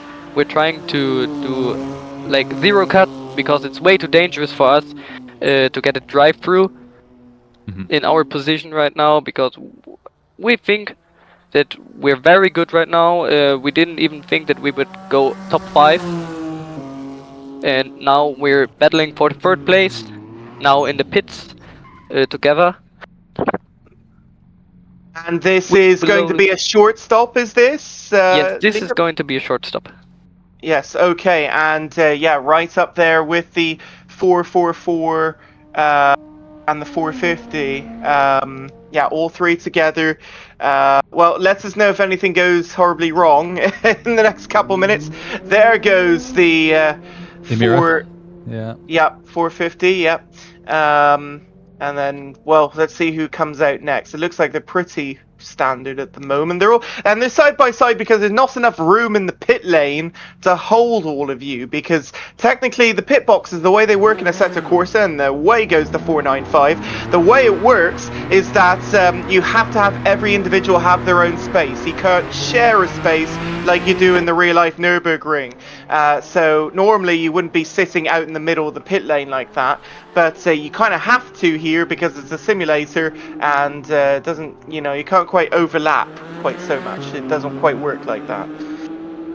So if they're in together, they'll not be going through each other. Yeah. So thank you for the interview, guys. Yeah, you're very welcome. Anything else you want to say before we end off then for the rest of the race?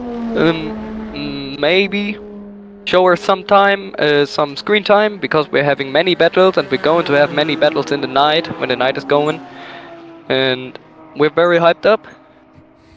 Absolutely. Well, thank you so much. Have a great rest of your race, and we'll see how you do towards the end. Best of luck to the 495 RSW Motorsport team. And a fantastic livery that you guys have on there as well. Thank you very much. Then, bye. Bye-bye. Right, thank you, Liam, not Michael. Yeah, right. That threw us for a loop, because it's like, all right, Michael is in the waiting room.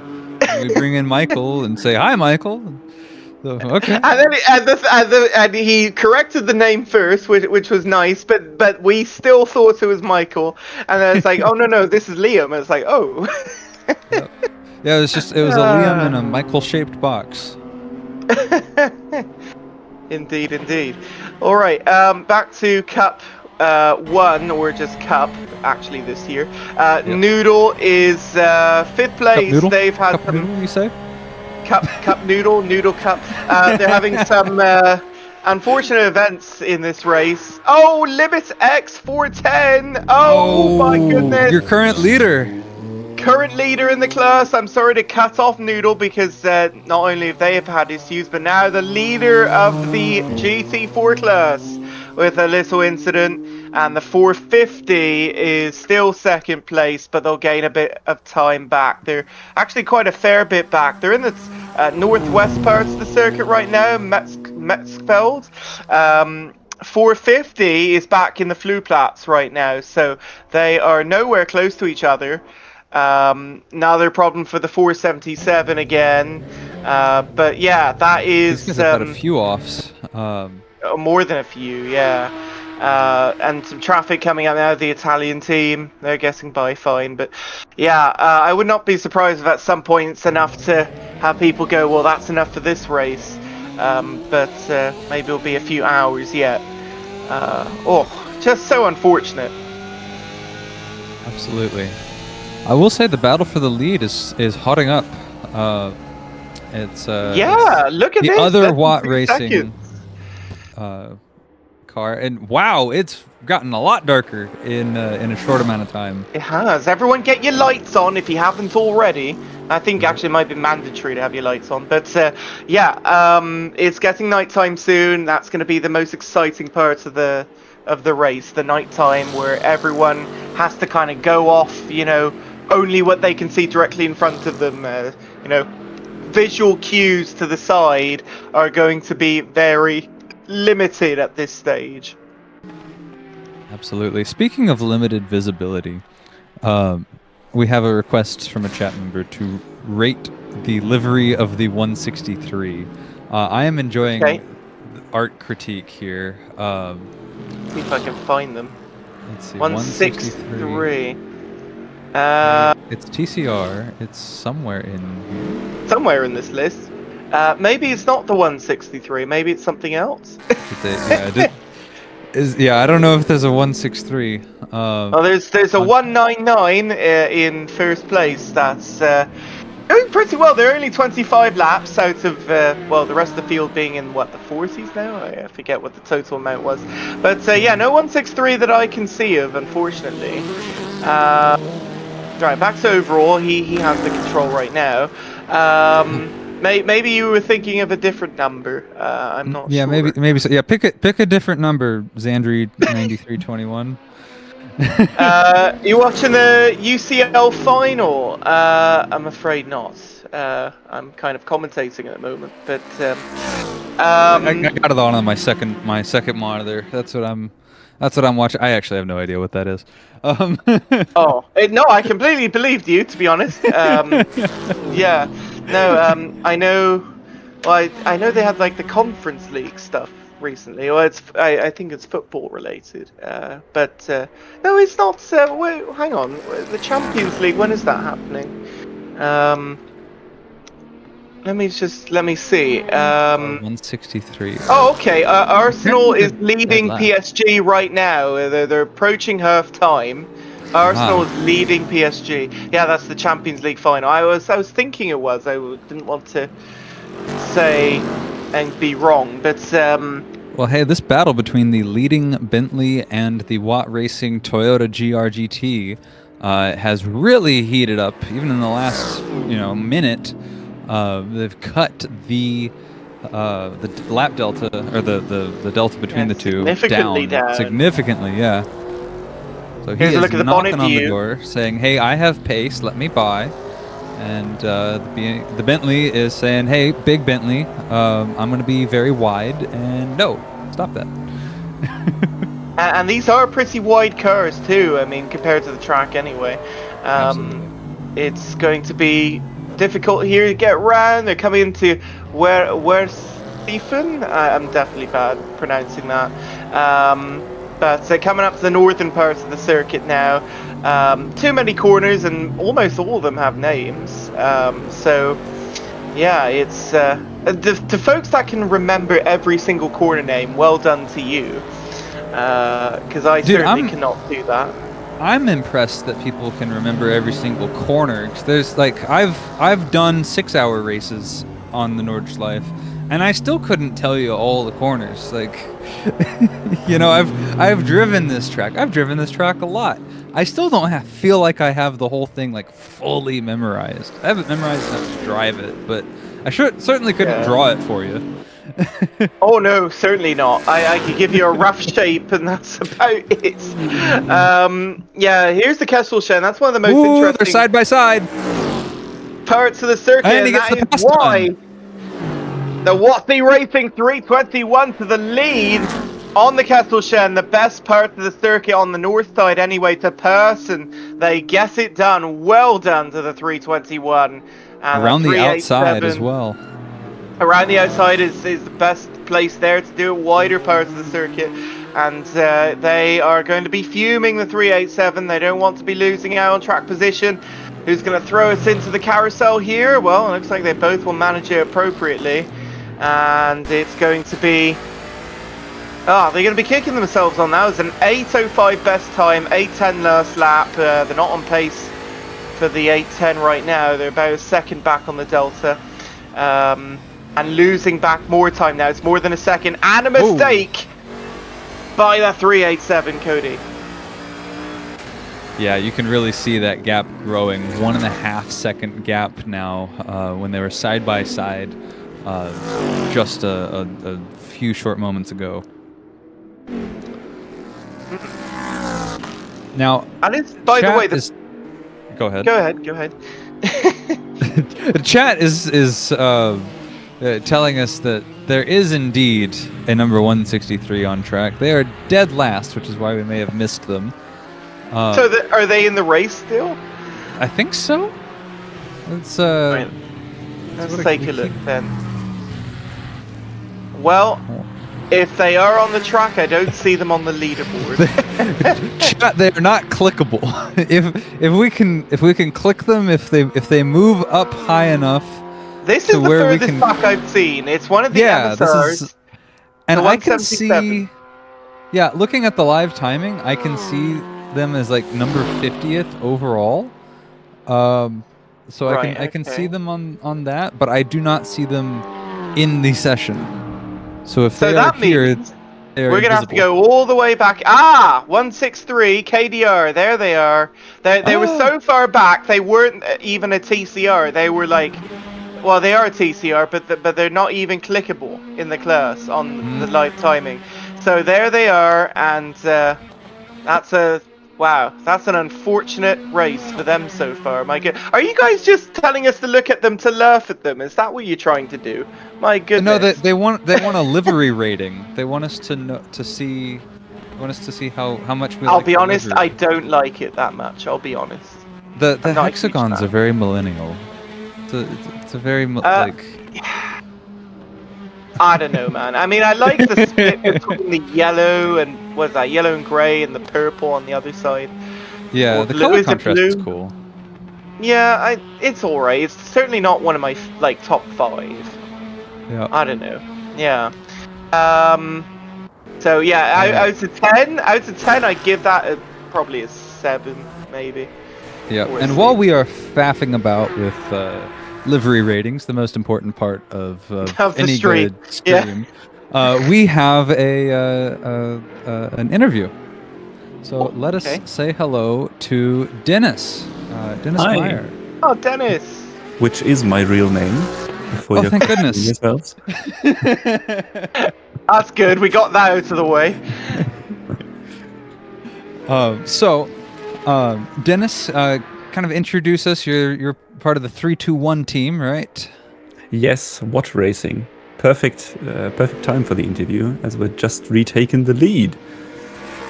Yeah, absolutely. Tell us about that overtake there, honestly. That was quite interesting to watch a couple minutes ago. Yeah, so our start driver and the fastest driver in our little squad is back in the car. And if I'm reading the live timing correctly, the Bentley had one less long stop than us. So what it was for position on the track, it wasn't quite cleaned up. So I think he had a bit of a pace advantage and nice exit out of Bergwerk and the nice slipstream in our very flat, very long, very aerodynamic Toyota. Yeah, this is a new car for AC Friends, is it not? How are you guys finding it? What's it most similar to, if you have that experience? It's interesting. It's probably the most similar to the AMG, just due to the layout, to the seating position on the rear axle. But whatever is different in the physics and the dimensions and the weight distribution, it has a bit more turn in. Like it's a bit more happy on the front end. It needs a bit less steering angle to get it into the corner. But it still has that AMG sort of easy driving experience, sort of muscle car type thing, where it's really planted at the rear, really confidence inspiring. So I did the 12-hour race last year in the AMG on the Nürburgring. So I have a reasonable comparison there, and it's just a bit happier to get into the corner, to trail brake in and get the rear just those few degrees out. You want them to rotate to get you through the corner, but it'll just settle there and stay there and stay safe and give you really good confidence. So it's probably not the outright fastest car in terms of pace. Like if you can get one of the mid-engine cars tuned just right, like the Ferrari, like the Audi, you can tickle a bit more performance out of them, I think. But the moment it's all the cars that are mid-engine, then they'll be snappy on the limit. They'll be difficult and challenging to drive. So I think with certainty we'll have the advantage over the longevity. Oh, no, we hate to interrupt, but your car has had a hard off. It looks like at Flugplatz. Or coming up to Flugplatz. Flugplatz, yes, the 333 though, not the 321. So don't panic about that one. Right. It's so your the ride other is safe, part Dennis. of the team. But your teammate. You got me good there, yeah. Yeah, no, it's. Well, I was looking over at the live timing, and then I looked back and I saw the spoiler of your car spinning over the hill. Green. I saw the red and I was like, uh-oh. Yes, but yeah. So for your teammate, they've had an incident. They've had a bit of a rougher time recently than you guys. Yeah.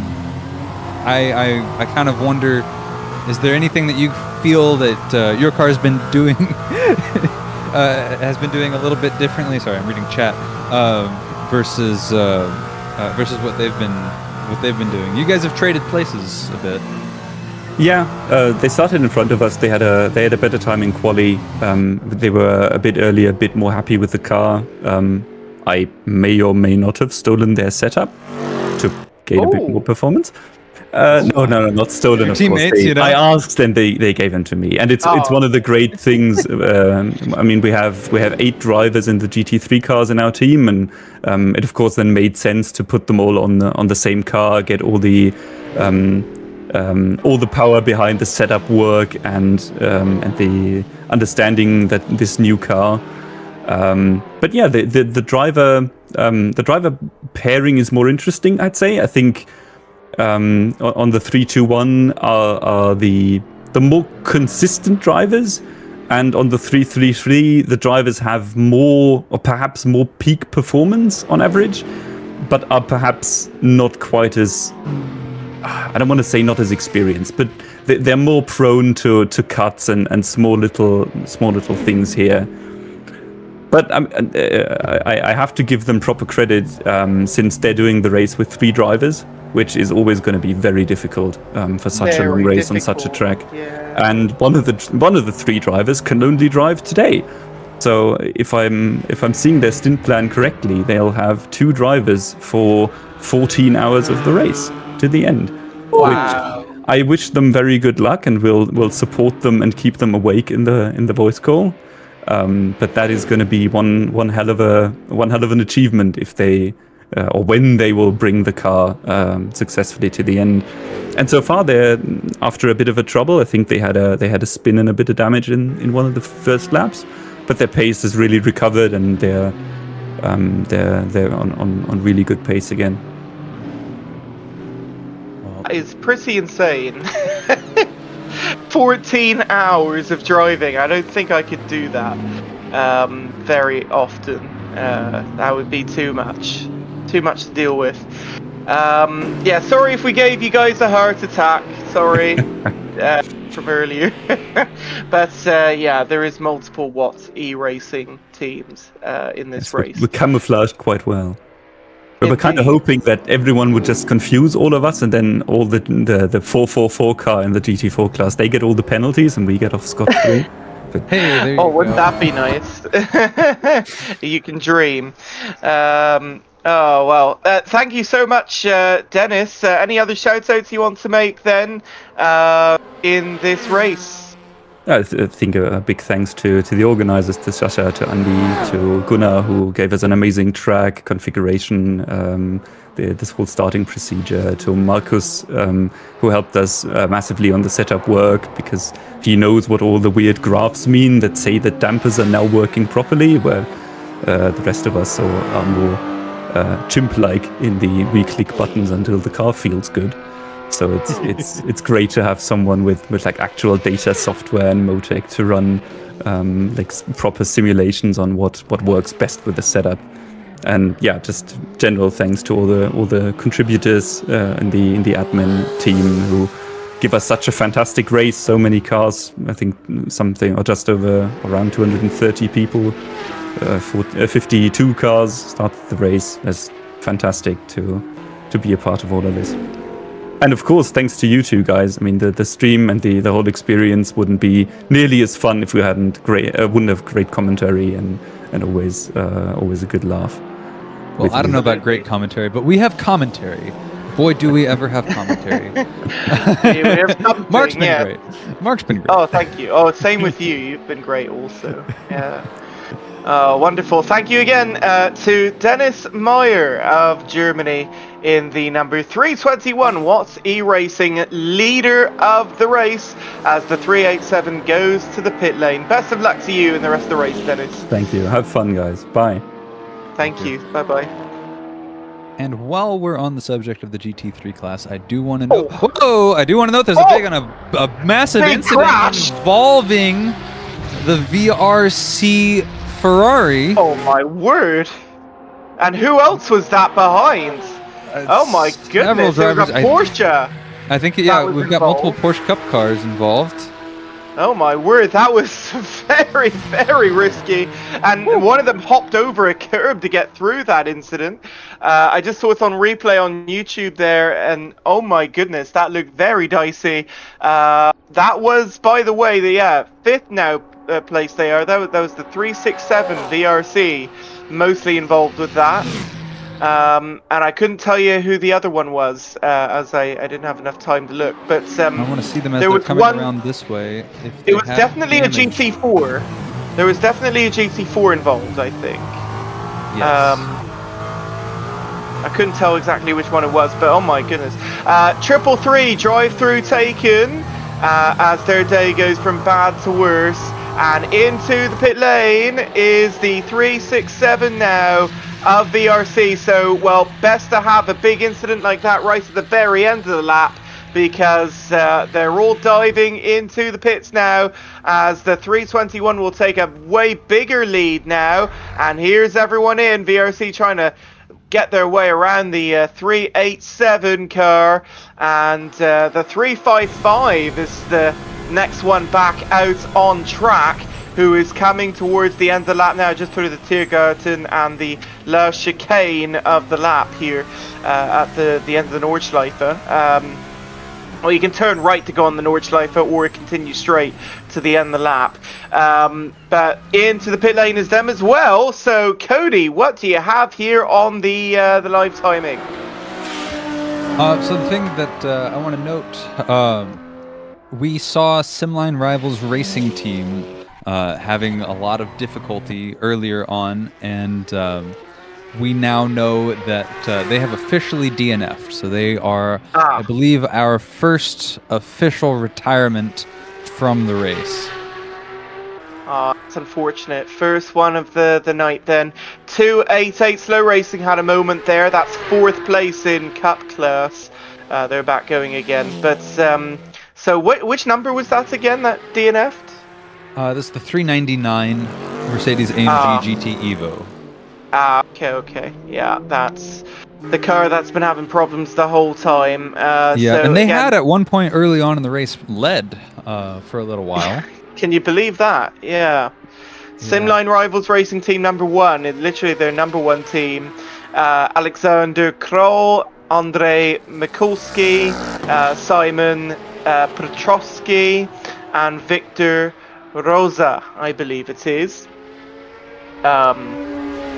Maybe not pronounced like that. It's the Polish team there, out of this race. Right. So just below 4 hours, just above 4 hours into the race, just below 20 hours to go. Update on the top of everyone here, as we're just past 7 o'clock local on the track here in the simulator. Just past 1 p.m. my time. And for Cody, it's past noon, I believe now. So good afternoon, Right around good it, evening, everyone. Yeah, Watty Racing's 321 is in the lead of this race at the moment. The kind of look like Toyota Gazoo Racing, but it's Watty Racing, WR. 321 we just interviewed. The 331 is in second place right now, temporarily. The Axe coloured. I think that's an interesting livery as well, the 331. And third place, the 387. The Bentley is currently chugging 11 seconds behind them. That's your top three in GT3. For Cup Class, the leader is the 296 at the moment. Looking solid. We got the 201 Temu car, who we interviewed earlier, in second place, still battling. And we got the 208 Phoenix Motorsport. Excuse me, 208 Phoenix Motorsport in third place at the moment in Cup Class. To GT4, it's the 410 BMW Purple Limitex, mainly purple and yellow accent, in first place there. The 450 is in second place. And the fourth one, third place is 444 Watty Racing car there. And finally to the TCR, it's the 199 who is absolutely dominating. 30th overall, first place in TCR. Then way back to the 181, way back in 34th overall, Audi. And then third place is the 195, the best of the rest. 195 for Team X Trim there. That is a look at your top three in all four classes of the Nürburgring 24 hours, presented by AC Friends. Back to you, Cody. And one of the things that I really like about the TCR class is that there's a mix of front-wheel drive and rear-wheel drive. Every other class here, it's all rear-wheel drive. And while I'm not a huge fan or enjoyer of front-wheel drive cars, I really, really love the diversity in this class. And seeing the different driving styles together, all on track at the same time, is one of the things I love the most about touring car racing. Because the way that you drive them, the way that you drive them quickly, is very different between driving a front-wheel drive car around the Nürburgring and driving a rear-wheel drive car around the Nürburgring. And we've seen that with some of these guys. The slip angle, like this Cupra is getting, and like that this Volkswagen would get, would be different than one of the front one of the front wheel drive cars. We have Kuiper from Darkstar Racing says we'd like to do an interview if that is all right. That is all right. So hop in the waiting room and we'll bring you on. Absolutely. Yeah, if anyone wants to do that, hop in the waiting room. Maybe give Sasha a mention and be like, hey, we'd like to do this as a courtesy, and then we'll bring you on. Absolutely. Yeah, because he's the one telling us, Sasha's the one telling us when you're ready to go. So we have to kind of time it right. We've got Simon Pavlik, and we will say hello, Simon. Hello. Hello. Is this from Slovakia? Yeah, that is Slovakia. Yes. Welcome on in. How are you guys doing today? How's the race going? Well, it's not going great, as we're completely lost from every single category, basically. But it's not as bad as it could have been. I mean, it's our first ever race in the endurance category, so it's really an experiment on our end. But it's going quite well. I mean, we're still racing, so that's important. I believe I'm finding with you guys right 163 now. team? Yeah. Yeah, there they are. Yeah, that was the one who wanted us to rate the livery earlier. Yes. And it looks, by the way, that's not purple, that is blue. That's definitely blue. Yeah, that is two different shades of blue on the one end. I see. There you go. It's a nice livery. I don't know if you liked my answer, but I said, maybe a 7. There are definitely better liveries in this field, but I think it's okay. What about you, Cody? Do you like it? Thank you for joining us, Simon. No, I do want to ask you that this was your first. Okay, that's a non-answer if I've ever seen one. My goodness. No. It's good. It's good. I think that one of the things I do like about it, I do like whenever you do like one color on one side, a different color on the other side. I think that that's a really good look. Yeah, it was actually made because originally we were basically like a joint venture of two different teams of Cappadocia Racing and KV Motorsport, but KV has pulled out basically with their drivers, so it's just like remains of something it was supposed to be, and we have just seen your car. It is bouncing all over the track. Yeah. Had a big off. They're back going again. Never actually stopped. Just kind of played ping pong with the barriers for a bit, and then bounced back on. That's So that's kind of the day it's been for you then. It looks like it's just been the kind of day it's been for your team, Simon. So yeah, I'm really sorry about that. What's been the biggest struggles then for you? Well, we were kind of in a good position after qualifying. We were like P5, P6 after first hour. And then when Alex was in the car, something happened and we were just like 10th, 11th. And at the end of his double stint, he was getting out of the car, Santiago was getting in, and it just happened that there was an issue, a crash on his end with Assetto Corsa, and that cost us basically a whole lap with everything that was needed to do, and now we're a lap behind and trying to squeeze a bit more pace out of the car to at least get to the pack and start gaining some positions. Yeah, P12 it says on my images here. Out of the qualifying, it was a 9-minute 10.543 in there. So yeah, I'm really sorry to hear about all that. Anything else, Cody? You want to be asking them as we ride on board? Yeah, you mentioned it was a first for you guys to be in this kind of a race. Did I get that right? Yeah, it is. Go ahead. So, how's the experience been so far? Is it different at all from what you expected?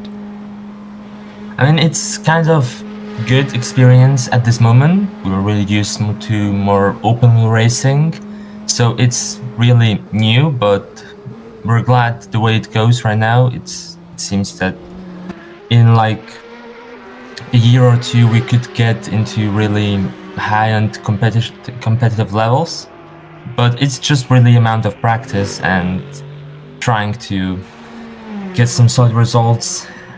So right now it is quite an interesting race to have as a debut in the endurance category, to have 24 hours of Nürburgring as our first, but we're hoping to get into more races in the future. Maybe gonna try 24 hours of Spa if there's a way to get in there or something different. So yeah, this is just the beginning, and well, we like to say that the future is just coming, and after all the unsuccessful races we had in past year, we finally got first wins in some classes, so it's just starting to get better and hopefully good in here as well. Well, I will say I have been where you have been. My first endurance race with this league was a 9 hours of Bathurst. And that was also very much a trial by fire. I think we were ping-ponging off of the barriers up on the mountain pretty regularly by the end of it, and still took home a decent position because a bunch of other people were doing the same thing. And definitely you are not alone, and we are really glad to have you. Yeah, I'm glad to be here and glad that our team is trying to get good results, and hopefully at the end of the 24 hours we could be able to say that we fought and we delivered what we didn't think we could. So let's see how it shapes out, and as everybody that races says, the race is not won on the first lap, so let's see how it goes. Well, I think you're winning the hearts and minds of our audience. We appreciate it. I think so, yeah. Well, best of luck to you guys then in the remainder of the race. You only have, what, 4 minutes? Am I reading that right? 5 minutes to pass the 177. So if you can do that, you can maybe become a clickable one, or one of the clickable ones in the in the list. I think it looks like only the top 7 or 8, something like that, in the class needs to. Gets clickable, and another one in the class actually has a moment, and this is the 143 here, well back overall. Yeah, the 143, that's Schanzer Racing Electric in the Volkswagen Golf GTI TCR. Not an electric car, just an electric team name. That's an all-German outfit. And it looks like they're back going again, but yeah, in terms of Dark Star, if they can get up into kind of like the top 42-ish overall, you might be a clickable car on the leaderboard. It might be a bit easier to find you. So yeah, best of luck. Any other things you want to shout out, Simon, before the end? Yeah, I would like just to say that I think for us trying first ever endurance race, we have pretty good drivers lineup, and I personally think that if we had like a bit better setup, maybe something a bit different happened in the past, then we could be clickable definitely at some point in the race and maybe even fight for podiums. So I'm just glad that there is an opportunity like this for teams to race, and that hopefully this isn't the last ever entry of the Darkstar Racing to this league. So thank you again for the opportunity, and see you in the next race. Thank you so much. Yeah, we'll hopefully see you at the end of the race in a decent position. All right, thank you, Simon. Thank you to all of you guys. Anyone else Simon, have to interview? Before sorry, you go ahead, Coach. There's a chat member saying, Simon, tell them about the curse. The curse? Words on that. Oh boy, what So, basically our team is in like 3 different leagues for like second season, and basically curse is that whenever we are like in high-end positions, fighting like for podium or win, and commenters say that we're in a pretty good position and we could be soon overtaking the car ahead of us. Either the driver has a puncture, a crash, or just something happens and we lose either 1 or up to 5 positions. So I would like to ask you guys to not mention us a lot if you see us doing well. Oh, okay. So that we have a chance. No, Pika Boy Play says the curse is not applicable.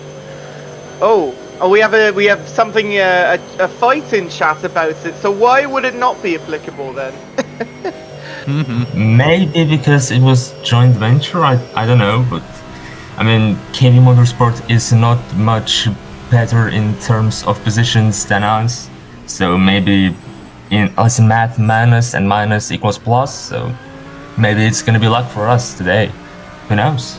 Oh, who knows? Oh, I hope better luck for you. Yeah, that would be great. It'd be a story to see you guys come up and maybe challenge for a podium or something by the end of the race. Or at least to be clickable. Yeah. Well, Simon, first clickable tomorrow, world domination. Thank you so much. We appreciate it. Yeah, thank you for having me, and yeah, good luck. Thank you. Bye. Thank you so much. All right, back to GT3. 397 is battling the 304, and yes, indeed, some VGS screen time here. This is looking quite interesting. Less than a second for Vegas Sport Grand Prix. By the way, a bit of an interesting note about this team. So Simon and Jaap, if I'm saying that right, both Dutch drivers, though. Wagenvoort, if I'm saying that right. That is a father and son team.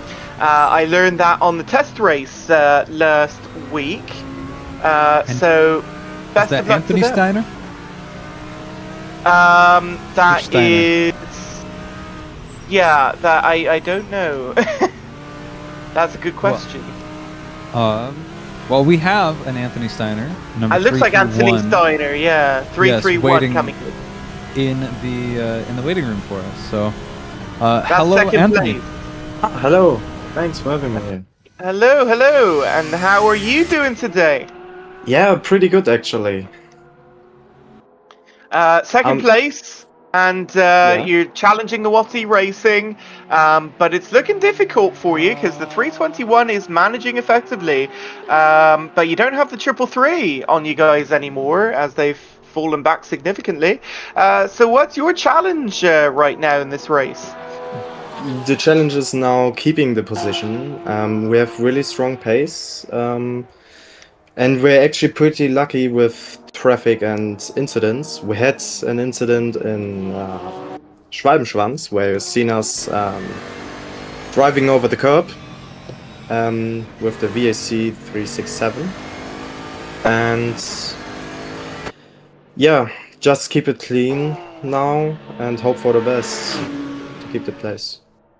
Yeah, battle here for 5th position. Yeah, so the 387 trying to look behind and into the next pit stop. Do you guys think there could be an opportunity there then to gain a few more seconds, try and make it a bit more safe? As you'd ideally like to stretch this over the coming hours up to maybe a minute, maybe more. You guys are probably going to try and plan that soon, I hope? Yeah, we're up to it, but it's pretty difficult because SRT is doing a different strategy, so they're pitting another lap as us. Yeah, so they will overtake us. I think that they are gonna overtake us in the next pit stop, but then we are overtaking them again and so forth. Whoever is fastest the next stint will get the position, I guess. Anything, Cody, you want to say? Yeah, I wanted to ask, as a Porsche, as the lone. No, you're not the lone Porsche. But as one of the Porsche drivers, there's a lot of Porsches across several of the classes here. Yeah. Do you feel popular? Do you feel like you've picked a very popular car? There's so many. The thing was with choosing the car is that we really like to drive the Porsche because it's rear-end car, and it is. When you think about Nordschleife, you mainly think of Grello, maybe the Manthey Porsche, and that's one part why we choose that. And yeah, it looks nice and it drives nice. Do you think it's naturally well suited? Yeah, I would say so. Nice. Well, the Manthey is a great team, by the way, I should say, in WEC. Absolute dominate the races there, true. yeah. They are unfortunately crashed out in the Nürburgring 24-hour race in real life. That was pretty sad. Absolutely. So you guys are in second place. You're about 2.5 minutes back from the current leader, Watt Racing. As you guys continue on through the race, what are you guys thinking about the most in order to get back on the top?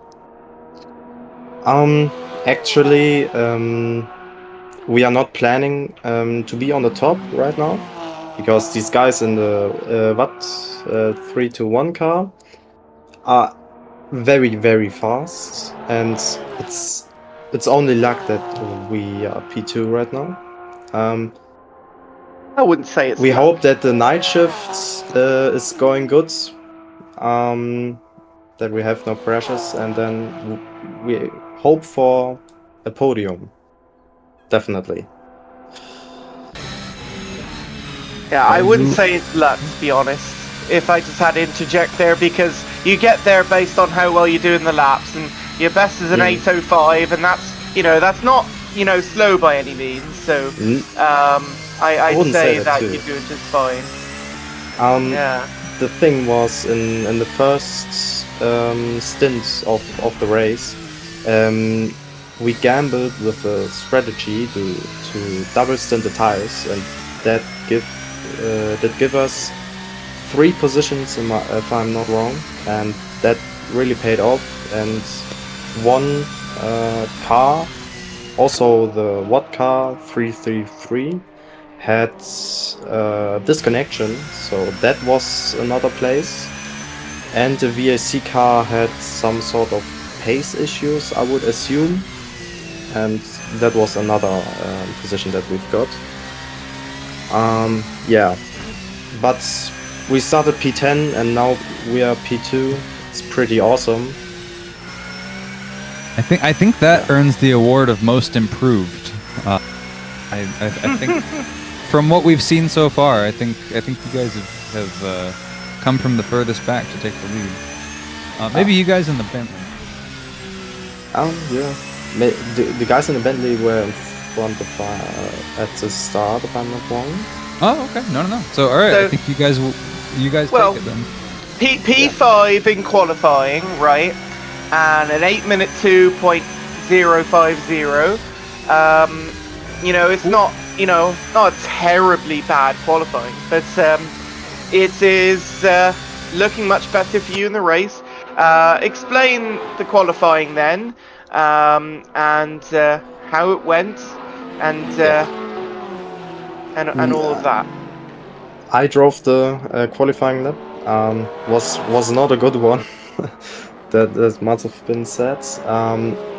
Actually, it's just you are nervous and want to get a good lap in, and you do little mistakes. You slide too much around, and yeah, that was the result of a bad lap. But my personal best lap would just improve 2 places in the qualifying, so it was very tight in the front row. Yeah, that was like the reason why I had the bad qualifying. Thank you very much again to Anthony Steiner joining us from the 331 team. We very much appreciate it. Any shout outs you want to make before finish off the interview? Yeah, I want to make a shout out on Ali, my teammate, which does a pretty good work on keeping us P2, and he did also make the setup. And yeah, and all the guys participating that have a good race. Okay, and thanks for having me here. First of all. You're very welcome. And good luck. Thank you very much. Best of luck, Anthony. All right, we do have another one coming in a moment, Cody. And Elliot Vega of Vega Sport. Vega Sport, and is that literally behind the name then? I imagine. I believe that is the man behind the name. So, right. Without much further ado, let's go ahead and bring him in. Hello, Elliot Vega. Care to introduce yourself and your team? Oh, if he's there, that is. If he's there, he's muted right now. He is muted right now. I'm trying to look up which one. So it's not the. Is it the one behind the 397, or is it a different Vega Sport? That is the only one, right? Yeah, that's the only one. Yeah. So we'll see. We'll see in a moment. Again, the team of Simon and Yap, Jorge Caro, if I'm saying that right, of Spain, and Stephen Fraser of Great Britain, joining us. Yes, and they're currently running in 5th right now. Here's their car, 397. Yep. Audi. 238 with a drive-through for cutting. That is not really a factor at the moment. Okay. Lots of pit stops still happening as well at the moment that we are not quite getting to. Okay, we'll let you know when Elliot is here. He's still possibly getting ready. Yeah, we've lots got of people in the chat. a fight going on for second right now. The Bentley has caught back up to the 331 Porsche, which we just finished interviewing one of the team members of. Slip and slide around that corner there, and hanging on. Someone saying, let's go Mike in the chat. Evan Tomoki Hoonigan, welcome on in. And yeah, best of luck. Sasha was not happy about the caps in the chat. Yeah, not too much caps and you'll be okay. Yeah, capitalize at your own peril. It looks like, yeah, it's a bit fractured now, the cup class, especially at the top. In the mid-pack it's a bit closer. But, another problem for the 215 again. This is the, what, 4th, 5th time I've stopped counting. They've had an issue. Back on track again, there you go. They 11th. are very resilient, that bunch. Yeah. Again, yeah, back to the battle in 3rd here. This is more what people want to probably be looking at the moment. And the 4.666, 4.95. I think the 4.66, they just get on ahead? Or I saw the... There we go. Ah! Right. That is Elliot Vega Elliot. on the commentary box. Hello, Elliot. How is Vegas Sport Grand Prix doing? We're doing all right. We're chilling, trying to get through, start of the race. Well, relative, it's been a couple hours, but... For sure. All right. First few hours of the race. Yeah. So Elliot, this is not you driving in this race, but you simply being like the team principal of the race for this team. Essentially, yes. Ah, so as a spectator and not as a driver, how are you managing this 4-driver team then? Well, I'm trying to help here and there with strategy. There's only so much I can do from behind the pit wall, but just being there for my drivers mainly, trying to get things sorted. I've been in and out of the house, which sucks because it's like a busy day for me because I'm celebrating my birthday, but I'm just trying to help these guys get through the N24. Problem for the 432. They're getting going again. It looks. Oh no, and they've stopped again. The Aston Martin. No, not in Austin. That's PRG, number 2 car. Not the number 2 car, but PRG's number 2 car. And here they are. They're going again. Okay. Now they're going. That looked odd. They were starting to move and then they stopped and then they went again. And that's going to not lose them any place, but it's going to lose them more time to the 495 there. Anyway, continue on there, Elliot. My apologies. But, what was the question? Well, you were saying that you were trying to manage, but you were out of the house a lot, and so it was a struggle. You were saying. Yeah, it's a struggle, but fortunately, like I trust in my drivers; they're very competent. I've been helping as much as I can, but they fill in the gaps. We also have Samuel, which Samuel originally entered the team because he originally wanted to get into this.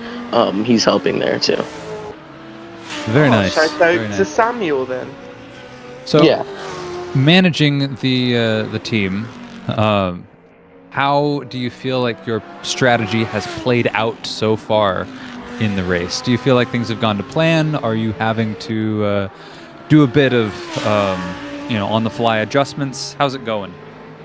So, as far as the actual car strategy works, we've been doing pretty fine. We're just, trying to cruise through the race, taking it, lap by lap. But in the beginning, one of our starter driver, Simon Wagenvort, he had some issues with his with some lag, so he did spin, but we did sort that. And then his dad got in the car and had some FPS issues, but now we've pretty much sorted that with all of our drivers, so we're pretty much set to just coast through the rest of the race.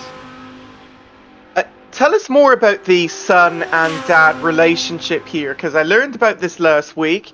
How special is that, having both of them in sim racing? Oh, and netcode, I think it was. I don't think it was an actual problem. Oh, you scared me for a sec. It scared me too. We keep having this. The son-dad relationship, right? How special is that, having you know, both of you, but both of them together in you know, this sim racing? Because like my dad doesn't know anything about sim racing, let's be honest. He doesn't mind real life racing, right? We go together each year to real life race, but in sim racing, that's completely me on my own, and I imagine a lot of you, it's, you know, your family's probably not as involved. But how special do you think this relationship is for them with the rest of your team? Honestly, like, I mean, it's one of the motivating factors here. Simon from KDR, he mentioned this, you know, we're in that circle of teams who compete in, you know, a couple different leagues. We're trying to go pro, and like, having, like, when choosing the drivers for this event, that was something that I wanted to have immediately on the cards. Because Simon's one of our, like, he was there day one of the team, you know. He's one of our OG drivers. And, you know, just, like, being able to watch that father-son duo really is something special to me. And to, like, everyone, you know. Like you mentioned, like, I don't have a dad that sim races, but that's cool. That's really cool. And that just watching them help each other in the car, like, it's so beautiful. That's so cool, isn't it? Yeah, I imagine. Yeah. And also, in the chat, people are telling on you. They're saying that today's your birthday. Is that true? Yeah. This is true. Oh, happy birthday! Happy birthday! Oh. Thank you. Yeah, I'm going karting in a couple hours, so. Really? Oh, that's super cool. Yeah. So you have this to manage, and you have a real life karting party to go to then. And an Indy 500, and every other league our team competes in over the weekend. My goodness. You've got a busy weekend. Holy moly. Yeah, it's quite busy, but like, this is my passion, you know. This team carries my name, you know. I just want it to go far.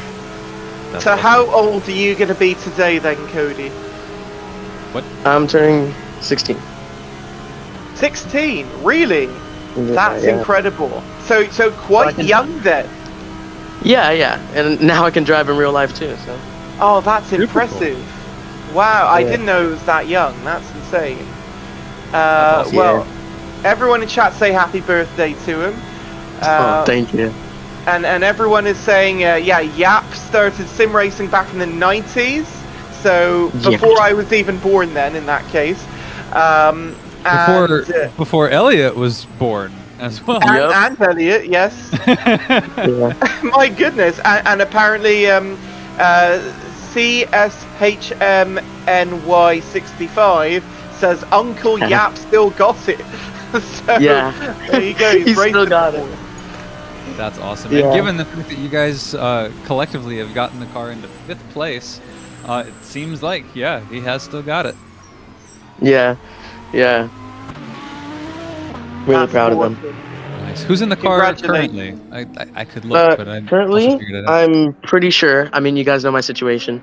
I'm pretty sure it's Jorge Caro. It will be one of his last races because he's moving country and he doesn't know if he's going to be able to continue sim racing. So it's a pretty fragile thing. Yeah, it is Jorge at the moment. Yes. Very solemn race for him. 2 long stops in, it says on the live document. Everyone's saying happy birthday, which is really nice. Elliot started at KV before creating VGS. Do you want to explain more about that history? Yeah, you guys might have seen a little bit of the banter that we like to keep between the teams in the chat, but like when I wanted to start with a rookie league, because I originally started as a driver, I realized, you know, most of my skill isn't there, so I mainly own, but like I started as a junior in KV and then made my own thing. I see. So Well, you sound quite enterprising, and best of luck to you in the rest of the race. Yeah, but I'm running out of time here, folks. But I'd like to give a quick shout out because I know that's what you're gonna ask me last. To Jorge Caro, it being his last race, Steven, it being one of his last races, and KDR and KV. We have just had a pass for second place. Bentley has just been passed by the number 331 Porsche. That's 331 back to second place. They were there earlier, and now they're back again. Back to second place. Oh, okay. Yeah. Gotcha. I was just looking at the timing screen there because I was paying attention to Elliot's awesome. Limitex second place. GT4 had an issue too, by the way. That was certainly interesting. They were in the wall, and now they're back going again. Awesome. Thank you, Elliot. We're going to let you get back to it, but I appreciate it. All right. Thank you, guys. Thank you so much, Elliot. Congratulations. Well done. And Cody, that is quite the story from Elliot then. I mean, this guy, he started sim racing before I had. Well, I started when I was 18. So it's hadn't really been a thing for me before then. And this guy is managing multiple teams in sim racing. This guy is going to probably his birthday, lead while a real going team. karting. Yeah, what is this? What is my life, man? That's my incredible. goodness. That's incredible. Oh. We have also in the waiting room. We've got interviews after interviews after interviews. Oh my I hope we goodness, don't another run one. out. All right. But Tim Stahl, the Oh, 333. exciting! This is like my third or fourth time doing an interview with Tim now, so this is exciting. Well, Oh, boy. Tim, how is it going? The Watt Racing GRGT has been up. It has been down. It's currently a bit down right now, but we want to hear it from you. So how are things going?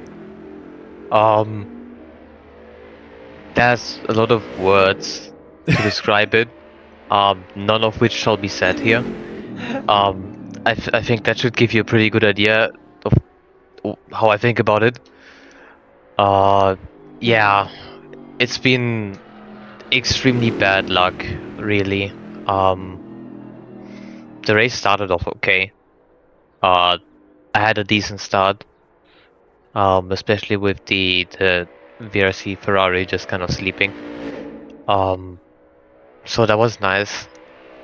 But none of us are really happy with the car. I can say that. Or the setup. So as the stint progressed, I just kind of ended up falling back a bit. And then we had a few issues, especially with getting, pushed out by a lower class car and just dropping back to like 7th place or so on. And even with issues, I did manage to get the car back to like P3, but then we had a buggy long stop that somehow didn't work correctly. And what ended up happening is that the next driver, Kevin, who connected, ended up being kicked off the server by CSP middle of the lap, so we lost about 4 minutes, plus having to do the long stop, obviously. And yeah, then earlier there was a pretty bad crash as well, with Kevin being taken out by a lapped car in Flugplatz, and he had suspension damage, and he also had a drive-through penalty at that point, and it was the last lap he was able to serve it.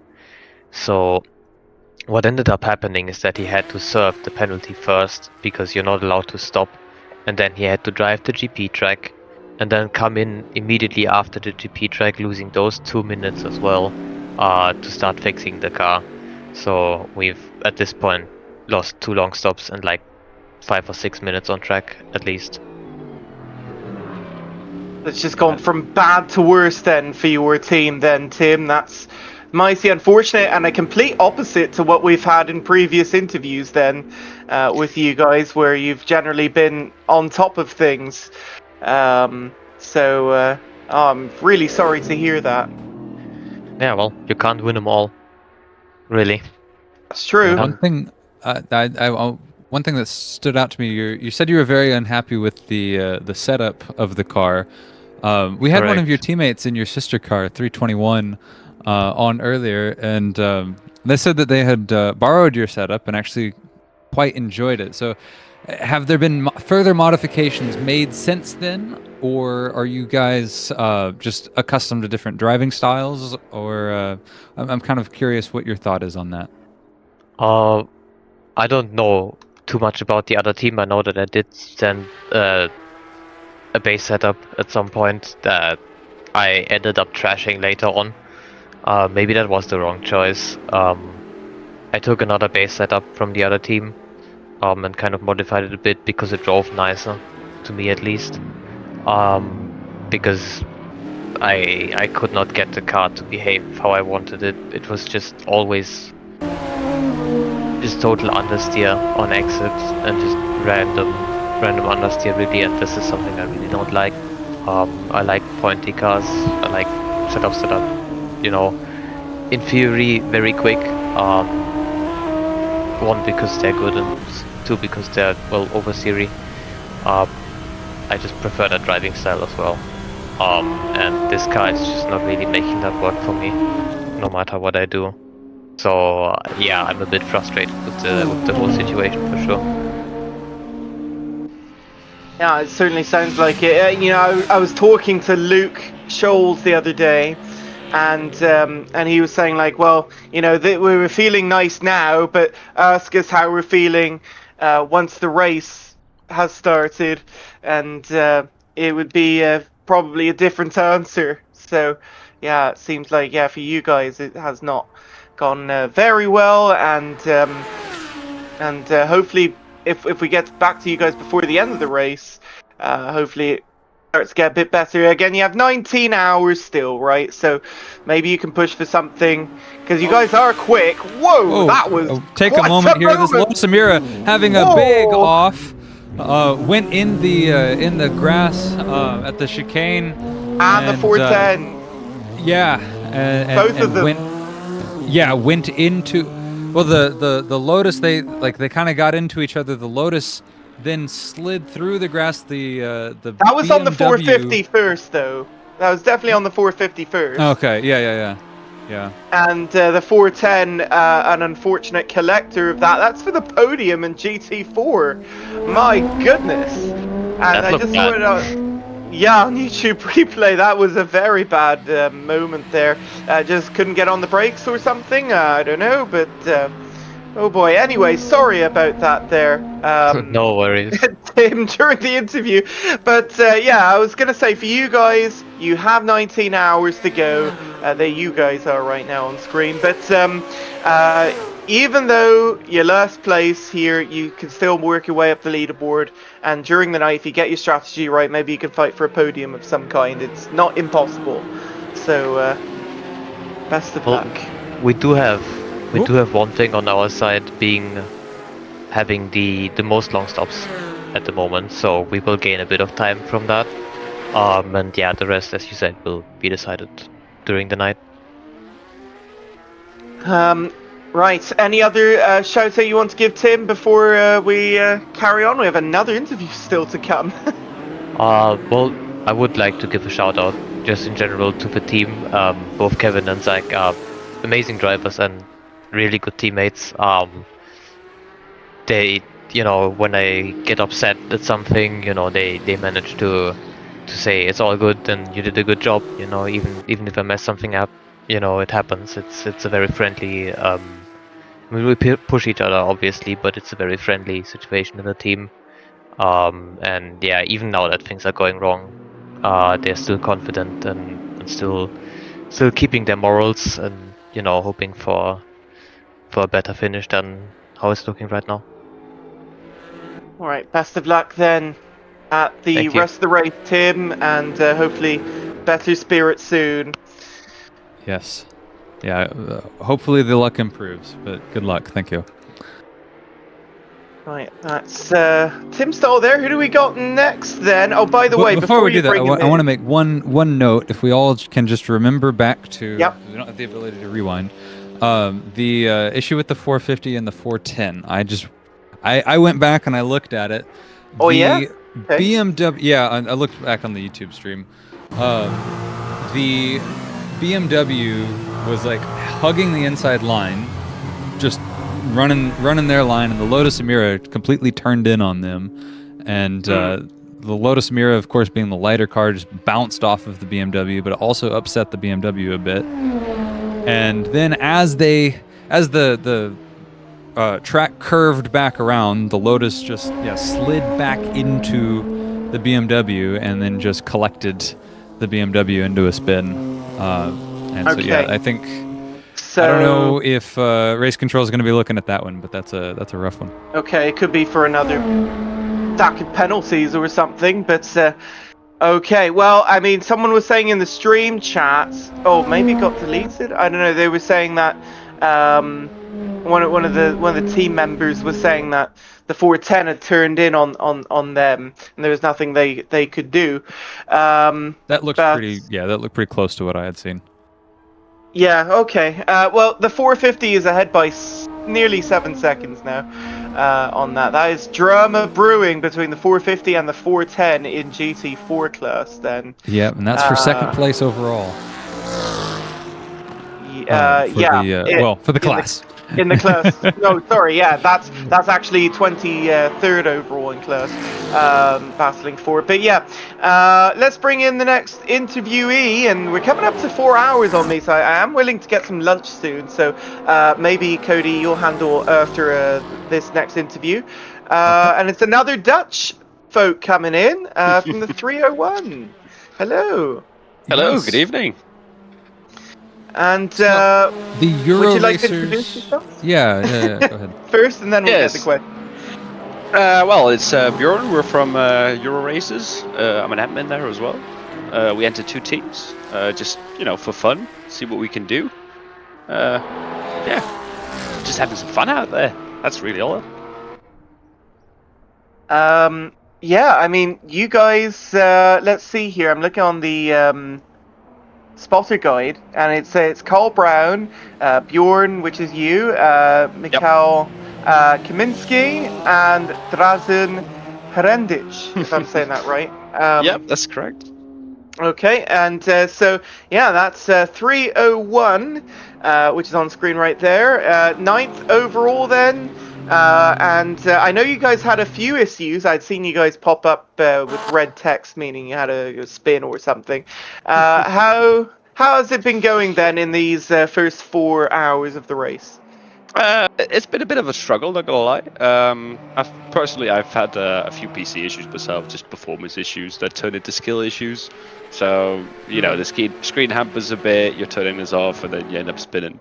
But we're just trying to focus on keeping it consistent, trying to get the same lap times in, and just focus on doing our own race, not trying to risk too much, and just finish it, see where we end up. So, you guys have run pretty consistently, but haven't really been like super high up in the top class. In the top competition. Coming into this, how were you guys feeling about your position? Are you satisfied with where you're at, or how's your perception been about how you guys have been doing? Well, it's always a bit different when you come from practice into the actual race itself. Like, there's more pressure on it, there's no mistakes. Like, when you're doing practice laps, you can just reset the pits, start over again, nothing wrong. When you're actually in the race, you tend to, at least for myself, I tend to slow it down a little bit more, find that consistent pace rather than the fast pace. But then for me, like, in practice, I was doing much better times than I'm able to do right now. So I've just been trying to manage my own personal fights. So just trying to keep it consistent for myself, make sure that the pace is consistent enough, and then hope the speed is enough for that point. But so far so good. We've minimized mistakes as far as we can, aside from the few spins. But other than that, yeah, no major incidents, no major accidents. We didn't have to do any crazy repairs, so no considerable time lost in the pits. And other than that, yeah, it's just trucking along, as you see right now.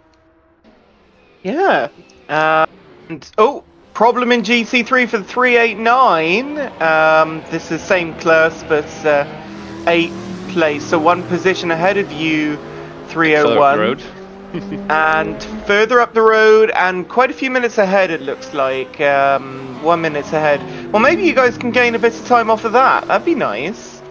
It'd be neat. I mean, it's a long race, anything can happen, so you never know what happens during the night, especially when it gets dark. Pace starts to drop for many people. It's going to be tough to get through the traffic as well. I've had my own few issues with traffic. I know it's not easy for those guys either when you've got a fast car approaching out of nowhere. So yeah, it's just trying to manage the time loss when you're in traffic, and then other than that, just keep it going. Pit stop's happening now. Are you guys due in a moment as the kind of mid-pack of the field is coming in right now? We've just made a swap. We've just got Drazen into the car. I finished my second stint. He's going to be going for a little while from now on. So we've done 3 long stops at this point. And then from that point on, Carl's going to take over for a bit. He's from the US, so we've got that perfect balance of European drivers and an American that can do the very, very early hours for us, which is nice, so we can just get some sleep. And then, yeah, I'm gonna have another stint during the night, which is gonna be a challenge. And then I should be finishing the race tomorrow as well. And then we've got Mikhail driving most of tomorrow when he can, because he's currently flying over from, I'm not sure where he's coming from, but he's flying back home from vacation, so he hopes to be back in time for his stint. Nice. Anything else you want to say, Cody?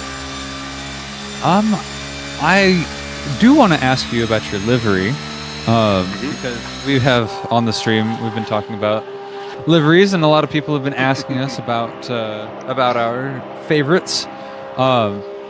This reminds me very much of the Advan livery, popular on a lot of Japanese cars, including some Porsches back in the day. Was that intentional or just incidental? I'm not sure. Like, Shudi made the liveries for our cars. I know Sika worked a bit on it as well. He's a big name in our community. Other than that, yeah, they've just been going crazy with the livery most of all. Just making something as nice looking. I'm not sure where they took all the inspiration from, but I've been loving the livery so far. It's not just because I drive with it, it's definitely one of my favorites. I love the black and red color scheme. And then the LEDs, that's probably my favorite part. Very nice, very nice. Yeah, I have thought to that say, it looked black really and red sharp. is great.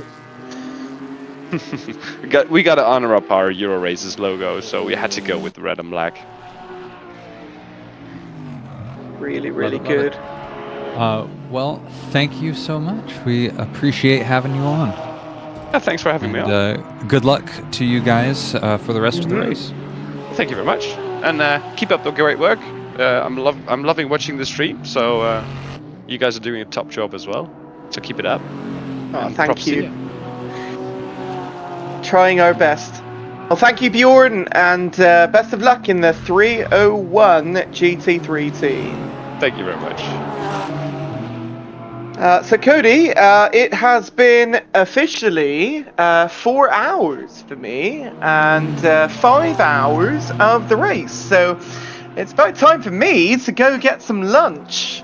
So I shall hand it off back to you for a little bit and probably be, I don't know, let's say 20 minutes or so. Give some grace period, and I'll come back and we'll carry on for a little bit more. It's been great having you so far. It's been a great race too. Yes, and likewise. Enjoy your lunch, and I will miss you dearly. Same here as well. All right, well, I'll leave the controls with you. I'll still be on, but I won't be touching any of it. So, yeah, see you back in a few minutes, folks. Cody Swanson to continue on the Nürburgring 24 Hours presented by AC Friends. All right, and since we are at the top of the hour, let's go on ahead and cover our top performers. So we have the 3-2-1 of Watt Racing in your GT3 lead. They're currently in the pits, which is why you're just staring at a static pit thing. But they have a very good lead. And then in second, we have the big old Bentley of Silver Racing Team. You hear that wonderful, wonderful sounding V8 there. And they are the 387. And then we have the 331, the Axe sponsored PRG Porsche 992 GT3R. We talked to them a little bit earlier and had a very good conversation. And then that rounds out your top podium positions in GT3. In the Porsche Carrera Cup, the 296 is leading, and that is Tradition Simsport. They're back out on top. The top three have been trading back and forth. I don't think that this was a pass on track. I think that this was a pass during the last round of pit stops. But they're well out ahead of the Temu competition team, which looks like around about 3 minutes behind. So not even a full lap, but that's because a lap around here is like 8 minutes long, over 8 minutes long for the Cup cars here. And then in third, not quite that gap, is the number 208. That's the Phoenix Motorsport team, all German lineup on that one, and they've got the Newman Racing kind of colors, very Bumblebee-esque, not the Transformer, but the actual, the actual insect. And then we have GT4 Watt Racing is just as they are in GT3. GT4 is being led by Watt. The 444. And then the Lotus, we saw them involved in a pretty big incident earlier, which I think was an unnecessary incident. And that's Mission 19 Supernova GP. They have moved up to second place in class. But they're pretty far back behind the Watt Racing GT4. I'm sure Watt is feeling fairly comfortable. And then there is the BMW, the Limit X Racing BMW M4 GT4 Evo that was also involved in that incident with the Lotus. They are 7 seconds back. That is about the closest gap of the leaders in any class. And then let's take a look at TCR. Well out ahead of everyone else is the Hyundai Elantra N of the Rinaldi Racing Team. Oh, there's a Porsche Cup car off. And I think we've seen them off a few times. I think that was, no, not them. Yeah, the 247 Porsche Carrera Cup. But yeah, anyways, back to TCR. Yeah, that's the second place. TCR is the number 181. Slowracing.com Audi RS3 LMS TCR. And then about another 2 minutes back is the XTR TCR car, and that would be the 195 X-Trim is their actual name, and the Honda Civic TCR with the all-Polish driver lineup. And that is all of your leaders in all of your classes. And back to your leader Watt Racing Team. They are still ahead. Looks like in the Cup classes, we've got some pit stops for the leaders. And or in the Cup class, just one. And so Timu went in, and now Tradition Sim Sport, they're back out on top. These guys have been pretty comfortable with being in the lead. They've gotten used to it so far this race. Tradition Sim Sport is a really interesting name, because tradition, is whatever. VRC has recently fallen into some difficulties, but it looks like they've passed the Audi. I wonder if the Audi of Vegasport has had an issue, because I don't think that was a super close battle before, and then all of a sudden there was a change for 6th place there.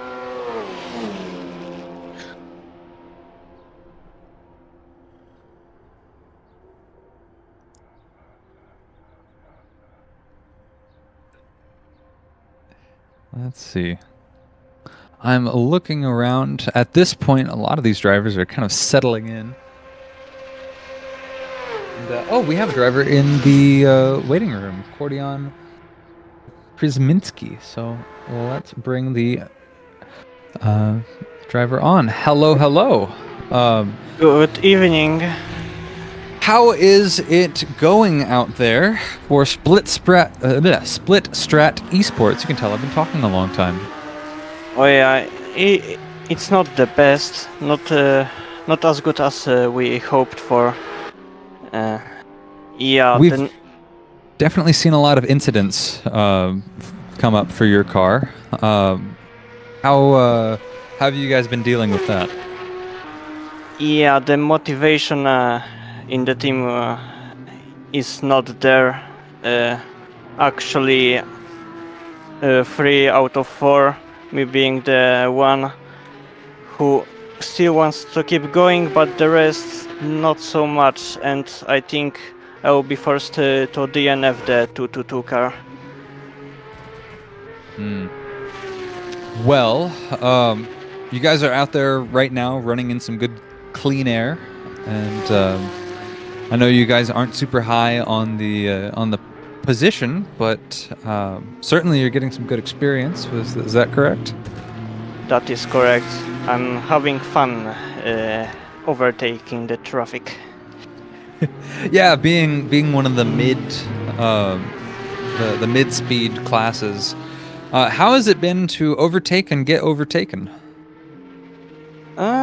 It's cleaner than I expected. I'm definitely gained some information on how people gonna behave in the test races, and on the race itself it's pretty good, and I'm happy. Yeah, there's something to be said for that. In terms of the handling of the Porsche Cup, how have you felt? I know the Porsche Carrera Cup in some sim racing worlds has a bit of a notorious reputation for being hard to handle. This one, how would you describe it? It is very different from other simulators. I don't really like it, but I got used to it. Now, I'm seeing what looks like a little bit of fog coming in, but I'm wondering if actually this might be some precipitation. I don't know if we were anticipating rain, but I think the track is starting to look like it's wetting up a bit. That definitely will make things interesting. Absolutely. Yeah, definitely looking like it's starting to rain. Yeah, okay. So yeah, it's a wet race now. Hell yeah. Hey, I wonder, or let's see. I wish you guys the best of luck. I know you guys haven't had a whole lot so far, but I see you guys coming into pit now for rain tires, And I wish, but yeah, unfortunately, I will have to DNF. I don't have any teammates who want to drive anymore. Oh, okay. So this might be the end for the 222. That's news. Indeed. That's breaking news. Okay. Well, in which case, we hope that we see you for one of the next events, and say good effort to all your teammates for me. Yup, it was fun driving while it lasted. All right. Well, thank you so much, and we appreciate having you on. Yep. Enjoy the race. Okay, and right out from one, right to another. Ali Ayas, number 331 driver. 331, that is the PRG Porsche that's currently sitting in third place. Hello. Ali, is that how I pronounce your name? Yeah. Well, Ali, how is the race going for you so far? It looks like it's starting to get wet out there. Oh, is it? I don't think so. I mean, I don't think APF is doing wet races anymore. Oh, Maybe okay. looks like it in the Just stream, fog. but yeah, it's not wet. And Okay. I don't think it's possible to, like, this server doesn't get wet, I think. Okay, that's good to know. But yeah, it was. If anything, then the Nürburgring has a reputation for fog, doesn't it? Yeah. Especially in recent years. But yeah, okay. So how has the race been so far? It's like I said, it's much better than we expected it to be. It's going pretty good so far. We started P11 on the grids, and we were up to P6 in the first stint. Then we tried to do a different strategy by staying on the same tires and saving up like 15 seconds, I think it was, by not changing tires. Then it got us to P4. And yeah, we are around P4, P5, P3 since then. And I think we are like now fighting for P2 with the Bentley ahead of us. And we had a quite good fight with them in the stint, like the previous stint. It was quite fun. And also I think I might have tapped them in the first corner in the first lap, so sorry for that if they are watching. Gotcha. So the race so far, there's been a lot of cars that have been pretty up and down the order in GT3. You guys have been pretty consistent so far. Yes. You guys have been able to take advantage of a lot of that. A lot of those incidents, the way that you just described. What do you think has been the key to remaining consistent? Was it practice? Do you have a good, reliable setup? How would you describe that? With the Porsche, I can say that it can be really hard with the curbs. Like the Porsche doesn't handle curbs really well in AC, so having a good and safe setup for the race is really good. And I think I can say that we nailed the setup, that like the type that we want to. That the first good thing, and also like the practice to be consistent is good.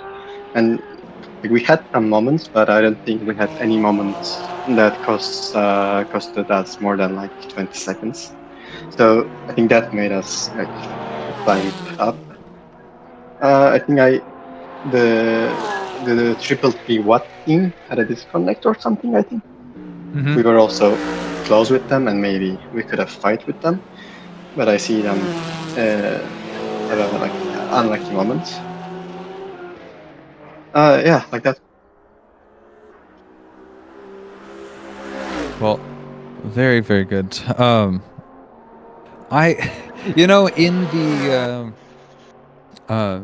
In the earlier hours, we were talking about the different racing liveries that everyone has brought, and of course, You know, you guys actually have I think, a really good-looking racing livery, but I'm wondering if you have a favorite outside of your own.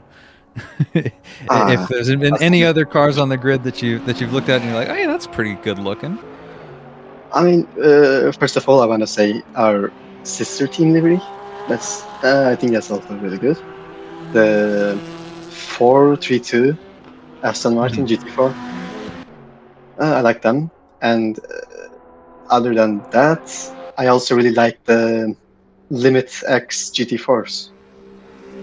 Yeah, those BMWs are really good looking. I really like that livery. Yeah, I like the color inversion that they did for the teams. I really like where that. You've got the one that's, you know, the purple and the yellow, and then the other one's like primarily yellow with purple on it. I think that those look really good.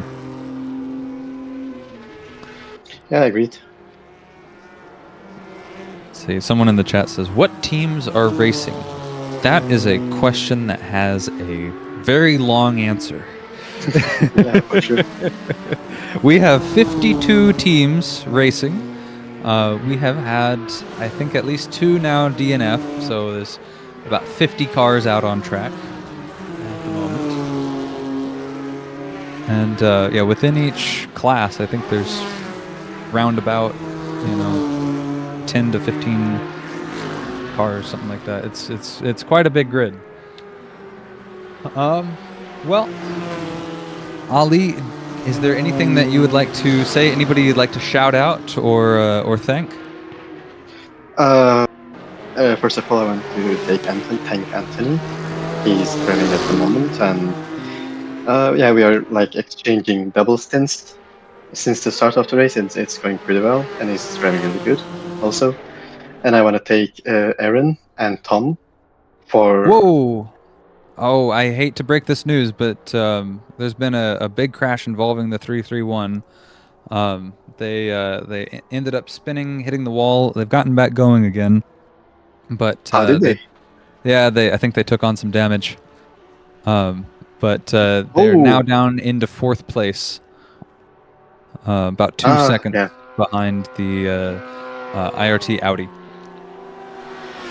That's not good news. But yeah, sorry to break that, but if you need to get back to your team, do go ahead at any point. yeah, I probably should. Thanks for having me. Of course, we appreciate it, and good luck for the rest of the race. Thanks.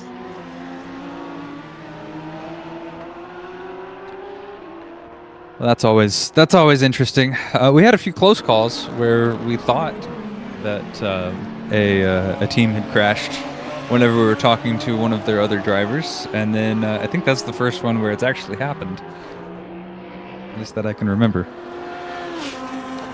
Chat is saying full force sim, let's go. Yeah, let's take a look at the at how full force sim is doing. They are 13 seconds behind that 331 Porsche we just talked to one of the drivers of.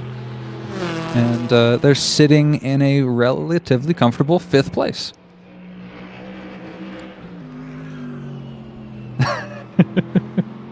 I guess someone has seen my someone in the YouTube chat has seen my Discord profile picture.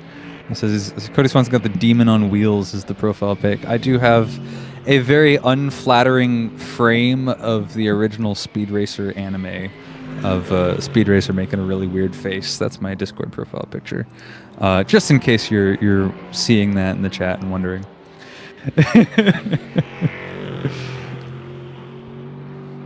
And just a fun fact about that, if you guys are in the Discord and you do see that, in the full frame he's holding a gun. If I remember correctly from where I cropped that from, I think that frame he's holding a gun.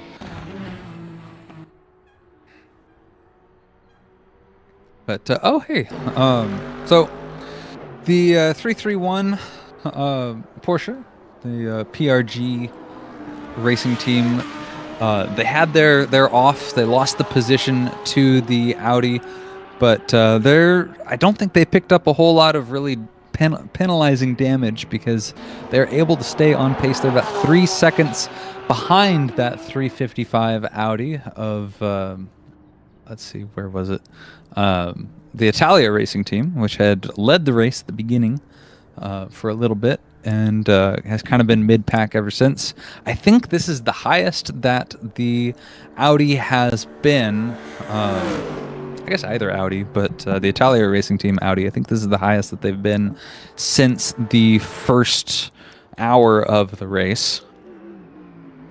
And yeah, really only by the mistake of the PRG Porsche were they able to get back into the podium. But they proved from the start of the race that they do have the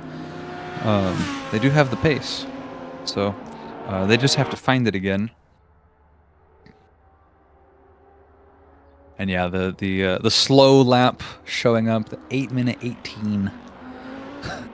TCR. Let's take a look at TCR. So, yeah, because it has been a bit since we checked in on TCR. And yeah, so not a lot of close battles going on for TCR. They are still being led by this car here, the number 199 Simline Rivals Racing. They have been taking that Hyundai Elantra in and just dominating the TCR class. They are over 3 minutes ahead of the slow racing Audi R8 or RS3 LMS TCR. And then a minute 47 to go until you find third place, the number 195. There is some back and forth going on, but it's not really back and forth. It's mostly just pit stops right now in mid-pack for the TCR class. And then, yeah, the only double-digit or below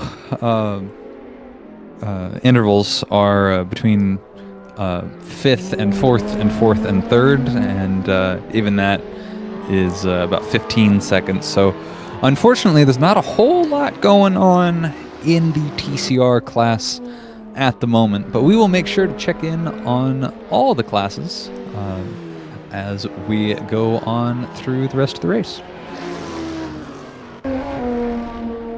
The Lotus Emira has been leading. Again, they had that one instance of an issue, but since then I think they've been running in pretty clean air, and it's been paying off for them. They have been running pretty decent pace and have maintained their lead. The Watt Racing was the previous leader of this class whenever we last checked in on them, and I think probably through some pit stop strategy, they have dropped back about 18 seconds behind the Lotus Emira. And so I'm going to go out on a limb. So, okay.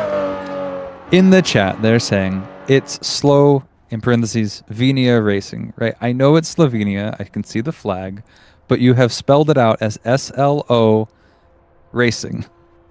So the name is Slow Racing. And it will be called Slow Racing. I will note that it is short for Slovenia. I can note that going forward. But that is the name of your team, is Slow Racing. Hello, I'm back. Hello, welcome back.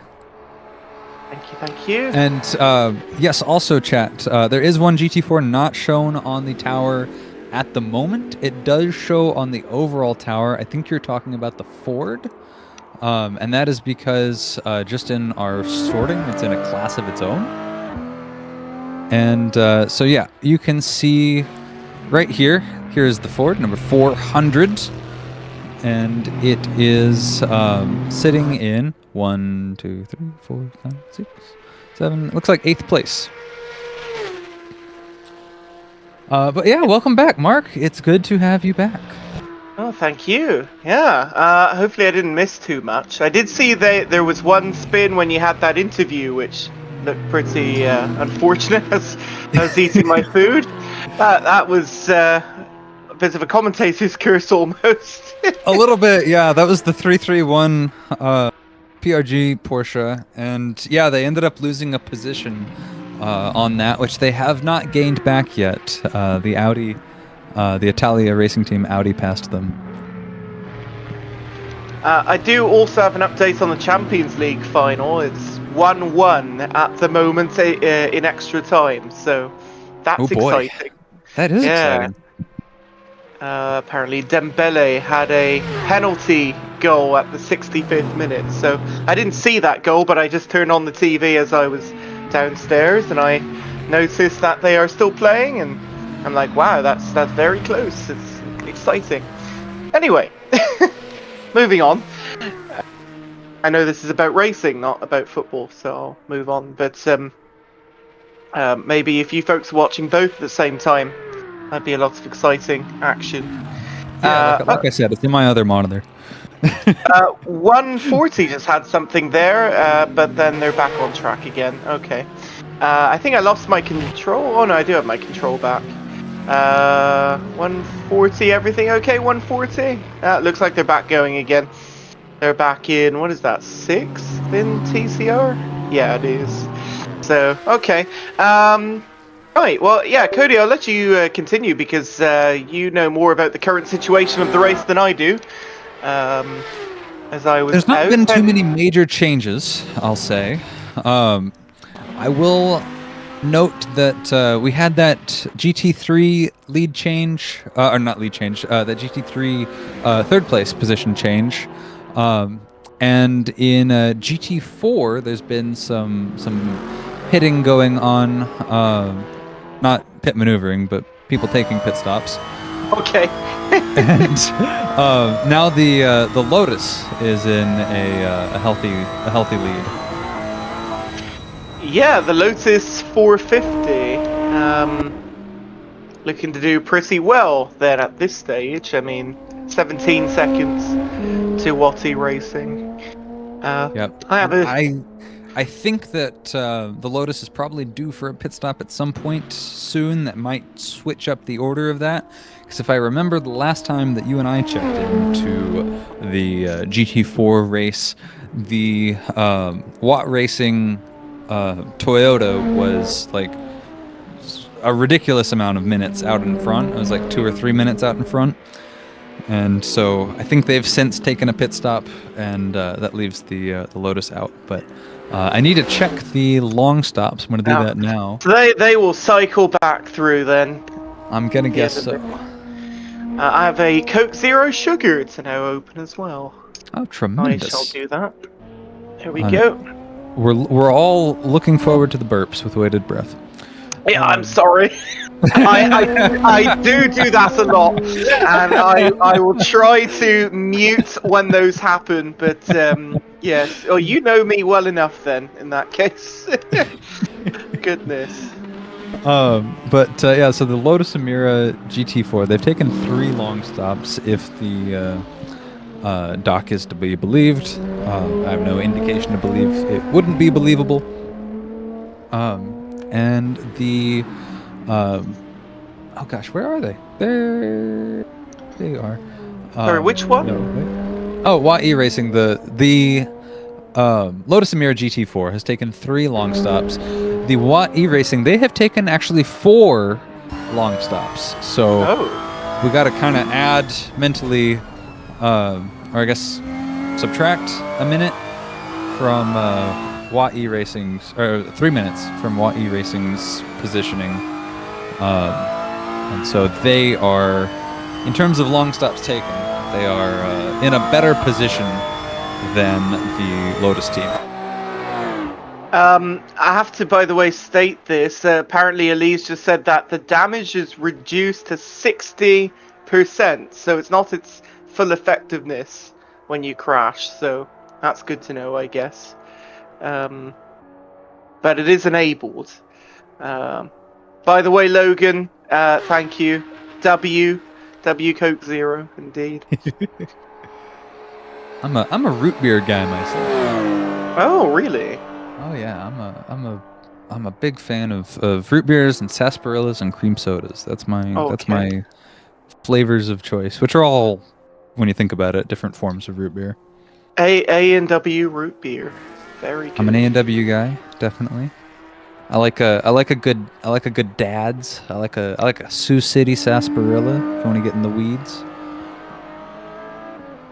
Lots of really good root beers out there. I don't drink alcohol, so root beer is my alcohol, and there's some really good ones.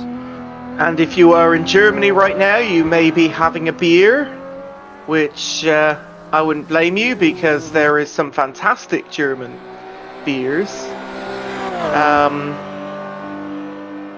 I don't know what the Nürburgring favorite is, because this is in the Eifel Mountains. It's, Germany's quite big, right? It's not, even though it might look tiny compared to, say, the USA, it's still quite a big country. And there's many different regions, and so I imagine there's different tastes depending where you live. Speaking of burps, the first one almost came on. So, it's sponsored by Coca-Cola. If we got a Coca-Cola sponsorship, that would be amazing. Imagine. What is the best German beer then? Oh, that, I feel like there's probably been wars over that. I do know that it is very regional. I was in Cologne a couple years ago, and the Kolsch is very popular there. Kolsch beers. Yeah. I know in Bavaria the beer preferences are different than they are in the north, in Hamburg and that sort of thing. I'm trying to look it up right now, but I can't pronounce most of these. So I did the same thing. I was like, I'm gonna Google it, and then I was like, I'm not saying that on stream. Maybe not. Yeah. Well, the first one that comes up in the list, by the way, is and I'm just a random website. It's actually a Czechia beer, but it's popular in Germany. The Reisdorf, if I'm saying that right. So. I don't know if you know the Reisdorf Kolsch. I actually do not. But that one was number one, but it's not even German, so that doesn't count. So if you guys are just tuning in and you're not familiar with this league, it is very heavily German. It is run primarily by Germans, raced by a very international crowd, but definitely a lot of Germans. And so this is us absolutely not knowing what we're talking about in a room full of people who absolutely do. So both of us are very, very remiss to state anything that is not correct, because boy, we know we will be corrected. and they'd be right to do it too. Absolutely. Oh, I'm seeing in the chat some people have given answers to this. Bavarian beer, but Bavaria is a big place though. Yeah, I feel like you got to be more specific. It needs to be a little more specific. Maybe they're just all of them, all the Bavarian beers. They're all good. KMHD did say the Kolsch, so that's one for that. But that's a generic. That's not a specific brand though. That's just a type of beer. But the Weissen, other than Augustiner is an absolute crime, and all Germans know it.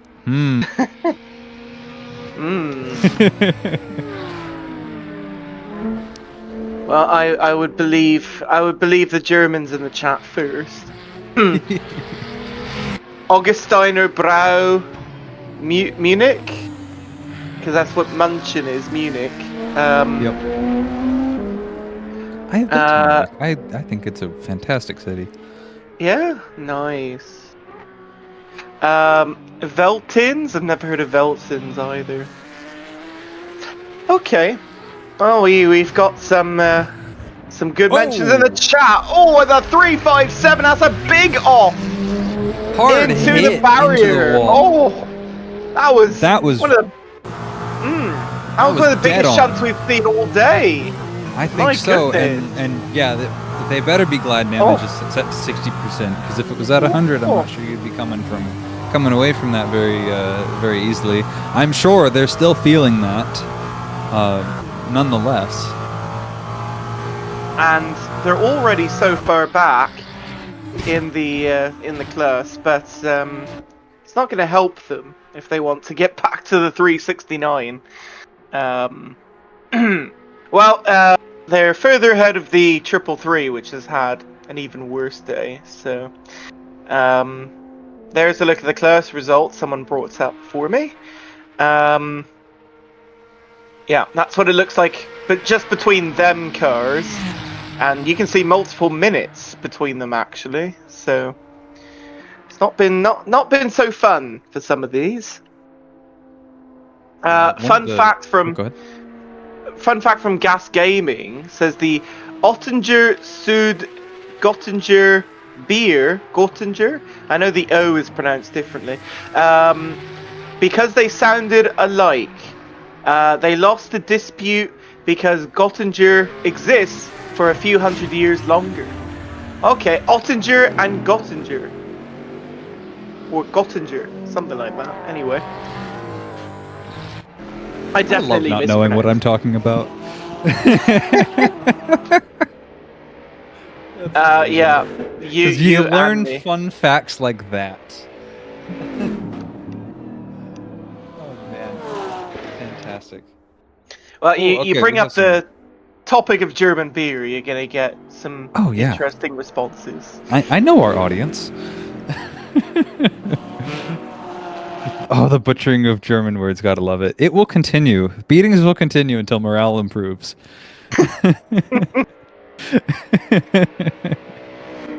Someone's actually brought in a list.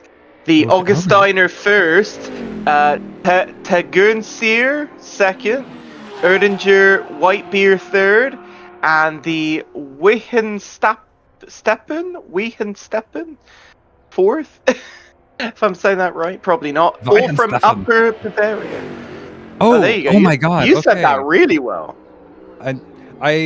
So if I focus and like really like sound it out, I know a lot of the ways that German vowels tend to be pronounced, and I can usually get pretty close. And of course, someone will get in there and say, "Hey, not actually that close, bro." But I can at least make it sound like it should be authentic if you're not familiar. So someone has asked, Cody, can we get an opinion about British food?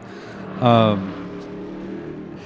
I have been to Britain as well. I've You've been everywhere then. I have been to the UK and Germany several times in my life. Few other places in Europe, but definitely those many times. So the thing I will say about both British food and German food, I'm looping German food into this, because I like chaos. Whenever I was there, the best food that I had in both places was foreign food. And I live in North Texas. Dallas has one of the best food scenes in the United States, believe it or not. Because I've been to Chicago as well, and Chicago was like, oh yeah, no, the food scene in Chicago is fantastic. And I was like, yeah, it's about as good as Dallas. Yeah, that's fine. And what? So, my goodness, that's an insult to people say. No, I'm not saying Chicago's bad. Chicago's world class. I'm just saying Dallas is also very good.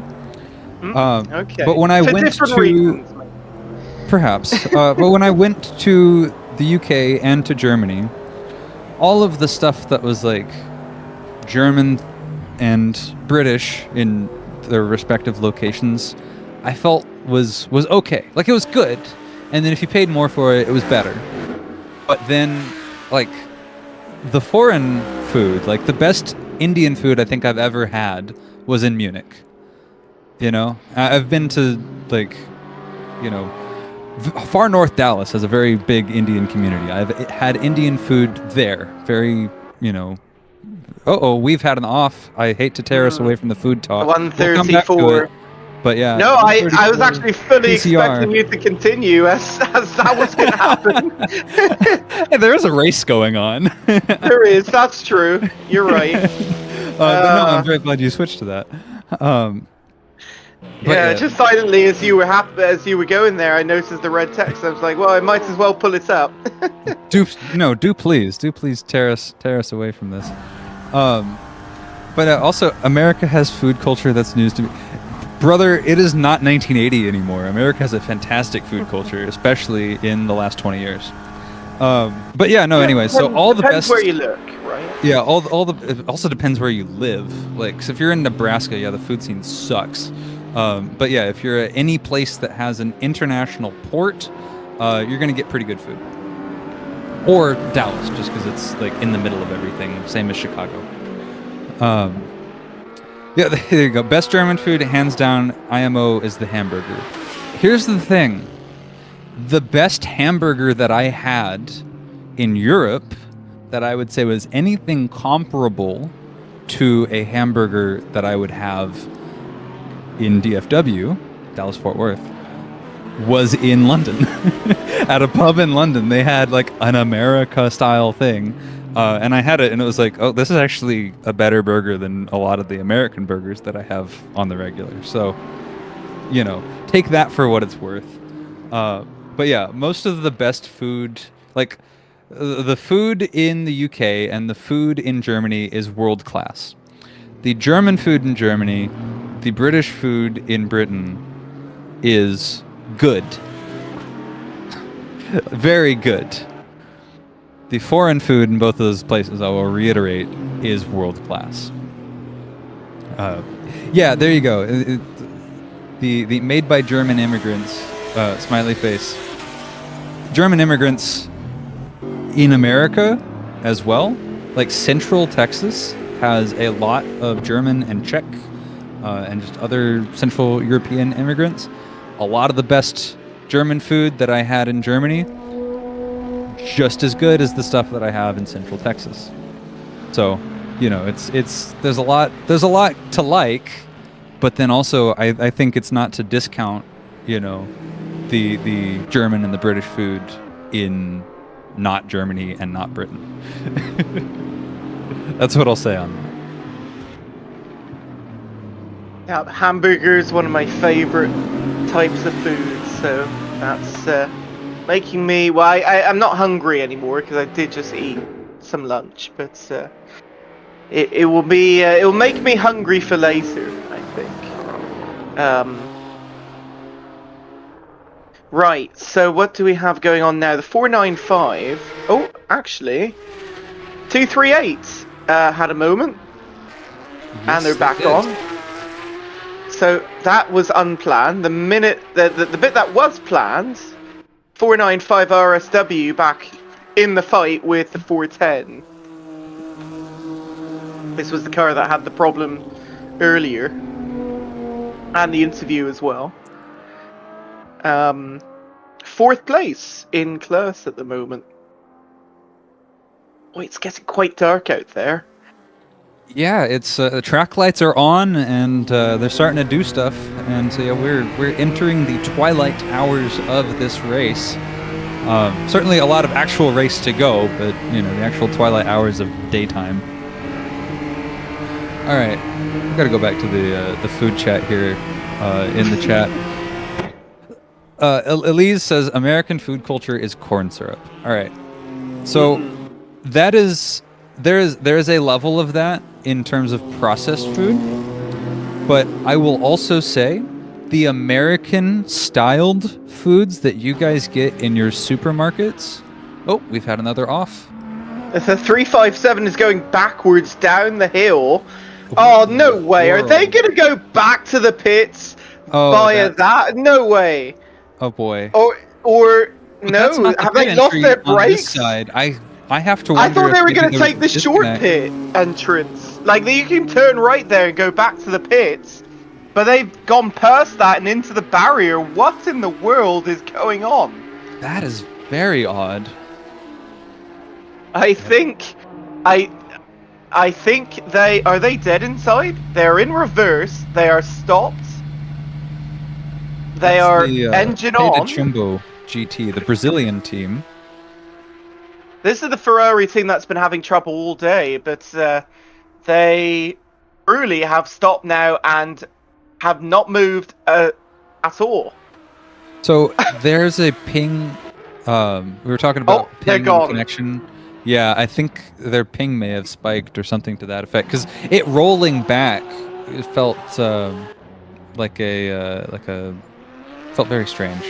More problems for the 238. So that 357 is maybe going to get passed by the 389 with that, but they're back out. Excuse me. They're off the server now. They're maybe going to have someone else try and come in and take over. They're going to lose a lot of time on that, though. Yep. Okay, right. Anyway, back to Limitex then in their battle.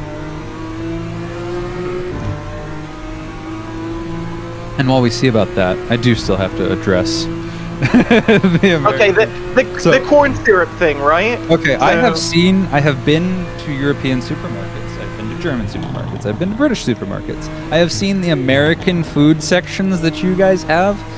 I'm making very big air quotes. I've never seen most of that crap in my life. So, if you're forming your opinion on American food based on any of that stuff, don't. Because there's a lot of stuff in there that is, man, oh boy, this 389 Euro Racers 369 this one. 369, Yeah. 369 Euro Racers BMW. They're having a fun time. Another one, yeah. Yeah, but they're back going again. I have to say, from the corn syrup perspective, we have actual maple syrup here in Canada, right? So we don't use that table syrup stuff with corn syrup. Well, no, so corn syrup is it's like a sugar replacement. It's like high fructose. Yeah. Corn syrup. We have. Yeah. We don't use sugar replacement here. We use actual sugar in our sweet stuff. Yeah. So usually, high fructose corn syrup is used in a lot of things, and that is a fair criticism. But the other thing is, the assumption is that like that's everything. Like that's the cheap crap, you know? Like I buy the Mexican Cokes if I'm buying a like a Sprite or whatever from a grocery store. Like they have the ones that are actually like in a glass bottle made of cane sugar, that sort of stuff. If I'm getting a soda, if it's available, that's the one I'm getting. Just the cheap crap is corn syrup. But most Americans aren't eating the cheap crap all the time. Sometimes, yeah, absolutely. But it's mostly the fact that we drive everywhere that we're so fat. Like people don't walk anywhere. 90% of people drive That's to true. work every day and don't walk just because of the way that our cities are set up. Can't say Americans are fat because of corn syrup. oh, watch out! Whoa! And that was a away flat ran they spin. go, the 367, and they were already tailgating the 397 ahead, and that is the moment it was too much. And understeer into the corner there. And it's gone for the 367. They're back. Lost 7 seconds from that. 397 prevails ahead in the Audi. Sorry about that. Didn't mean to cut you off, but you are just fine. Remember, there's a race going on. I'm There here to is. entertain the chat, but there is a race going on. by the way, North Texas, you guys have to drive absolutely everywhere, don't you? You don't have much public transit in your region, so There is some. There is woefully not enough. So there's a train that goes from Fort Worth to Dallas and back again. But also, in the same amount of time that it would take me to do that, I could also just drive to work. So Yeah, like 6 of there's one, that half a dozen of too. the other. Yeah. Yeah. If the time is actually saving you, then that would be a good transit system. Yeah, no, where I live, the train comes once an hour. Yep. And, Same here. Same here. It's it's brutal actually, because you could drive and pretty much all the time get there quicker than taking the train. And my work's not far away anyway. But I have an electric scooter I can use to take to work, and that gets me there at the same time as the car. So it works out in the end, and I save money on fuel and all that. But driving is extremely predominant in this area. Like, everyone fucking drives, and everyone's terrible at driving too. Oh, excuse my language, by the way. Sorry, I keep forgetting this is not my stream. This is AC Friends stream. We'll just cut that out at the end, VOD. Don't worry. But anyway, yeah, everyone drives, and well, you can tell how emotional it makes me. But yeah, you have to watch out every time, because there are people that can cut you off or can not make, smart decisions, I guess you could say. And much like driving on this track, right? If you make a wrong move, you go off. I guess the same thing could happen in a regular car, but yeah. But says, can we get a comment on that? The Ferrari disaster class, they said. Well, hang on one sec, because there is a big off for 2 cars. That is one of the GT4s and the 247 Porsche had a moment. There they are. Thank you, 477. Did they both come together or not? I don't know. Not sure. Well, it's not. The Ferrari disaster class can wait. Looks like the Porsche here, 477, has had quite the rough day as well. Not the Porsche. The excuse me. Nissan. Nissan. Yes, exactly. Yeah. Sorry, I was confusing that with the 209 on the leaderboard, which is in the pit lane. But yeah. Anyways, so Ferrari, Logan, 357. Yeah, they've had a pretty bad day, but I'm sure it won't be the last time we look at them on screen. Yep. Yeah. And I will say also, in a rare defense of Ferraris, which you will usually not hear from me, this car here, the number 367 VRC Veterans Ferrari, they led for a good chunk of the beginning of this race. They were your pole sitter, and they have, by and large, been very good drivers on track. So you can't discount all the Ferraris. Absolutely. Yeah, the 367's the best one in the field. I think there's really only 2 anyway. So there was yeah. the Ferrari GT4, but we haven't seen them in a minute. They must be so far down the list that we can't see them. Let's see. That's actually. Well, I'll let really you scroll down and see then. Oh gosh. Look how much down the list we have to go. Well, there's MSC, who's so far back it's unfortunate, really unfortunate. KDR, who we interviewed earlier, and then a DNF car. So no, that was it. Okay. Yeah, I don't know why I felt like there was. No, I'm sure there was. I think there was a Ferrari GT4. Was there not? Did I make that up? Let's see. I'm not sure, to be honest with you. No, yeah. PMP Motorsports Ferrari 488 GT4, the number 471. Which yeah, I think they're. If they haven't be retired left, then. They maybe. Let me look. Yes, yeah, they DNF'd. Actually, it looks like fairly recently. Oh no, we must have missed it. I'm sorry about that, folks. Well, we were talking about much more important things, like German beer, quality of German food, and German beer, corn and all syrup. Yeah. Yeah, I will say a little bit back to that topic. I unfortunately have a new favorite food, and that is the German style Döner kebab that I had in Cologne, and I miss it dearly. Nothing like it exists in most of the United States.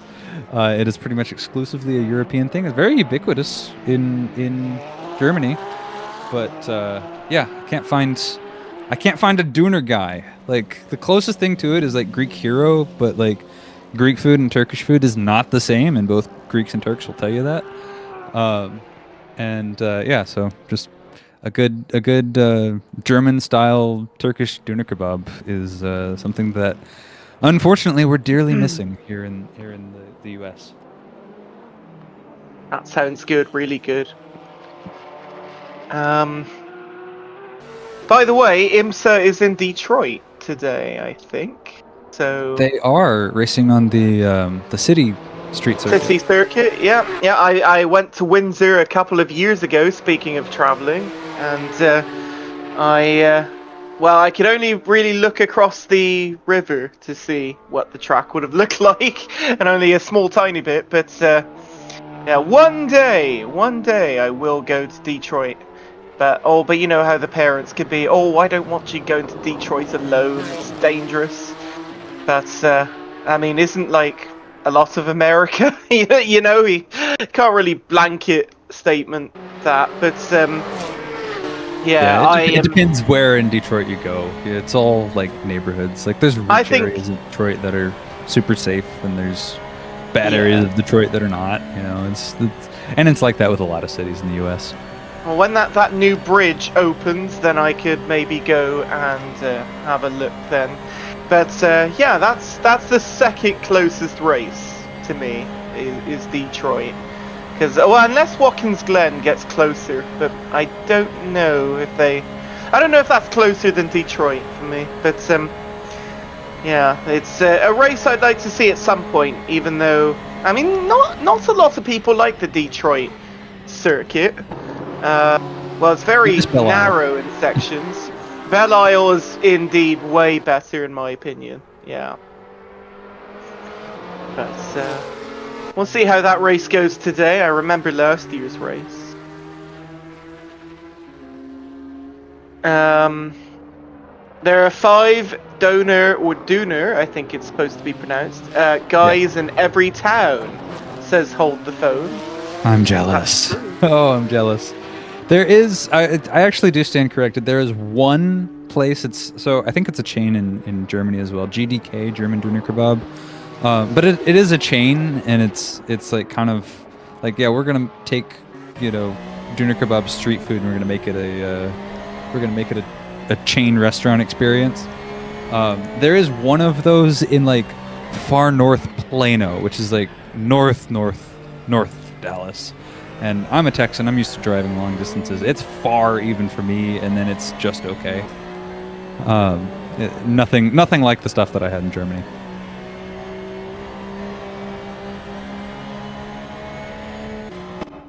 You guys have distances so far away. Like Plano is probably like a straight hour drive away from you. More. If I had to guess. Oh my goodness. My commute to work is an hour drive away from me. Really? Jeez, that's crazy. Yeah, and I think 15 minutes is long enough. My goodness. My grocery store is 15 minutes away.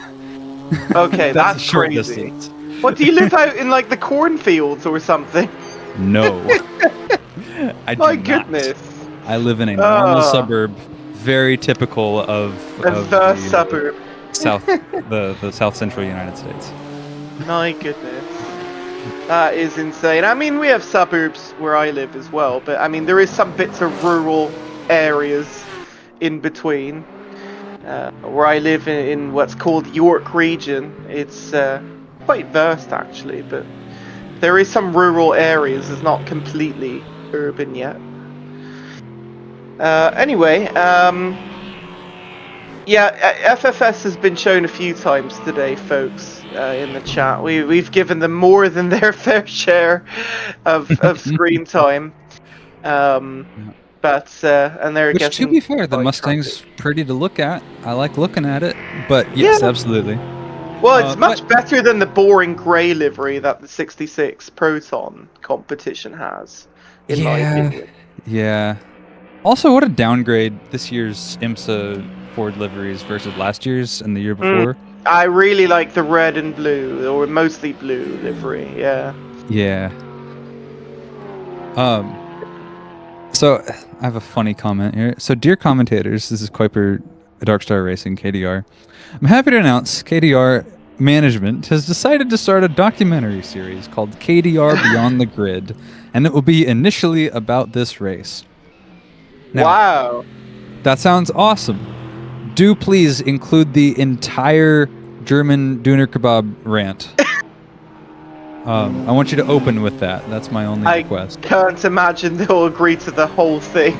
The whole thing. Nothing but the whole thing. Oh my! Well, I'm very honored to be included in such documentary. That's going to be exciting. Well, when it comes out, please link me on Discord to it at Mercurio45 on Discord.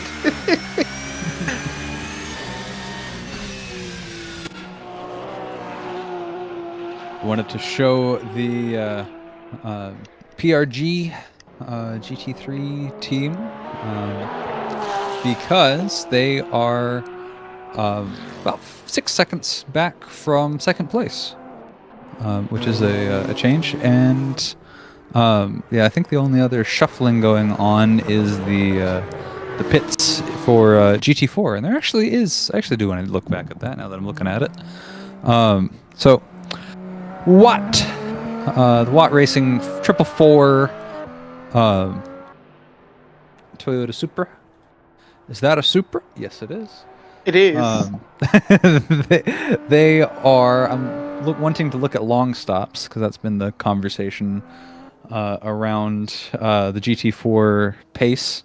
Oh yeah, they have taken still 4 long stops. Okay. And 4 long stops. The most have 3. Most have 3 at the moment still. For the most part, still have just done the 3. There is a couple with 4. I even see a couple with 5 even, which is like a third already of the long stops. But we're only a quarter of the way into the race now. 6 hours into this. That is a quarter of the race. So just under 18 minutes to go. It's 9 o'clock on the track. And it's properly dark out now, I'd say. So the fireworks show will start to begin, and well, let's get through the top 3 then. As you look through that, then Cody, let's see who's in the lead.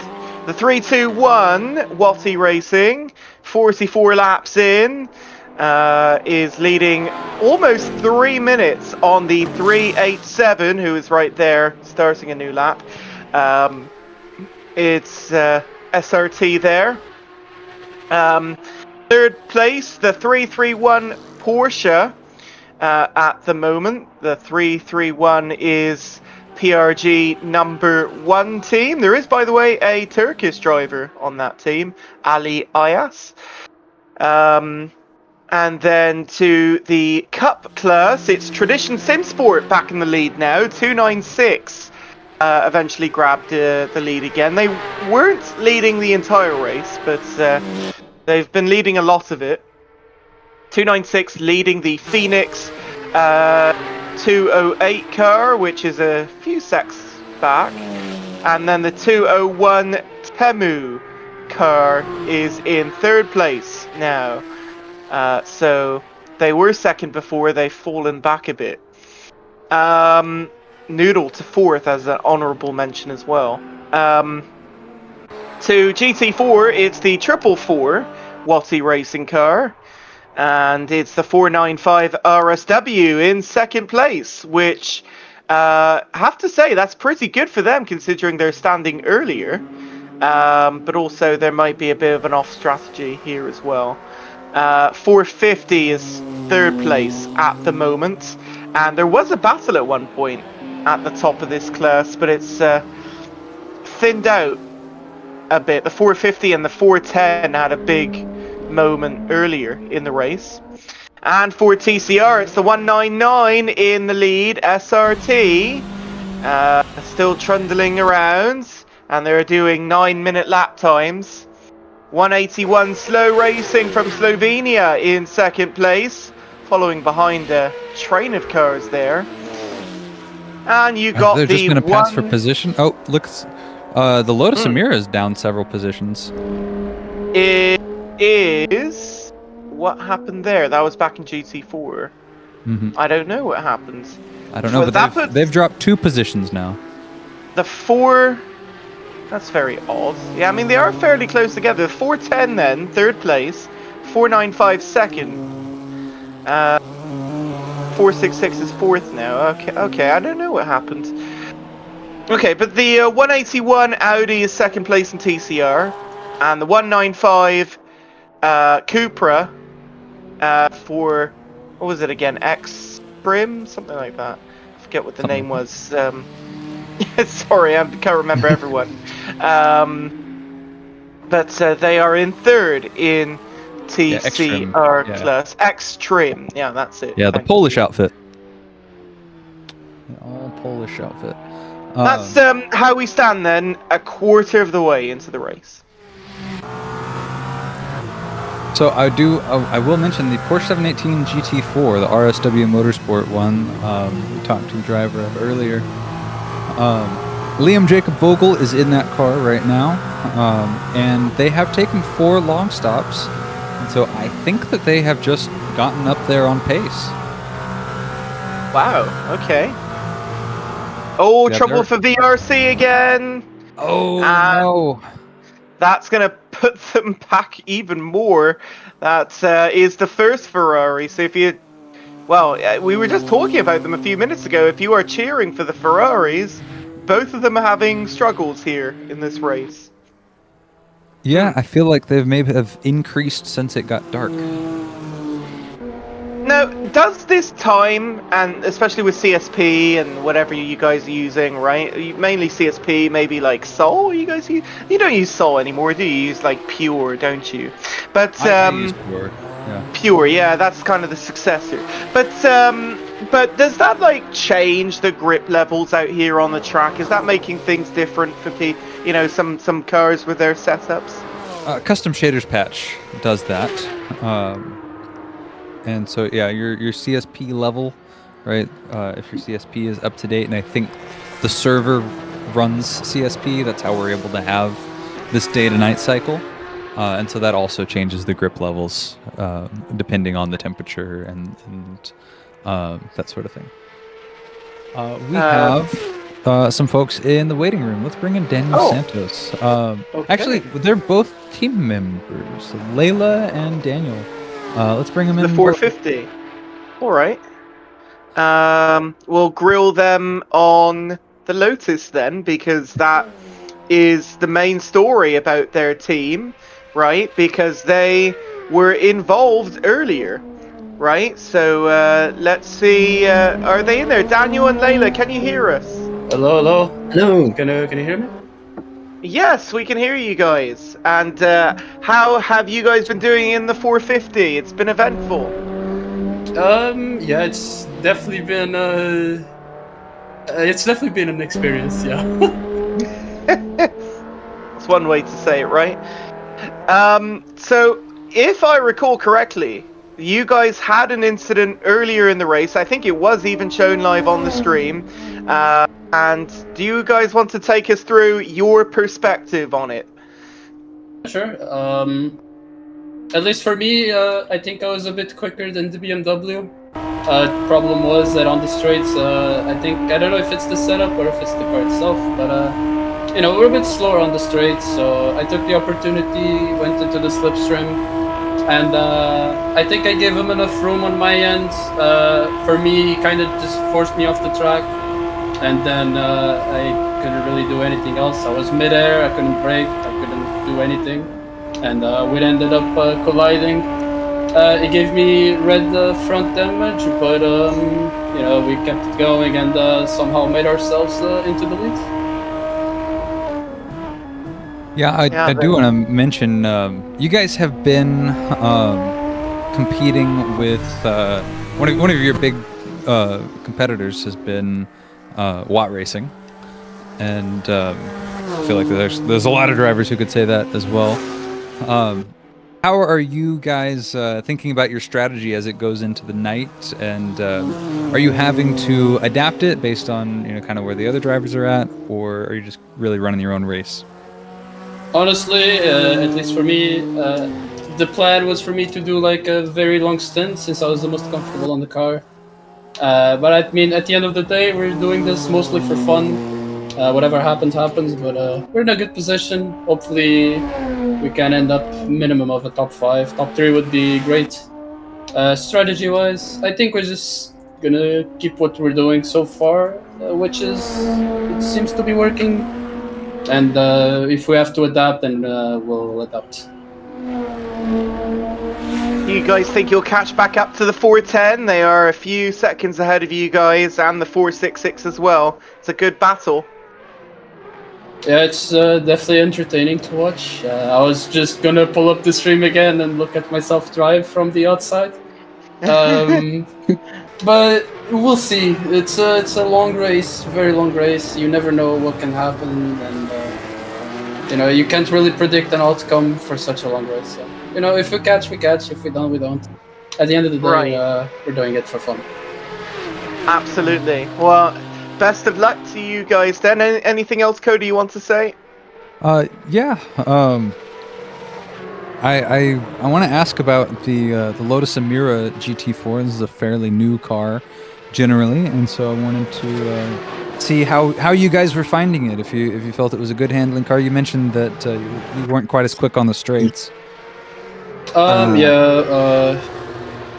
In my opinion, I think it's still a bit down. It does have nice brakes, and the turn-in is quite nice.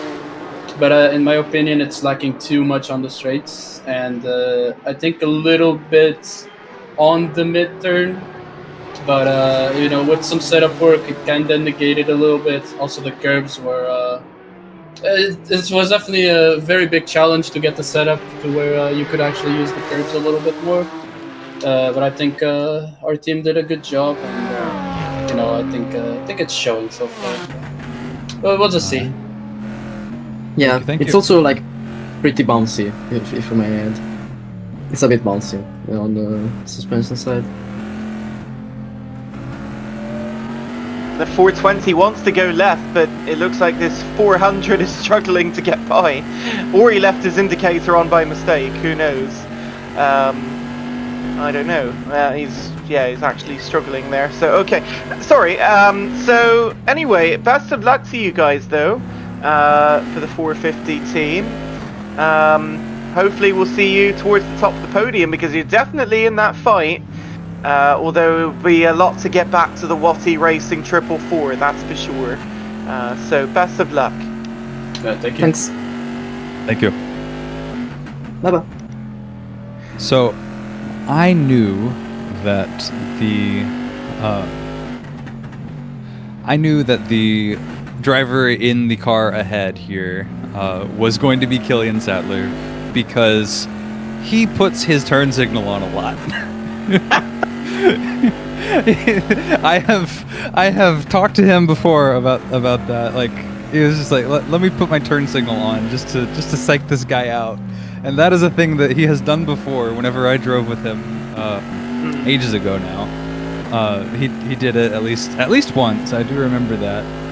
And yeah. Well, he's left it on a bit too long, because it's been far and away past the initial point that he turned it on now. That he's not bursting it. From the conversations, if I remember the conversations I had with him, he just does it just to screw with the guy behind him. So when I saw that, I was like, that's got to be Killian in the car. And then I checked the timing screen. It's like, yep, that's Killian in the car. That's so funny. I don't think you get any sort of problem for leaving it on. It's not like if you have your headlights off, it's a different story. But exactly. This is just if it's your turn signal. Well, normally in a race, or at least on the Nordschleife, you'd use that to get out of the way, right? You're saying to the car behind, I'm going left, and you go to the right. But you would otherwise leave it off. So, actually, he might have just turned it off. Let me see. Hold on. Oh, he did. No, it's still on. Never mind. I thought he turned it off because I was looking at the front view, but no, he's left that on. And you're just wasting battery at this rate, or horsepower. I don't know. It's leaving your Whoa! Spin. Talking about psyching him out. Spin It's for the the 400. He was focusing on the blinker too long. Oh, or maybe Killian has a bit of an inkling then, because that sucks for the Mustang. There, oof. Well, I won't say anything further then. I think he knows the strategy. So, my goodness. Whoops. Oops. No, that was someone else changing the camera there. I was just leaving it. But anyway, thank you for that interview, guys, on the 450. I'm sure we'll get more throughout the stream. You've been going a long time, Cody. I'm surprised you can last this long. That's insane. Well, you know, I'm a endurance racer in my own right. You're a professional. Yes. Yeah, it might not be the best commentary, but I'll be here. I'd say it's better than most. You know, when I listen to the real life racing, I have to say it sounds generally like this, but maybe with some more focus on the race. And I think so far it's been all right. I think everyone in chat has enjoyed it too. But obviously it's getting late for some people out in Europe, so they'll be headed to sleep pretty soon. But if you live in Poland, I think it's another time zone ahead of Germany, if I'm not mistaken. So that will be like 10 p.m. there already, something like that. So it's late for some of you. Will be headed to sleep, I'm sure, and maybe you'll have your stints in the morning and. Ixta to all my polls. Ixta. There you go. By the way, we've gotten a message from Darkstar here. They've given us the stint schedule for KDR, so they've trusted us with this information, and so we know when Evan, Santiago, Joshy gets in the car, and it looks like Evan, at the moment anyway, is expected to finish. I don't know if this is confidential or not. I don't think so. If they're giving it to the commentators, but apparently Evan is expected to finish the race in that car. So doing 3 stints at the end. Wow. So yeah, everyone in chat, nice to see you as always. I've seen some of you before, maybe back in January. And did I do anything in between that? Well, I met that test race last week, but other than that, I haven't really done anything else. What about you, Cody? When was the last time you did a race for, well, AC Friends or anyone else in this community here? Because I was told by Sasha it was a while. Oh, yeah, for AC Friends, I think it's been like 2 years. Wow. Yeah, I stepped away from, I do sprints. I bought iRacing a while ago. I've been doing, sprint racing in that every now and then. But I stepped away from doing endurance racing just for some health reasons. Sitting in one spot wasn't great for me for so long. And so that's that. But it's something I want to try to get back into. Yeah, that's fair enough. Oh, this is pit lane changing. Yeah, lots of GT4 pits. We're seeing way more than the others. Does that? I mean, I guess that helps the split between Cup and GT4. Then helps keep them away from each other, not mixing too much. And the GT4 is clearly quicker than the TCR, so that's not a problem. But we have an off into the wall, the 432 in 8th, and that is the Aston Martin. That's another one coming right out of the pit lane and spinning right away on the cold tires. Ouch. Yeah, this Aston Martin's had pretty bad luck in the GP circuit. That's where we've seen most of their incidents happen. And it's just going to continue, it looks like, down in 7th position. That's a real shame. Didn't mean to catch that right on camera because we were focused on them normally, and then that happens. It's a shame. What else do we got? One of the chat members says 4328 too much beans on toast. I don't understand. I guess Aston Martin, but that is a German team with 2 Germans, 2 Poles, and 1 American. So no Brits involved in that one other than Aston. Yeah, it's a German team, so I'm not sure, but maybe there's a reference there that we don't get. Mindful 2026. Hello. You've been name dropped. It says, hi, I stumbled across the stream through a sim racing friend. You have a good sim racing friend, and haven't managed to find out much yet. Is this event originally organized and run in Germany? Yes, it is. Absolutely. Yeah, contrary to what you're hearing right now with an American and British Canadian doing this, it's indeed a German, mainly German community. And AC Friends, they've been just fantastic to me ever since I was introduced to them. So they hold events across the whole year, and this one is kind of a little different because it's not in the AC Friends Discord. This is its own server. It's its own Nürburgring esports, thing. Is it a partnership? I don't know if it's a partnership, but yeah, it's a thing where. Yeah, it's a thing where they all come together and do the Nürburgring 24 hours virtually on Assetto Corsa, and just like in the real life race, you'll have like a whole bunch of teams, whole bunch of classes going around this. You know, teams of 3, 4, 5 drivers, and very good drivers at that too. It's a very good level. Even though we've seen lots of crashes and stuff, I mean, there's been a lot of very, very talented drivers, even real-life drivers, in this. So they know what they're doing. And so, yeah, you must have a very good friend because they know what's going on this weekend. They know the good stuff going on in Assetto Corsa. This is probably the biggest event in AC of the weekend. I can't think of anything else.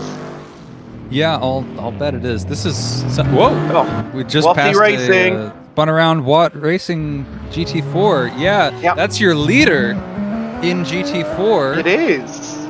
And yeah, they got turned well around. They've got quite a bit of insurance. They are over 2 minutes ahead of second place, so they can afford a spin like that a few times. But the big thing is we don't know if they hit anything, if they took on a bunch of damage. Their car doesn't look all that banged up.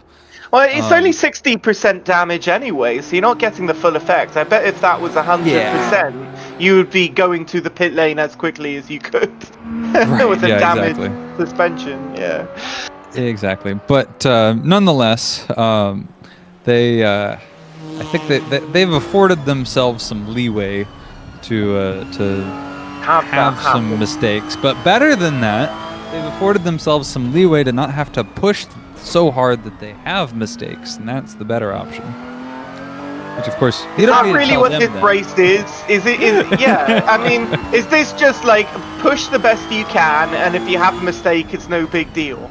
Because you're not going to be a code 60 afterwards, not going to be the end of your life, or a trip to the medical center. Because this is a virtual race.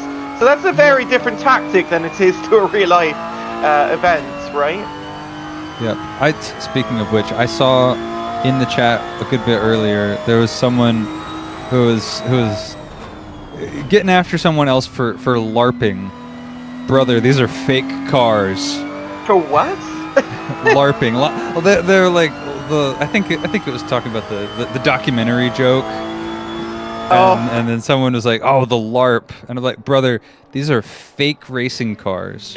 You're watching a fake race with fake racing cars with real drivers, but like we're having fun here. This is supposed to be fun, and we're in a racing game. I know. Like we're it's called AC Friends, not AC Enemies. Come on, man. AC Enemies. ACE. AC Evo. Oh gosh. Anyway. Yeah, no, very true. I mean, we've had some people that are a little more serious than others, but most people seem to be having a good time. Absolutely. And even the people that take it too far, I mean, they will be moderated against, so they're looking all the time pretty much. Quickest lap for 2:47. Well done to them, even though, you know, you kind of have a bit more to do before you catch up to first place because you're halfway down the leaderboard from them. But nonetheless, good job to you in 8:38.60. What's the quickest in Cup then? 8:19. Oh, you got a long way to go then.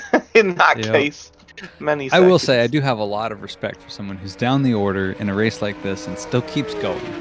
That's one of those things because there's a really big temptation, especially whenever you feel like you're out of it early on.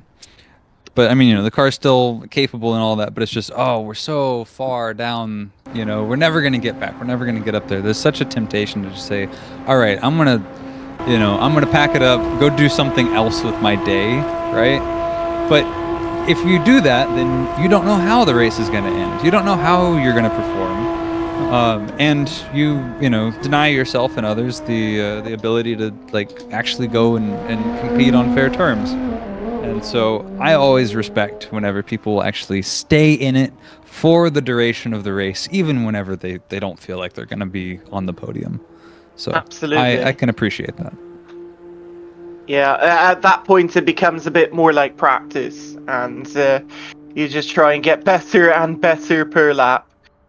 That's what I would do. And you can always anyway. get more data as well. You can, understand, hey, this is how the conditions are in the sunrise. This is, this is how our strategy shaped up, and we can take that going forward. It's always really helpful to finish out a race, even if you don't think you're going to be number one. So I've got a massive appreciation for the back markers that stick in it.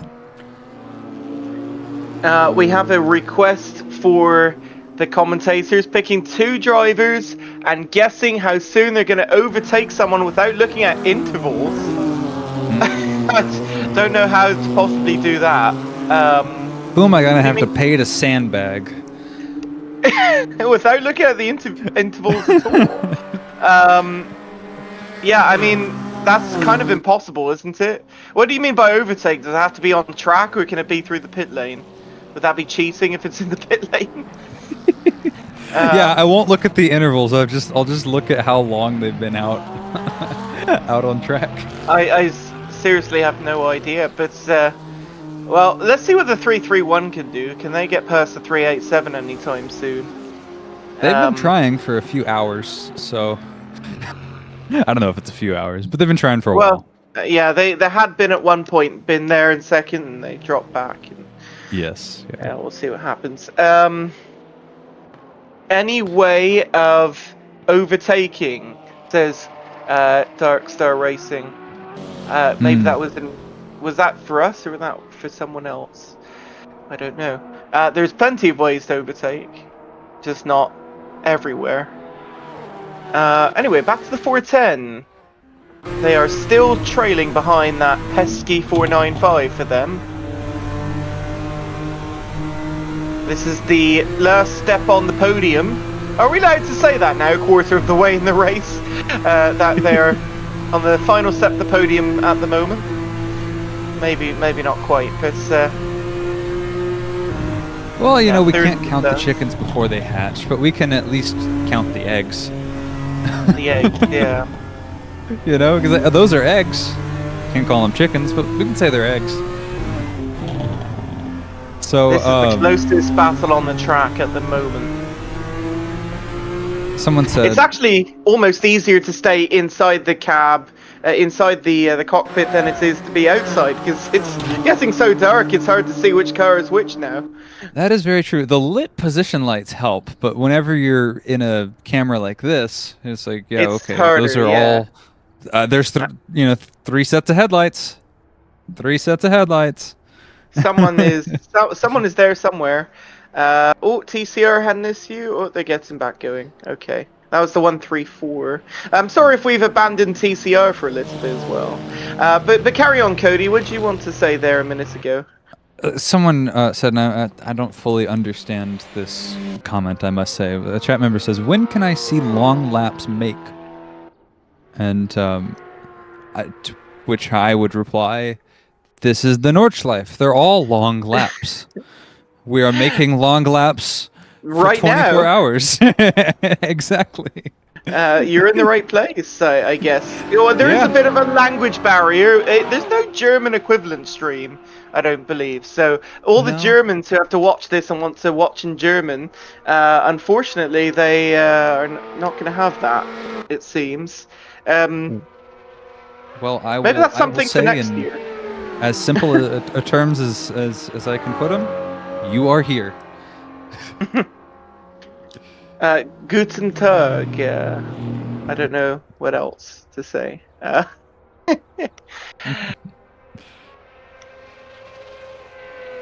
can Google Translate it, but it probably wouldn't do so well. We had someone who says that we're doing a good job. Yay, thank you. Thank you.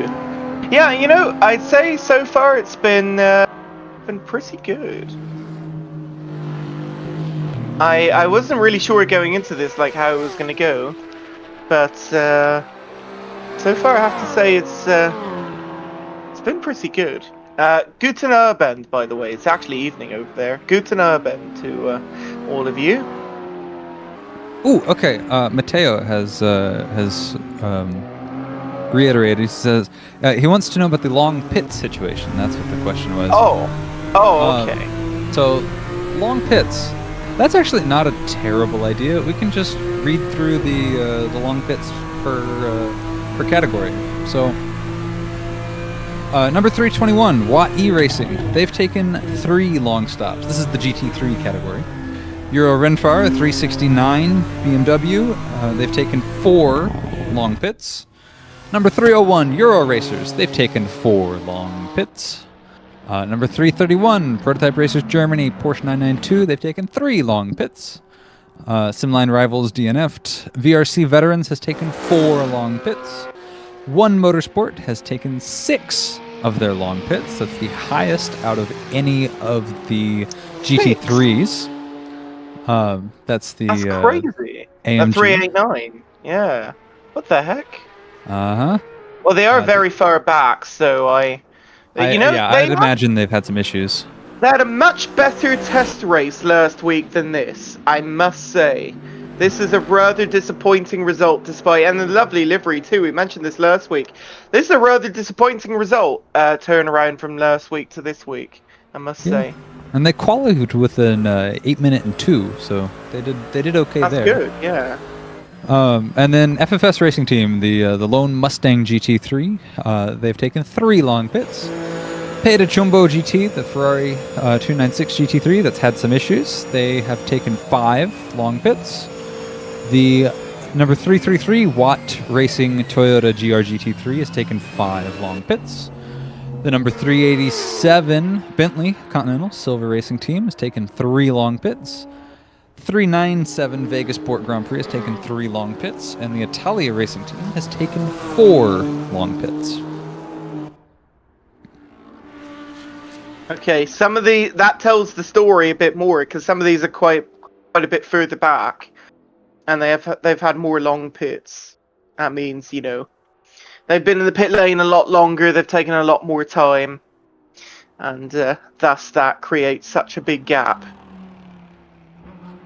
So, okay, thank you very much for that, Cody.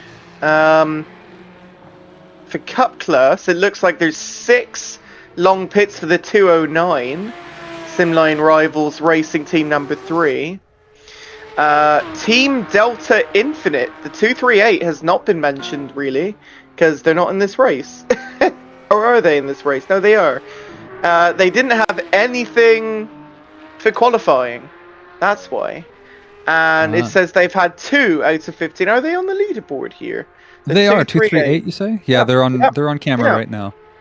So, okay, yeah, they did start this race, but they didn't qualify. So they started P10 in this race. So that's only 2 long pits of the 15. That's the least in the whole field, isn't it? My goodness. Just look at, tied for the lowest. There is also the 199 Simline Rivals Racing Team number 2, and that one is also 2 out of 15 in TCR. That's like tied for the least, and the most I think is 6. I don't see a 7. 7 would be crazy. Yeah, it's 6, the most. Right, coming up on 3:40 almost PM my time. Only going to be here a bit longer and then have a bit of a break, and then probably we'll be back, I want to say around 7 PM Eastern. That would be like 3 hours from now. Okay. Cody Yeah, is here for a little bit, but I don't know. About 2 more hours longer. Okay. So, yeah, he will cover the majority of that time then. Because I do have to break for dinner at some point. Yeah, I'll be here this evening for a few hours for the evening stint. Probably alone then. And then Rahul, I think it's Rahul, is doing the end. But I don't know when he comes on. Actually, I'll have to ask Sasha and be like, hey, when is he coming on?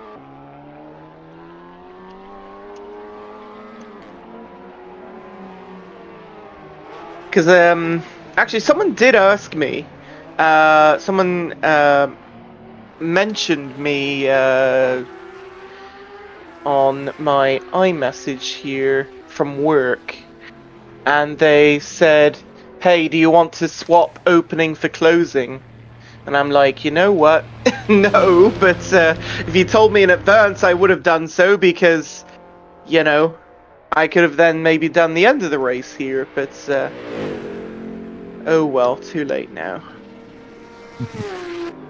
Now, you can't tell me the day before. It's ridiculous. Anyway.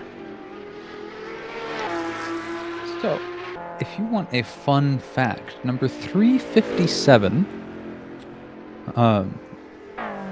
Peta Chumbo, Ferrari 296 GT3 team that's been admittedly having some issues.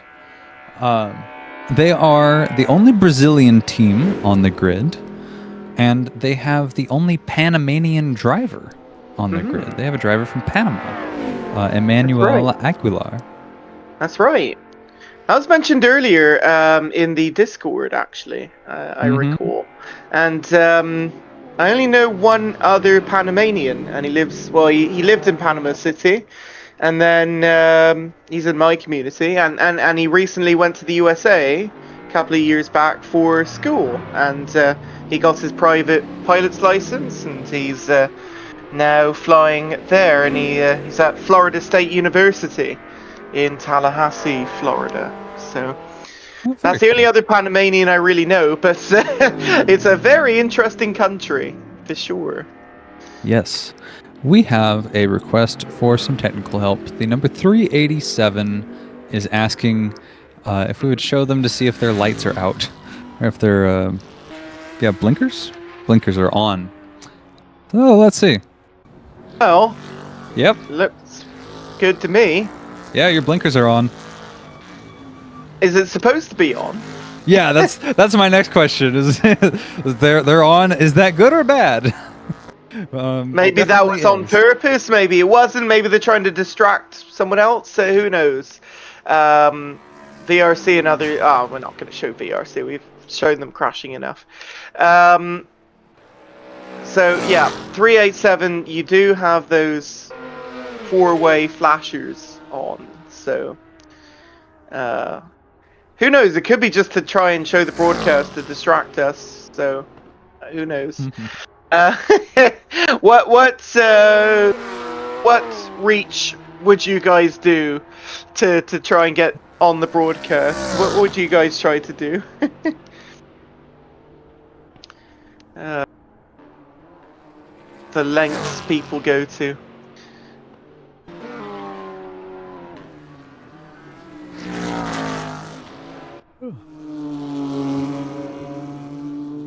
Nice distraction mechanism, they say in the chat. That's what I was saying. It worked with Killian and the Mustang. It did. The Watt Racing team.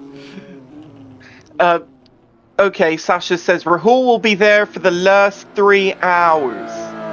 So that means, well, the race. When did the race start? It was 10 a.m. my time, wasn't it? When it started? No, 9 a.m. my time. So okay, so it'll be like 6 a.m. when he comes on. Okay, that's not bad. So there may be a gap, because when I'm finishing, I was gonna say like I could finish my commentary about like 10 p.m., 11 p.m. my time. So there may be a gap, folks, of about 7 hours with no commentary between me and him. I reckon, if that's the way it is at the moment. But he says maybe we can get some 1 to 2 hours earlier. I'll try my best. So, okay. Sounds good then. Maybe only 5 hours gap. That's not bad considering it's a 24 hours race, and I think last year we had much more of a gap between them all. So.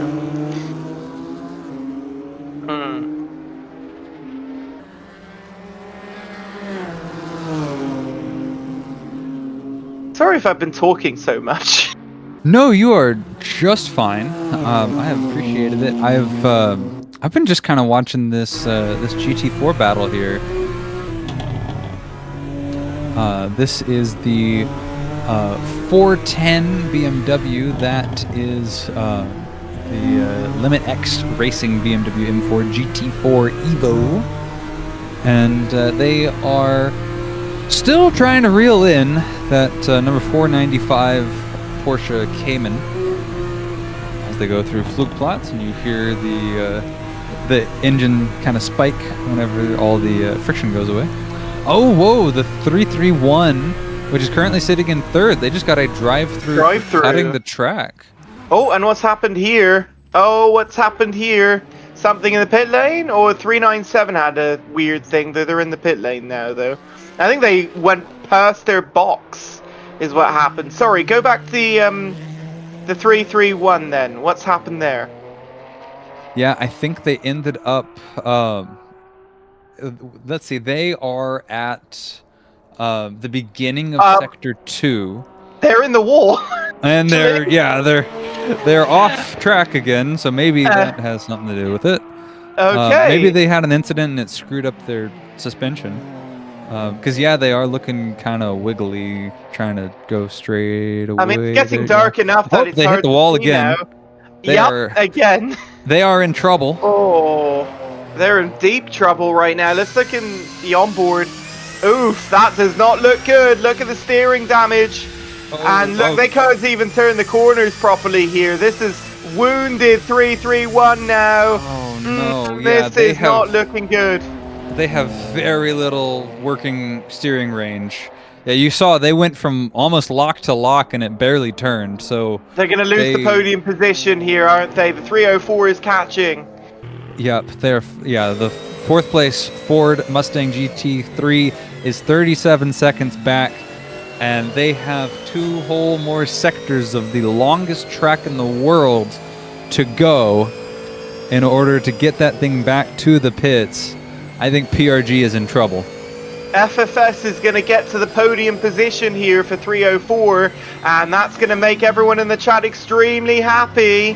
The fan club is watching this, and I don't know if you guys are all together or if you guys are separate, but I can imagine the cheers going up as they're looking to pass the wounded Porsche here, probably before the end of the lap, as now the gap's back to 19 seconds. So here they come then, as we are coming down to almost 17 hours in the race. They're only a couple of corners back now, Cody. Yeah, I think PRG having this issue when they did is going to be absolutely killer, because it's pretty much guaranteed now that they're going to lose third place to the Ford. At least, yeah. And yeah, you can see they're still bouncing off the walls. Here he comes. Here he comes. Boy. FFS, and they let him go by, thankfully. Very good on him for pulling to the side. And now they're into third place on the Kesselchen. And oof, the 331 is just wounded. This is on the worst parts of the lap as well. And this is where it's flat out. You need to watch out for traffic, which I think they've all passed them now. But that if anything, you want something like that to happen at the end of the lap, not at the very beginning or in the middle. They're coming up on the carousel now too. And in their current state, the carousel is going to be very difficult to navigate.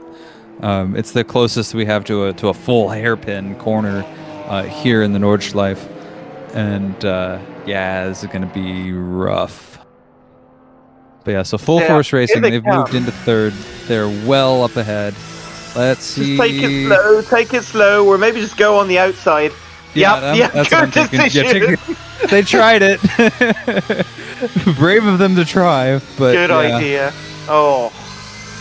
Chat says a long, painful walk to the pits. That's absolutely it. It's like a wounded animal, yeah.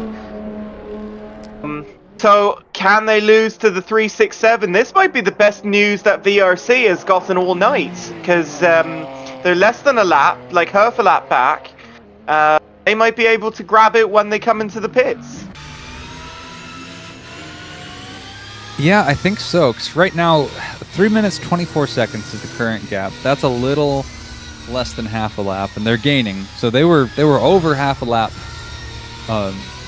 back before, and now I think they're going to be able to take that, because look at that, they haven't even made it through sector 2 yet, and there's a whole other third of the track to go. Yeah, at normal pace they would have finished the lap by now, and yeah, you're right, another third to go. This might be a 15-minute lap time at this rate. Coming to the well, obviously they're coming to the pit lane, but yeah, they're at 11 minutes right now, so that's not out of the question for sure. The guy's having trouble even making it around the left turn, so major damage on that left side. Even though you can't see it so visually, that's the only thing I don't like about this, is that like in the multiplayer here, like I can't tell on the outside how much damage visually he has. It all looks lovely, right? But obviously on his side he's going to have a ton of visual damage, and obviously you can tell he's just riding the barrier around the track. He can't stay on the racing surface anymore.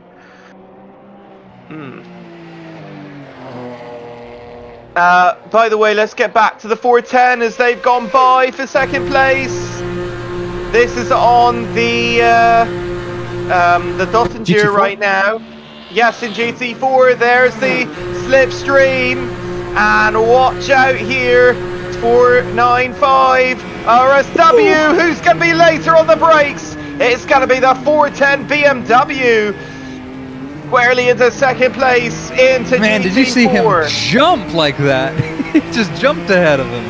That is such a funny corner there. You can literal jump as you go around it, and into the pit box on the limiter in time, and into the pit lane. It looks like Limitex Racing, they're ahead in the purple, is going to have that advantage in GT4. In they come. Right next to each other as well. How about that? Yeah, man, that's it's going to be a race of who can take the shorter pit stop. That will determine who comes out first. Otherwise, it may very well be that they just both come out at the exact same time. Oh, and it's Watt. It's Watt by a good margin. And Watty Racing is still then leading that class with Limitex. We are looking for next. Let's see who's coming out first. Limitex. Hold on. Let me see. I want to see. Have they left? I don't know if they've left behind yet. RSW. There they go. There they go. RSW is first out of the pit lane. Limitex will be second. So they are maybe putting in less fuel, or they had less damage to repair. And then right behind is the 410. Well, okay. So that battle to the pit lane. Well, did it matter? I guess it matters, but in the end, the pit stop made the biggest time difference. Okay, whoa, breathe. To the 3-3-1, They're almost at the end of their lap. Here they come. And finally, they are coming into the pit lane. Let's see if they even hit the barrier. Oh, watch out, watch out. Stop and go, plus 10 seconds for speeding on top of it. No, that's injury. the worst. Oh my goodness, can you believe it? That is just, I'm putting my hands over my face because I just can't believe what I'm seeing here. And that plus all the extra time that's going to be required to actually perform the repairs, that is going to be incredibly damaging. They've already lost the 1 position. There's quite a bit of gap in between the top drivers in GT3 now. But you can see VRC is already under a minute. That was over 3 minutes before. But VRC, you can see they're passing the pit lane. This is the first time they're going to actually get something good out of this race for VRC. Yeah, the first time since the start, for sure. One of their classmates, yeah. So there you go then, back up to 4th position, and the 331 is going to lose out to the 301 ERL as well. So further and further back they go. There was another battle that was going on track, and I think, yeah, the 410 and the 495, they're less than 2 seconds from each other there. This GT4 battle has been legendary. They're back on the Nordschleife again. They finished the GP section, and that 495, dare I say, they are managing it well against the 410. Earlier they had a couple of issues, but that was really it. I can't think of much else for them. So we interviewed them at one point as well in this race. Go back and watch that on the VOD. But this GT4 battle is fantastic. It's probably the best class of all of them so far. I think in terms of the racing that we have seen, it has been just tremendous. Especially for the lead. Like, we've seen some good cup battles, especially like mid-range and then here and there at the top. But I think consistently, yeah, the best class has been the GT4 competition is just so tight. We have a question from the chat. It says, commentators, I'm sorry to repeat my question, but how do you make these light bars? I'd love to theme my cars to the Tron Legacy style. First off, fantastic idea. Second, I have no clue. There is someone in the Discord that's responsible for it. That's what I'm aware of. That's AC Friends makes well, they run all of these cars. They have their own way of running all of these cars, and they have modders and people who do that kind of stuff as a team. Here, hey, yeah, there we go. AC Friends. It's better to hear it from them than me. Cosmetic lights are implemented in the mods by 3D Designer and included in the base models sometimes, so on some cars, but many are custom made. So if yours doesn't have it, then maybe yours is not one of the cars that has it as an option, or it may have it as an option and you just need to enable it with like a INI file or something like that. Well, remember, these are custom cars made for this, so they had done some pretty extensive editing already, so yeah, it wouldn't be something you see by default, that's for sure. But yeah, 3D Designer and including base models sometimes. That's really good to see. It's visually very appealing at night, I have to say. So yeah, Python, you might have to reach out to someone in the Discord if you want to do it yourself. The EXT config you mentioned, that's one of the files for Assetto Corsa that you can edit, and I imagine you might have to know a little bit about Blender, or actually they also use like texturing with, like, you know, Photoshop files and stuff, right? You can make your own liveries like this in Photoshop. Yes. Yeah. But as for like editing the lights on, I look at this battle going on. Yeah, this is the 495 big challenge by the 410. Oh, contact! Oh, watch out! And there's going off in the sunset there. Still being led by the 495 here. Let's take a look on board with the 410. This might end in a crash if it's not dealt with, properly. Whoa! Aggressive driving from the Cayman. He had to set up for the next corner, but also kind of closed the door on the BMW there. He had no real other choice, but managed by the 410 BMW, and now up to the carousel. And I think we've seen this before. Here they come through again together. Yeah, both navigating it pretty well there. And the 495 getting the better of that leader in TCR. Oh my goodness, has had a problem. Oh, the 199. And they are ahead by minutes on the 181. But SRT, we haven't talked too much about TCR in a while. The Simline Rivals Racing number 2 Polish team having a issue there. Going back again now. And well ahead of the 181. They could afford it at least. But, oof. Not what you like to see there. Slow racing is second.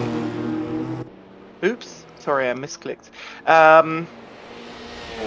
Slow racing back here. So you got plenty of time, thankfully. Oh my goodness. Right, back to this battle. Why does the BMW look so big compared to the Porsche ahead? My goodness. It's very blocky. But it's also like the modern BMWs, they do have kind of a reputation for being pretty big. Oh, yeah. Watch out for traffic! Woohoo! That was the TCR there to get by, very close. And for the rally jump corner, I can't pronounce it in German, but whatever you saw in the top right there, that's what it's called.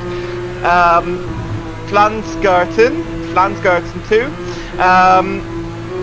Wow, this is such a great battle. But I was going to say, this is like the BMW M8 GTE, if you recall, that had that reputation for being so incredibly big. As you can see here, how wide it is compared to the Porsche 495 ahead.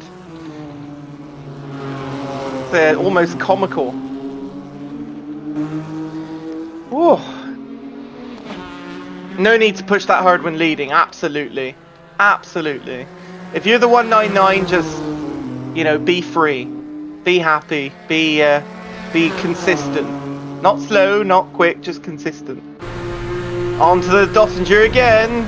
What do you think, Cody? Do you think he's going to kind of not take the He's full got the overtake? advantage. I think he has it early enough. This is really early on in the Dottinger. This is really early. You need to do this on the second half of the Dottinger if you want to have it into the last corner.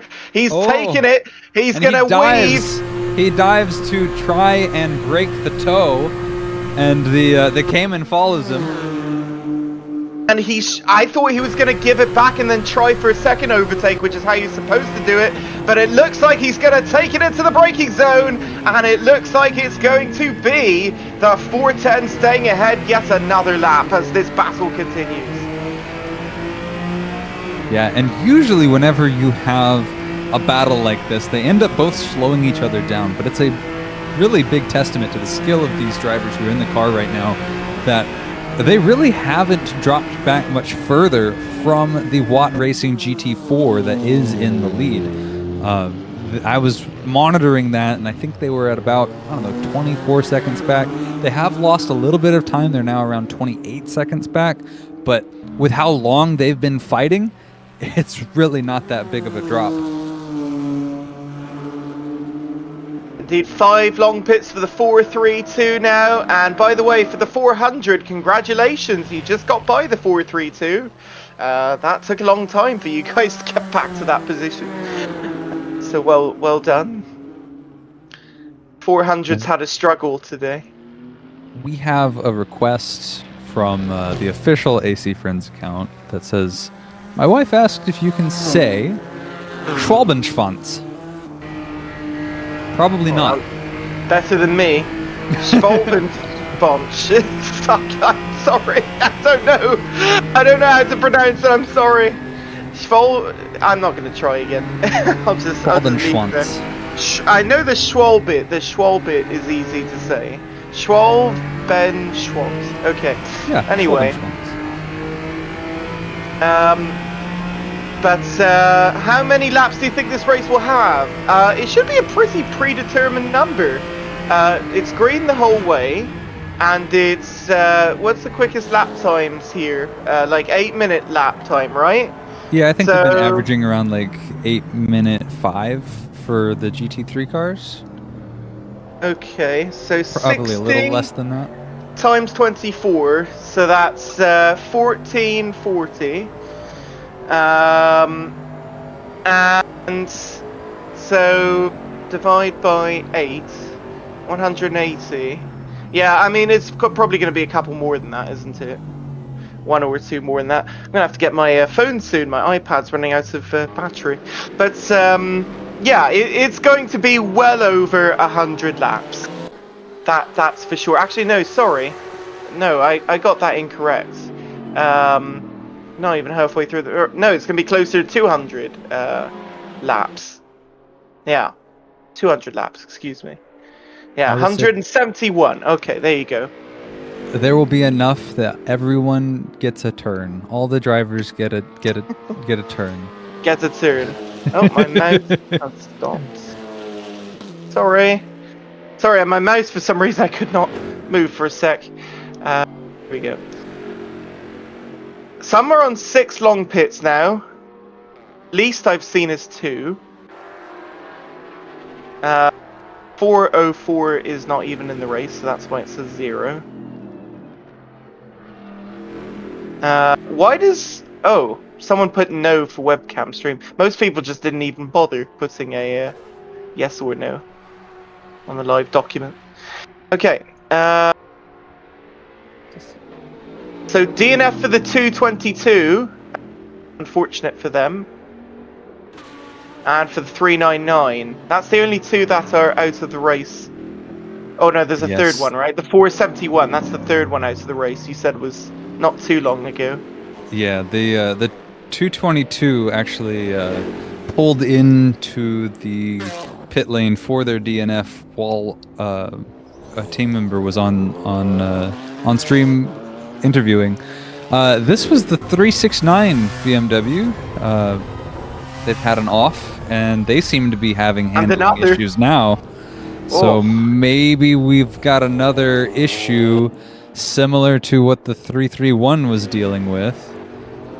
By the way, there's the light bar that people were wondering about too, by the way, on the front. I didn't have a car with it earlier, but there's one now. Yeah, look at how he's sawing at the wheel like that, and it's tilted to the right. I don't think this is in as bad a shape as the other, but well, the at one fact point that it's doing that means that it might quickly get there. This is just really bad from the tail end of the GT3 field. Really unfortunate.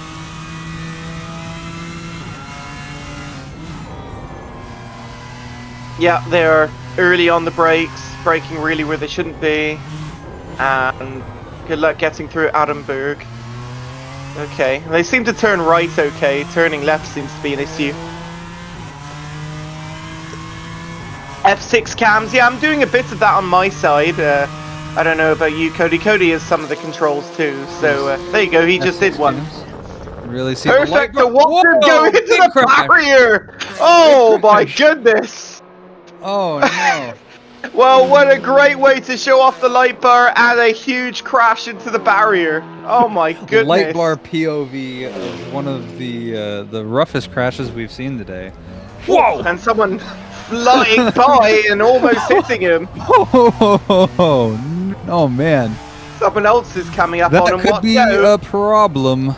That could very well end up being a problem. Oh, the Lotus, I think that was. Oh, they've... And FFS had an issue. FFS had an issue too, and they came back on. Oh, they're okay now. But ERL, they just got passed by Temu because they're in the pit lane. They teleported back to the pits. Are they allowed? They're allowed to do that, aren't they? But they're going to lose all that time. Yeah. So this is different from real life, where that would essentially be a DNF. They went back to the pits by teleport. They're going to have to then, well, do this damage repair, maybe get some fuel, but then, yeah, they're going to have to do all that same lap again. So that's their punishment for it. And they were pretty far into the Nordschleife, so ouch. That will be very punishing for PRG their Part position. 2. Yes. Yeah, kind of. Yeah. Oh. Yeah, speaking of PRG, let's see how they have been doing. So the 331 PRG Porsche, if you are just tuning in, they had been performing very, very well. Not a front runner per se, but they had worked their way all the way up to a really healthy third place. And then they had an incident at the end of Sector 1 that pretty much destroyed their steering. And so their steering input was so limited that they had to just limp the most of the way back around the circuit very, very slowly. They ended up having an over 14-minute long lap to get back, and then quite a bit of time in the pits doing damage repair. They have come back out in 6th, but they are a far cry down from where they were before. So that's the PRG situation. Ouch. And their last lap time was 11 minutes 19, so it really has not improved all that much. Yeah, I think that actually may be their out lap. I think that they just got back out. Oh, okay, so it's been that long then. Okay. I think so. They were in the pits for a hot minute. There's several laps of cars between them. Lead's done 51 laps so far. I'm trying to see if there's an indicator. Lap 51 for everyone. I actually can't see if they're on the lead lap per se, but I don't think so. I don't think they're on the lead lap. I think they're one lap back, looking just adding up the times of the cars ahead. Yeah. The deltas of the cars ahead. Yeah, it says that, well, they're in their cab here, says they're on lap 51. 5 minutes 25 seconds in. I can't tell if that's for the leader or if that's for them. I'm not sure, but well, let's see if I click on Phoenix. Does Phoenix say anything? It shows them lap 50. So possibly maybe they are on the lead lap. Yeah, quite possibly. I'm just kind of looking at different cars and being like, hey, do you show... Oh, they're in the pit lane. But does it like show what lap they're on?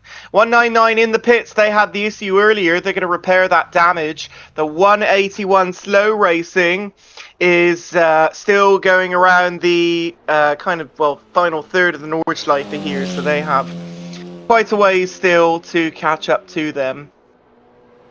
But that's the storyline in TCR.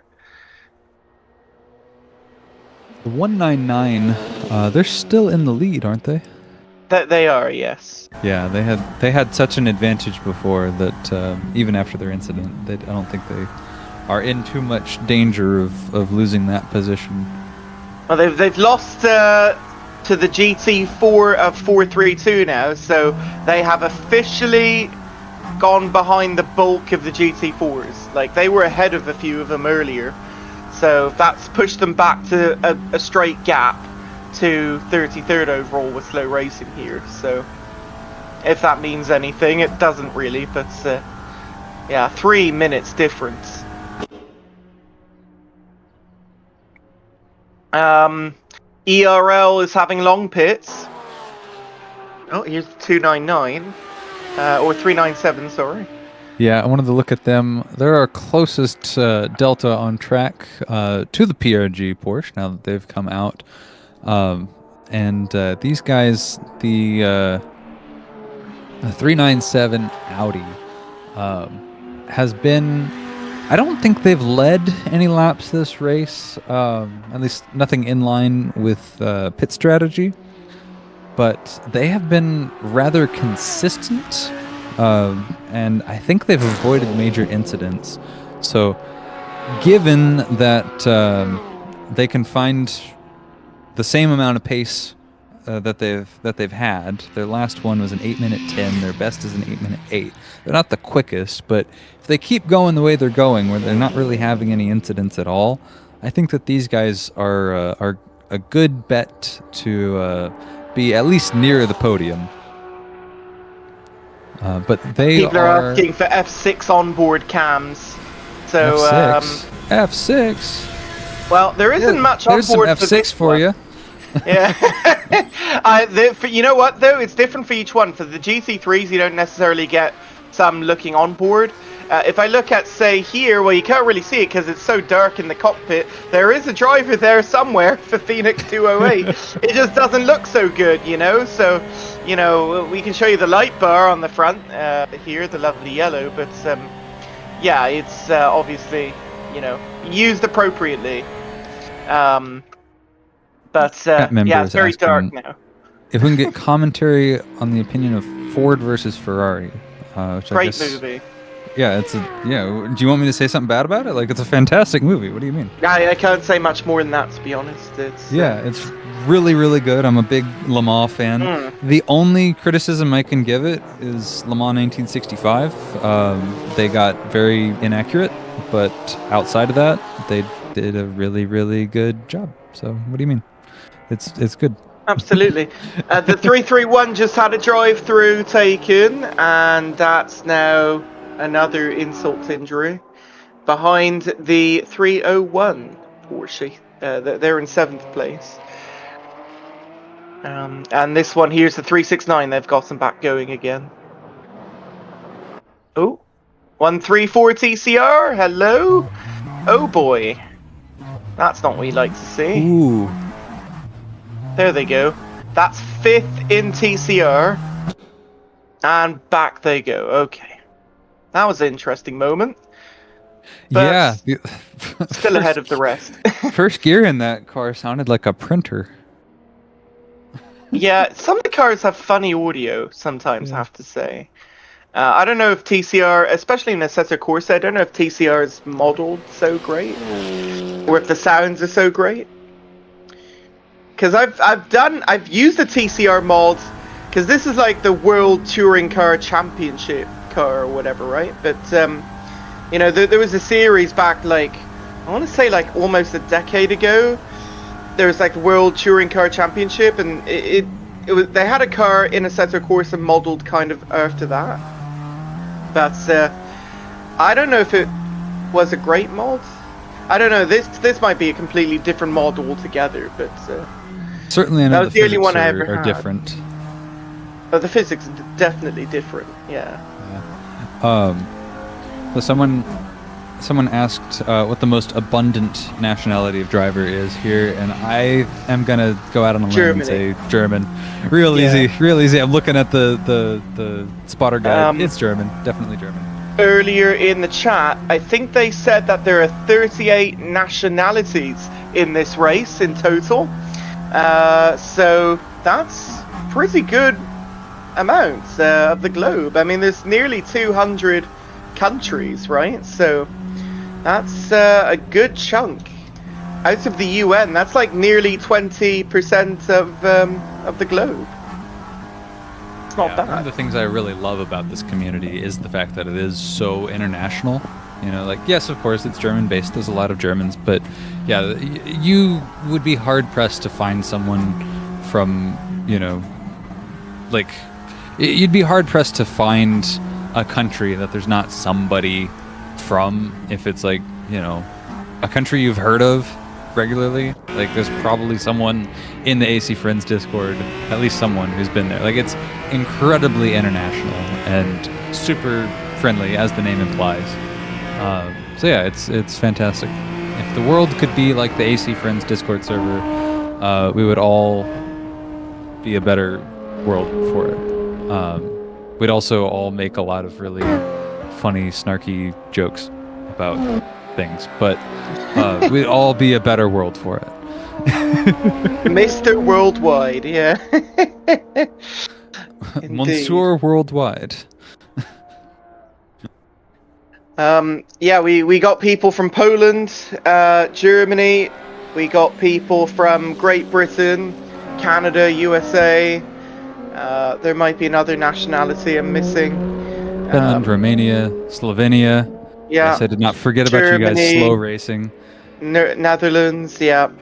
And by the way, no Thai drivers this time. There were like 2 or 3 Thai teams, Itan Racing last year, and there are 0 in this race. In fact, I think they even had one in the test race if I recall correctly. There are 0 Thai racers in this race this year. Huh. If Maybe I'm they not were doing something mistaken. different. Maybe they all got tied up with another engagement. Actually, no, that's not true. There is one team, the 139 is their NGS. But that's not the same drivers as the ones we had last year. What about the... Oh, hold on, the 140. The 140... Yeah, no, these are different drivers too. Where's the ITAN racing drivers? I don't know why they're not in the race this year. Okay, so there are 2 teams. My mistake. I just had a look on the spotter guide. There are 2 teams. Not 0. It looked like there was 0, but there's 2. 2 teams. Yeah, that's and they're in the they're all on the second page, not on the first page. Interesting. And Africans too? Yeah, I'm looking at all the flags. Oh, I see a flag of Uzbekistan there. Olemyon Uzmonov on the 369 team.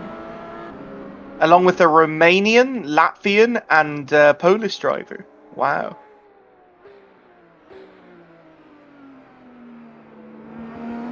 I'm looking to see what interesting nationalities we have. How about North Macedonia for Luka? Hey, there's Africa. Yeah, that's in Africa. North Macedonia. No, that's in Europe. Macedonia? Oh no, I'm thinking something totally different. What am I thinking of? Macedonia is not in Europe, Macedonia. my friend. Shoot, what am I thinking of? I couldn't tell you. Okay, Mozambique. That's what I was thinking of. I was thinking of Mozambique. Oh. Never mind. Oh, okay. What do we have? No, I am looking for African drivers. Can I find a prominent African flag? Oh, there's someone from Wales. Oh yeah, Ryan Watkins. I know him from last year. No, I don't know where the African drivers are. I see a ton of Europe. I think Europe has the most out of everyone in terms of continent. Where's the where's the African one? South Africa? There's someone from South Africa? I don't see on the list. I don't know. Okay, someone will have to tell me in chat and then I'll find it eventually. 215. Ah, yes, Chad Davids. Along with another same North Macedonian driver. I was looking at it already and I missed it. Yeah, Chad Davids. So that's the only African driver though. There's just one. But there you go. How about that? Yeah, Uzbekistan. Yep. I did mention you. We got a great Mexican with the FFS team for Team Latam. Nice. Yeah, those are 419. We've just kind of been going and looking at different drivers now, and we're ranking the nationalities. Yeah. The action will continue on track. Don't worry. We haven't forgotten. Yeah, I'm also looking at some of the more interesting names as well. Lots of really interesting ones. Some long ones too. But anyways, just coming up on 16 minutes 42 seconds. No, 16 hours 42 minutes to go in the race, and 8 seconds to the pit lane is PPM, and they were close to the 369, but then not anymore. So in they go. Also a pit caller is Slow Racing in TCR. 199 is going to continue then to gain back the advantage. And it looks like the close race we had earlier in GT4, well, the pit stops have made it not so close at the moment. The 495 and the 410, it's a 28-second gap now. It was a good battle for a while, though. Yes, yeah. 355 Italian racing team. They've taken their pit stop. They took their drive-through. Drive-through. My goodness. Yeah. You can tell I've been at this for a while without stopping. Yeah, I'm really impressed. I mean, considering you've done this since like 10 o'clock, 9 o'clock in the morning for me, 8 o'clock Yeah, for you. right about 9 o'clock for me, and it is 3:22 p.m. And yeah, I have not. Not skipped a beat. Well, yeah. So 5 not in the race, 2 DNS, 3 DNF. Thank you, Sasha in chat, for that reminder. Ranking nationality sounds wrong, yet that's not exactly what we were saying. That's why I thought it was funny to say. Oh yeah, we're ranking the nationalities here. that would end up cancelled very quickly. Logan, no, dinner is going to be in a couple of hours, don't worry. Although, actually, I should probably have a bit of a break before I come back. But I will be back at 7, I think, 7 p.m., which is currently 4:23 my time, Eastern time. So if I'm going to have a break at all, it should be pretty soon. But I also know that he's... Sorry, no worries. I know that you, Cody, are also leaving soon, so I don't want there to be a gap in the stream, because that would make people bored, and then they would leave and stuff. And for the betterment of the stream, to have someone here at all times. Chat, someone tell Mark to eat dinner. Dude, I haven't eaten breakfast. It's 3 p.m. What do you mean? I have lunch. I have a couple of cookies in front of me, but I've only been slowly eating it. I have eaten neither breakfast nor lunch. I'm just raw, just unfiltered me until I'm done. And then I'm gonna go my parents were supposed to go to their cottage, so I was going to probably buy pizza and have that for the next couple of days. But then apparently they had high winds the other night there. That's like a couple of hours away. So here it's been fine, but a couple of hours away they had some high winds, and trees came down, and they have the old-fashioned power lines, above ground, right? So they knocked out the power in the area, and they said at least 11 to 12 hours, probably going to be longer than that, to restore it. And so they have not gone to their cottage, and they said, well, maybe we'll go tomorrow, Monday, instead. And I was like, oh, okay, well, I'm still going to be doing this, but we'll see what's going to happen for dinner later anyway. We have in the booth with us Carlos Kirikovs from the Euro Racers team, the BMW M4 GT3 Evo that we are on board with right now. Hi there. How's it going? Honestly, a bit sad right now because of the unfortunate incident at the beginning of the Nordschleife. Yeah, you guys had the steering issue. We had a frame drop from about 80 to 100 frames to about 12. So That's it was a pretty significant drop. My goodness. It was a giant struggle to get through the Nordschleife, and in the process we destroyed both of the front suspensions. Wow, so Carlish, hopefully then you've managed to recover a little bit since then. That's unfortunate to hear. So tell us then, other than that, how has it been going, and how about your teammates as well, coming from all different nationalities here? I mean, you have a Polish driver, an Uzbekistan driver, who was in the chat, by the way, Uzmanov, and then Romanian, and of course you from Latvia as well, which is quite cool. Explain about all that. We started racing together in Euro Racers, first as rivals, but as we raced more throughout the winter and the previous summer, we got closer together. So I don't really see that our nationalities make us different. I think that the racing unites us. So I don't really see them as like different people from different countries. Yeah, they are pretty good drivers. Just and they are doing good. We had some unlucky moments, but I fully believe in them that we can bounce back. Yeah, I hope so.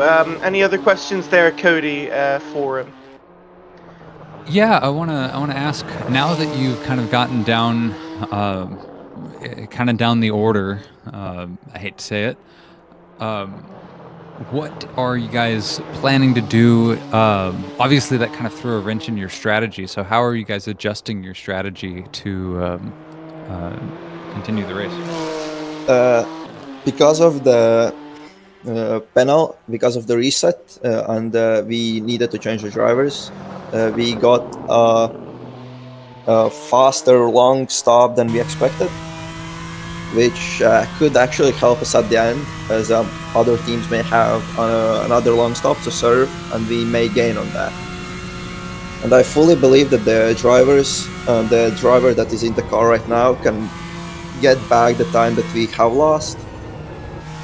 And I really hope for the best that they can do, because I'm sadly not going to be driving the night, and I hope I'm gonna wake up and see a big surprise. And yeah. Well, looks like you guys having a bit of a moment there. Sorry to cut you off. It looked very dicey coming into Carousel 2, but now you've made it to the end of another lap, it looks like, with the Dottinger here. So sorry about that. Go ahead, Cody. Yeah, of course. The fact that you guys have continued to go after you had your issue, and that you guys are still putting in pretty good pace overall, is I think a good sign. You can see as you guys come up on one of the TCR cars here, you've got a very good looking car. I think we spoke to your sister car earlier, the Porsche 992 GT3R in the same livery earlier, and we really like seeing you guys out on track. So we hope to see you guys to the end. Yeah, but all thanks for deliveries were made by Yanis. So a huge thanks to him for deliveries. He gets basically all the credit for them. Fantastic. I also think they look great. I think so too. It's really, really good. Well done, Ianis. Shout out to him. Yeah, on the team. I think he's currently in the car right now too. He is actually. Yes, the live document says he is at the moment. So 6 long stops. Is that on target for you guys, or is it maybe a little bit too much at this point in the race, as we're still faster 16 than hours? expected? But it means that when in the later stages of the race, we have this advantage that we have done an extra long stop, so we may actually gain from that. Okay. Well, you need all that you can get at this moment, trying to catch back up in the GT3 field. So, yeah, best of luck to you guys. Yeah. Thank you. Thank you. Have a great rest of the race. Y'all too. Have fun. Have some. The food conversations were interesting, so I'll definitely keep doing that. Absolutely. Definitely will. Do you have any hot food takes? You can survive only off of potatoes for a whole year because of the many ways of which you can cook them. There you go.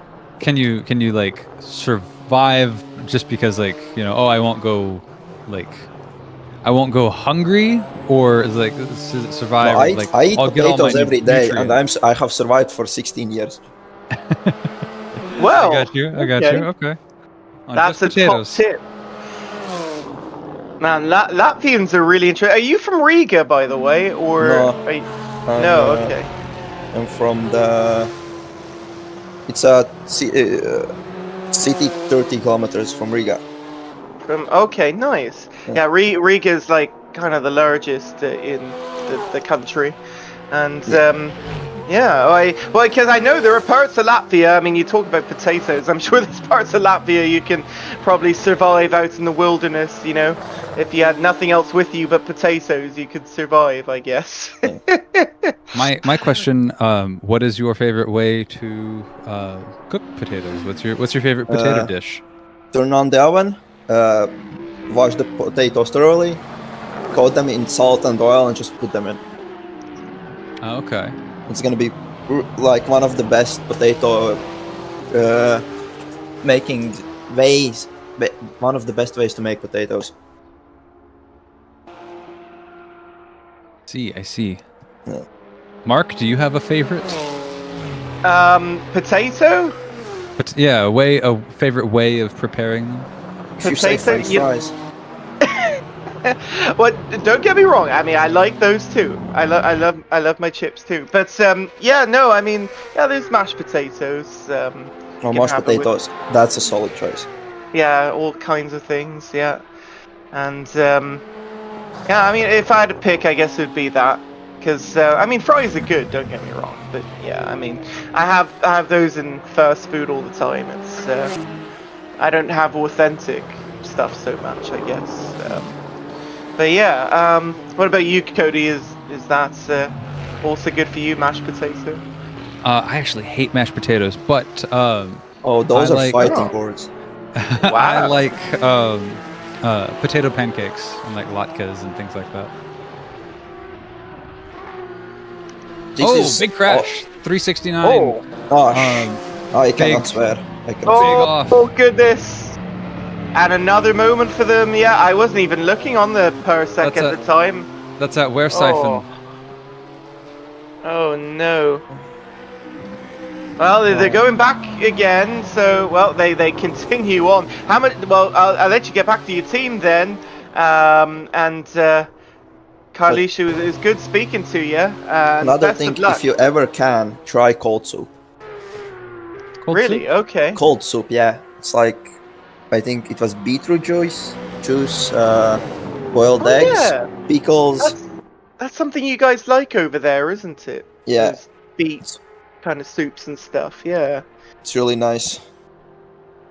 Like a borscht or? Yeah, like a borscht. It's cold. It's like violet, purple color. Oh, but it's cold soup. Yeah, yeah. Yeah, it's cold. Yeah. No, they like borscht over there too. Hell, I like borscht over here. Borscht. Yeah, I mean that's like one of the, best things you can find in Latvia, isn't it? I need to check because I don't know which one that is in Latvian. Beetroot soup, basically. Mm-hmm. Beetroot soup. Yeah, that's it. Yeah. All right. Well, thank you very much. I have to actually go off for a minute because my iPad ran out of battery, so I can't see the chat anymore. So I'll be right back. I'll leave Cody with it and send off the interview as well. Because I need to wait for tomorrow myself.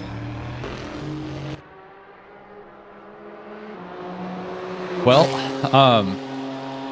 so in terms of the progression of the race, how do you guys feel about the way that it's gone up to this point for you guys?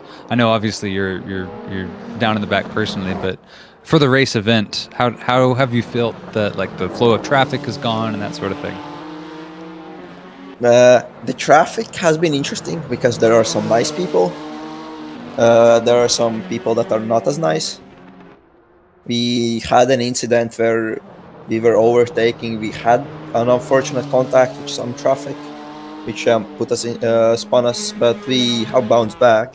And it actually is a lot better than it was in the practice race last week.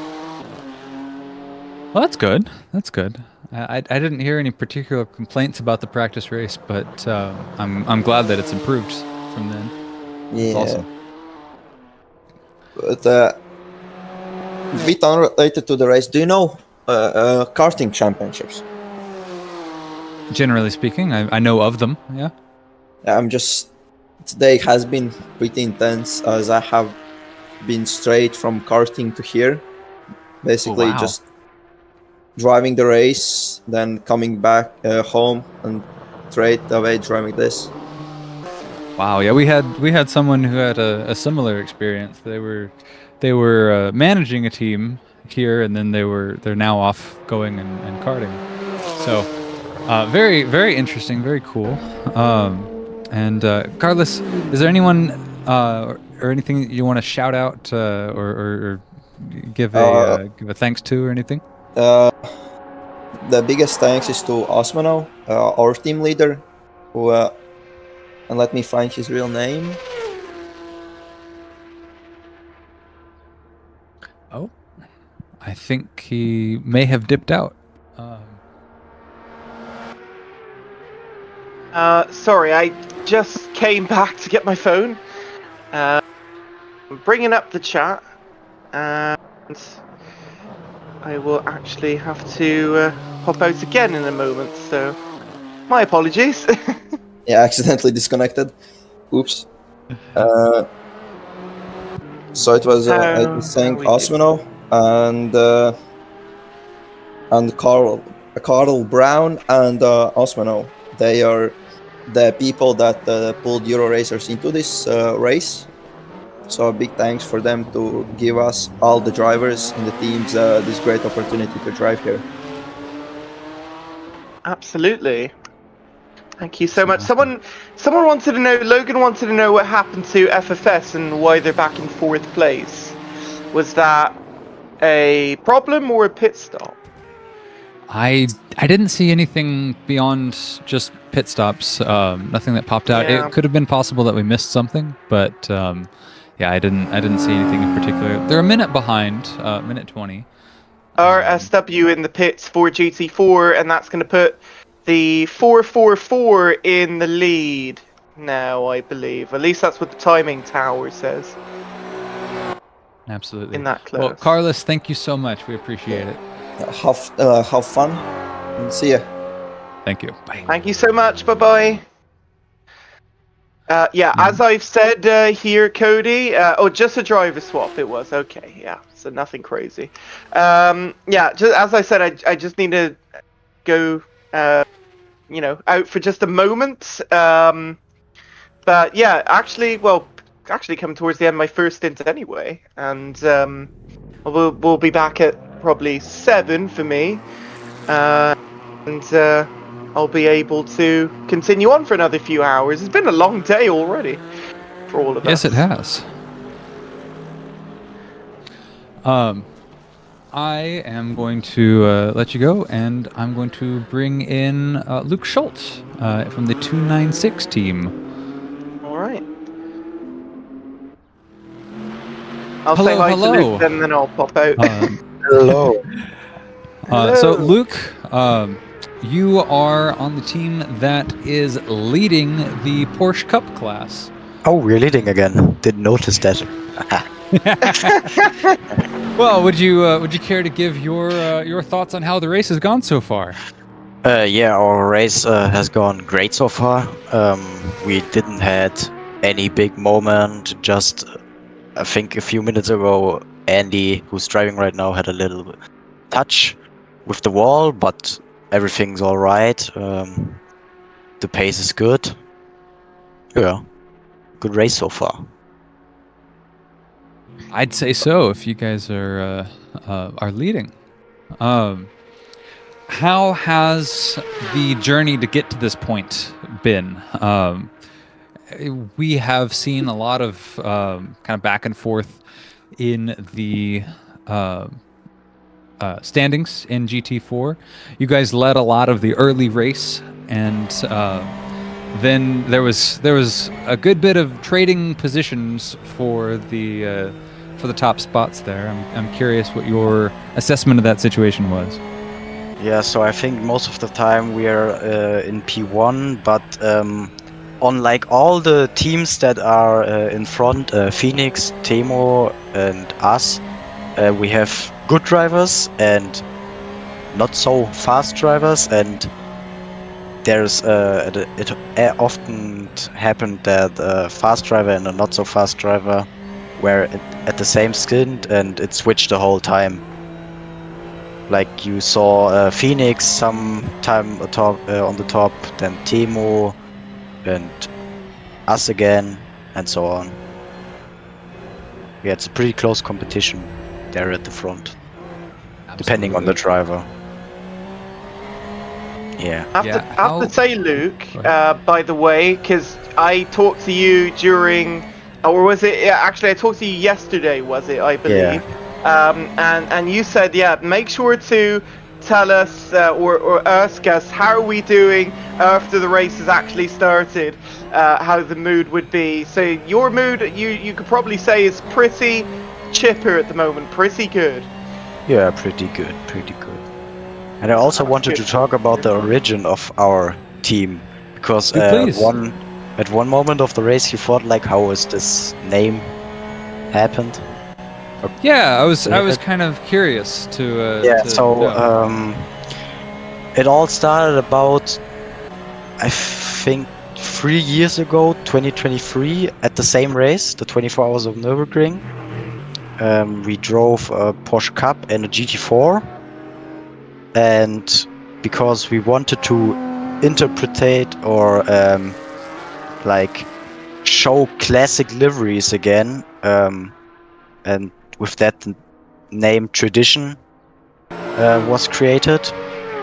And most of the races we done, we also had like heritage or classic liveries from old cars to show they're pretty, because now in the modern days you mostly see like new designs, modern designs, and us at Tradition, we think that the classic liveries also look very good still today. This race we did a modern livery, as you see, but yeah. Yeah, you guys have been running the half black, half red livery this race, yeah? And also it's very dark right now, so you can kind of sort of see it. Maybe on the start-finish line where there is a bit more light. But on the black side, there is a bit of design. It's not just black, if you saw it. Right, yeah. Yeah, we can see it right now coming into the pits. It's as I just said, you guys are now pitting in the 296. The Porsche Cup. I'm curious. In a lot of sims, this thing has a reputation for being pretty hard to master. Let's say. And so I'm kind of curious how you guys are finding this version of the Porsche Carrera Cup. So we found a setup that's very stable and good. You have the typical understeer on the throttle Porsche thing, and also a bit of oversteer when you're braking, but all in all it's good.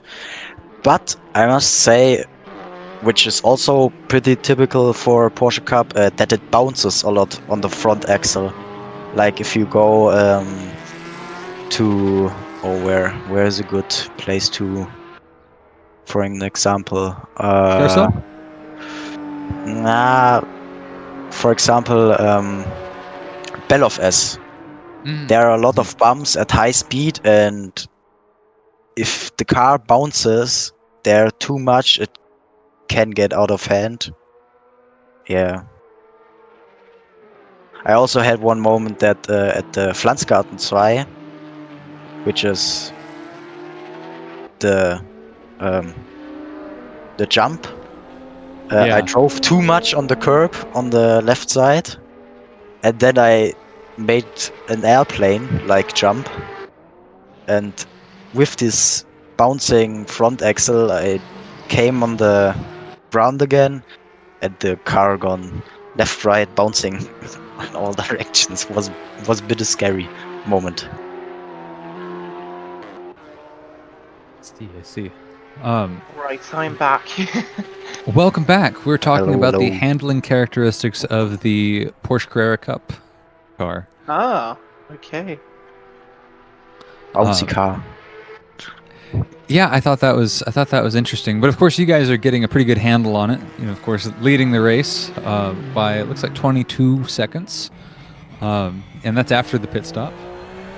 Yeah, I think Phoenix did a pit stop because they were in front. They did, yeah. Okay. Well, it looks like it's going to be a really good battle to the end in Cup class then, Luke. I hope so. Fantastic. But we also hope that we're getting P1. Yeah, for your sake, yes. Indeed. Yeah, we're hoping that it's going to be a really good show. He's hoping that it's going to be a really boring show. Both. Nice and A boring show would be in good first for to us, the but end. battle would be also very cool. But not too Well, much. hey, thank you so much. Is there anybody that you would like to shout out? My whole team, I guess. They all Straightforward, fair enough. You have a stacked team. They all did a pretty good job right now. How about Andy Romanowski, folks? What's the driver He's a boss of the team. He's What the main character. and Gunnar is just a legend in the Assetto Corsa world as well. Yeah, modding. He did the Sachsenring all on himself. It's a pretty good mod, a detailed mod of the track. He's doing the Lua scripts for the position panels, the display, the dashes. He's doing 3D work on cars and tracks. He's doing very much. And Andy's doing a lot of the config things with the lights and the cosmetic lights. You see the red light, the bling bling. Yeah, there's been some really nice lights that, like you see there on the Porsches, some really good lights. Something you don't quite get in real life, but You can thank Andy for that. Wow, very, very good job. Well, we know to give our thanks to Gunnar then. Gunnar is the reason why we know in the pit stop how long they've been there and all the other details. That's really nice. He did great work on the display. I'm going to write that down because people keep asking that every time. And I go, yeah, it was someone in the community, but I forget the name. So now I can write that down. Yes, F-R-E-I, by the way, folks. Yeah. Last name. Yeah. All right. Well, thank you so much again, Luke, and to talking with you again. As you know, problem. Luke, folks, he is in the AC Friends Discord like every day with Sasha. He is one of the folks that, he's one of his best friends, right? I imagine. Well, at least in AC Friends anyway. But, yeah, you guys have a great community going on, it looks like. Yeah. We talk a lot. You talk a lot, yeah. There you go. And we also do some stupid shit every day and talking about dumb stuff. But that's the usual. Yeah, in ACF and of especially Tradition Sim Sport. If you go in the channel at our team, oh man, your brain is getting fried.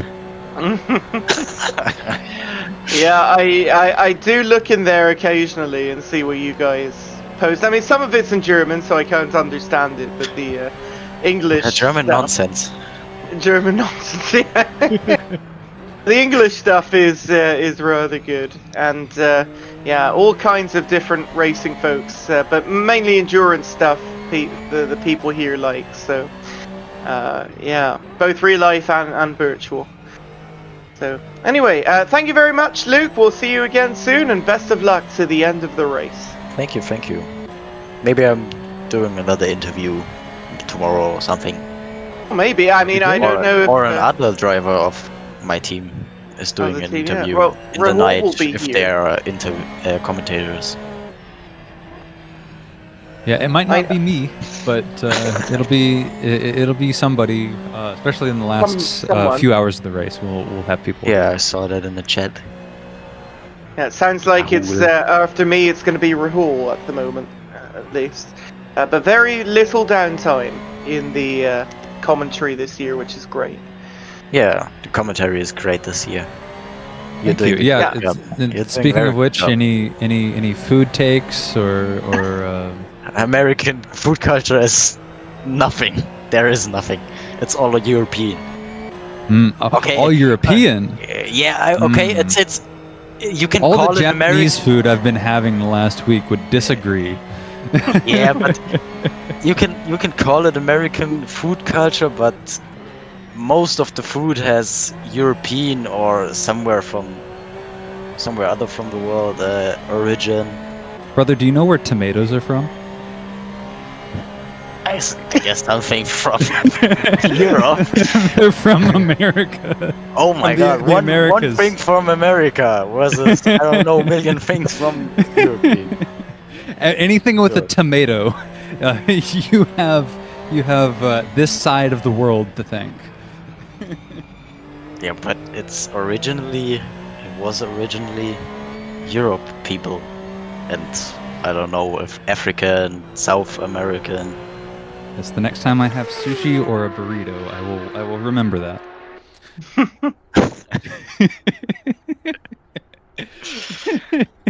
Before this gets out of hand. No, this is what we're here for. Is it true that in America there is like in every food way too much sugar? My dad there's a was lot of once sugar in America, and he said like even in the toast or in the butter there is sugar. Like in Okay, the butter. What the hell? I have bread near me, like feet away from me. I can assure you, there's no sugar added to that bread. Yeah, but the bread in America is also, you can't call it really bread. Have you had in my it? opinion? No, but it's just baking bread. You have to go in the in a good traditional bakery in Germany. That's good bread. I have or had in the bread Italy. in Germany. I've been Or to in Germany Italy. many times. Italy food is also very good. Maybe top. Yes, it is. Top one place for food.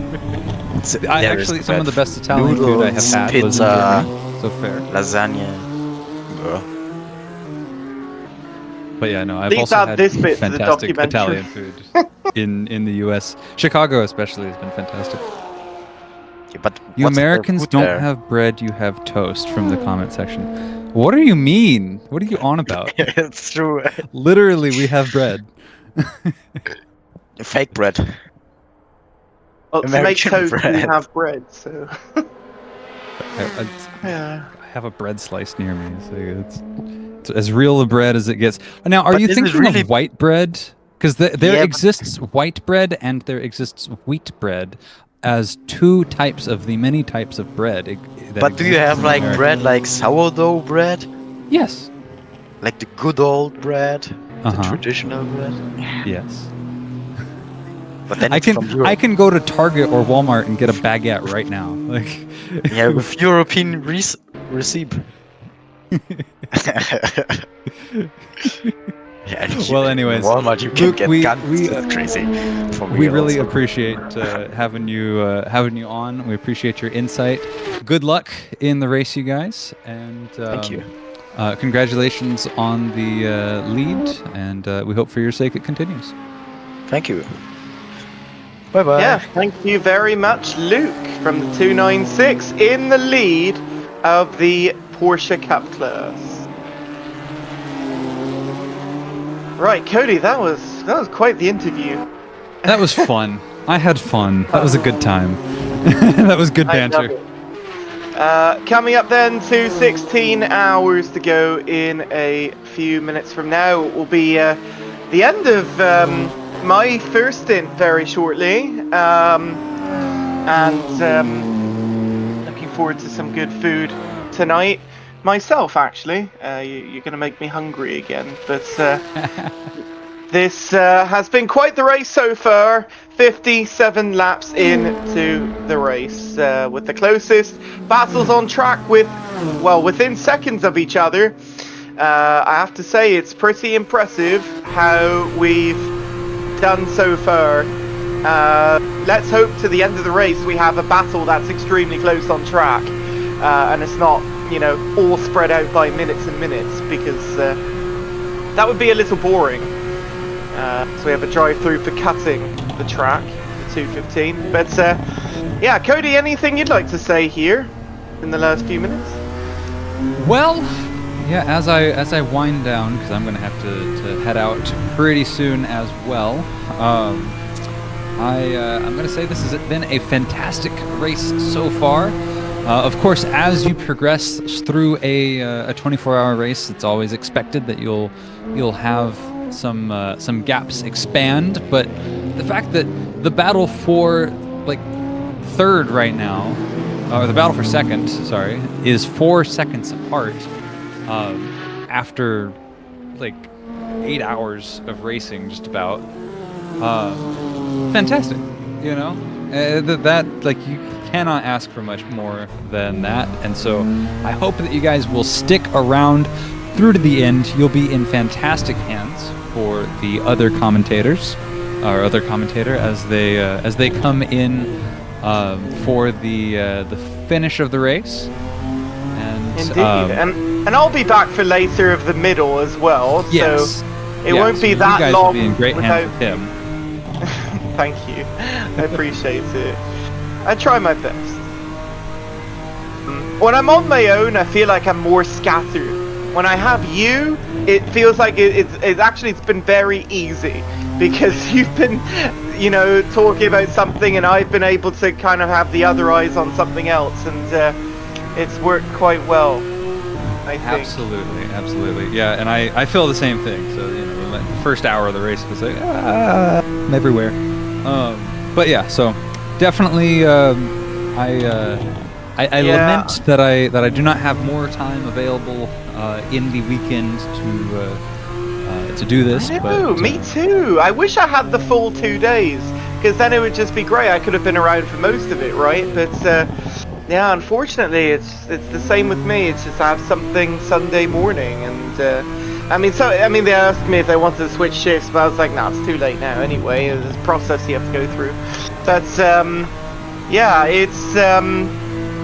it's been really fun, this, and I could have maybe done the start of the race, but I was like, well, I kind of have some last minute notes to do, because I woke up right around the time the pace lap was starting, so I was like, I won't hop on right away. I'll get ready, have some breakfast, which I did, and then come on in an hour after the start of the race. But I think it worked out in the end anyway. So, absolutely, yeah. I have enjoyed my time, and we'll hope to come back in again in the future. Yeah, if you guys have been with AC Friends for I guess over 2 years, my voice is probably familiar to you. But if you have not been with AC Friends for that long, or if you missed it, I used to commentate a lot more for AC Friends, and kind of fell off of it a little bit. So this is my homecoming in a sense. But yeah, so I've really enjoyed my time, and I guess this is probably a good round number to sign off on. So, thank you. Oh, I'm gonna say one more thing. Is there anything you want to shout out for yourself, Cody, before we have a bit of a pause in the commentary action? Oh gosh. Well, I guess a big shout out to Sasha. He has always been just super friendly about things. The invitation to commentate this kind of came out of the blue, and I was really happy to do it. And so yeah. But I think that's about it for me. Enjoy the rest of the race, everybody. I will be, if I can, I'll be following it from where I'll be going, and this is Cody signing off. All right, thank you, Cody. Cody Swanson from Dallas, Texas, everyone. I'm gonna, by the way, just round out myself as well. The last bit is here, as we have 16 hours to go, and then I'll be headed off for a bit of a break as well for a couple of hours. So, yeah, thank you again, everyone. Thank you to Cody. Thank you to Sasha as well. Very much so. It's been fantastic. We'll obviously have another chance at some point to do this again, maybe with Le Mans or something later in the year. We'll see. There is more events still to come. Let's take a look at the top three, though, as we end off our commentary for now. There'll be a couple of hours of silence and auto cam. Watty Racing 321 is in the lead, 58 laps into the race as we fully hit nightfall now. The Watty Racing leads the 387 of the Bentley, which is right here. I don't know if that was the one with the flashers earlier on. That's the Silver Racing Team, all Polish team. And VRC from Ferrari is the 367 here. It's in third place and finally benefiting off of a couple of issues earlier in the race from the 3-1 car. That's your top three at the beginning. For Cup Class, the 296, Tradition Simsport, who we just interviewed Luke Scholes from, he's in the lead. We got Phoenix Simsport in second place, the 208 Porsche there, crossing the line. And the 299 Porsche is in third place, going around the carousel right there. And that's going to be Team Noodle, the Canadian team, apparently representing Scarborough. So how about that? Oh, someone's asking me to read DMs. I will in a moment. That's in third place there in Porsche Cup Class. For first place in GT4, it's Watty Racing's 444. Where are you? There you are. Coming down the start-finish line right now. There we go. That Toyota Supra's doing well. Yeah, it is Supra. Yeah. Second place is Limitex with the 410 BMW, who has had quite the battle here with the car right behind. The 450 in third place. That is still going on, less than a second between them. And for TCR class, it's Slow Racing 181 in the lead. Second place is now the 199 SRT. Something must have happened, or maybe a pit stop. They're second place. They were in first place for the majority of this race. That is quite something. The 199 second now. And the 195 is in third place. That's XTR. That is Team X Trim, a 3-driver Polish team there. Crossing the line right now to start a new lap. That's a look at that, with about 50-ish drivers still in the race. UCC's been having some problems. They've just crossed the line there. But yeah, that's a look there at your top three in each class for the 24 Hours of Nürburgring, presented by AC Friends. So it looks like KDR says they're withdrawing from the race. Oh, terrible news right at the end. Are they still? Well, are they still in the server, or is that it? Let me see. KDR. Oh, DNF'd from the race. They would have been in this spot here. And unfortunate finish for them. Oh, I'm really sorry to hear that. That's them out in TCR. That was why they were messaging. So sorry to hear that. They're pulling out due to multiple difficulties and obstacles, they say. They're hoping to come back stronger next time, maybe even join more ACF races. But they say that's the end for KDR today. Goodbye, and engine stops. Oh, I'm sorry to hear that. That was from Simon there, who was talking to us. Alright everyone, so that is going to be it for commentary at this time, with 15 hours and 57 minutes to go. Again, the 3-2-1 Watty Racing in the lead. What's going to happen? We're going to come back in 2 hours and continue commentary for another 4 hours to 11 PM. That's going to be, I think, 6 AM... No, 5 AM in German time. So a little bit more before we have Rahul to end the commentary for the end of the race. Thank you so much for watching. Thank you to Cody again. You've been watching the 24 Hours of Nürburgring, presented by AC Friends. See you in a bit.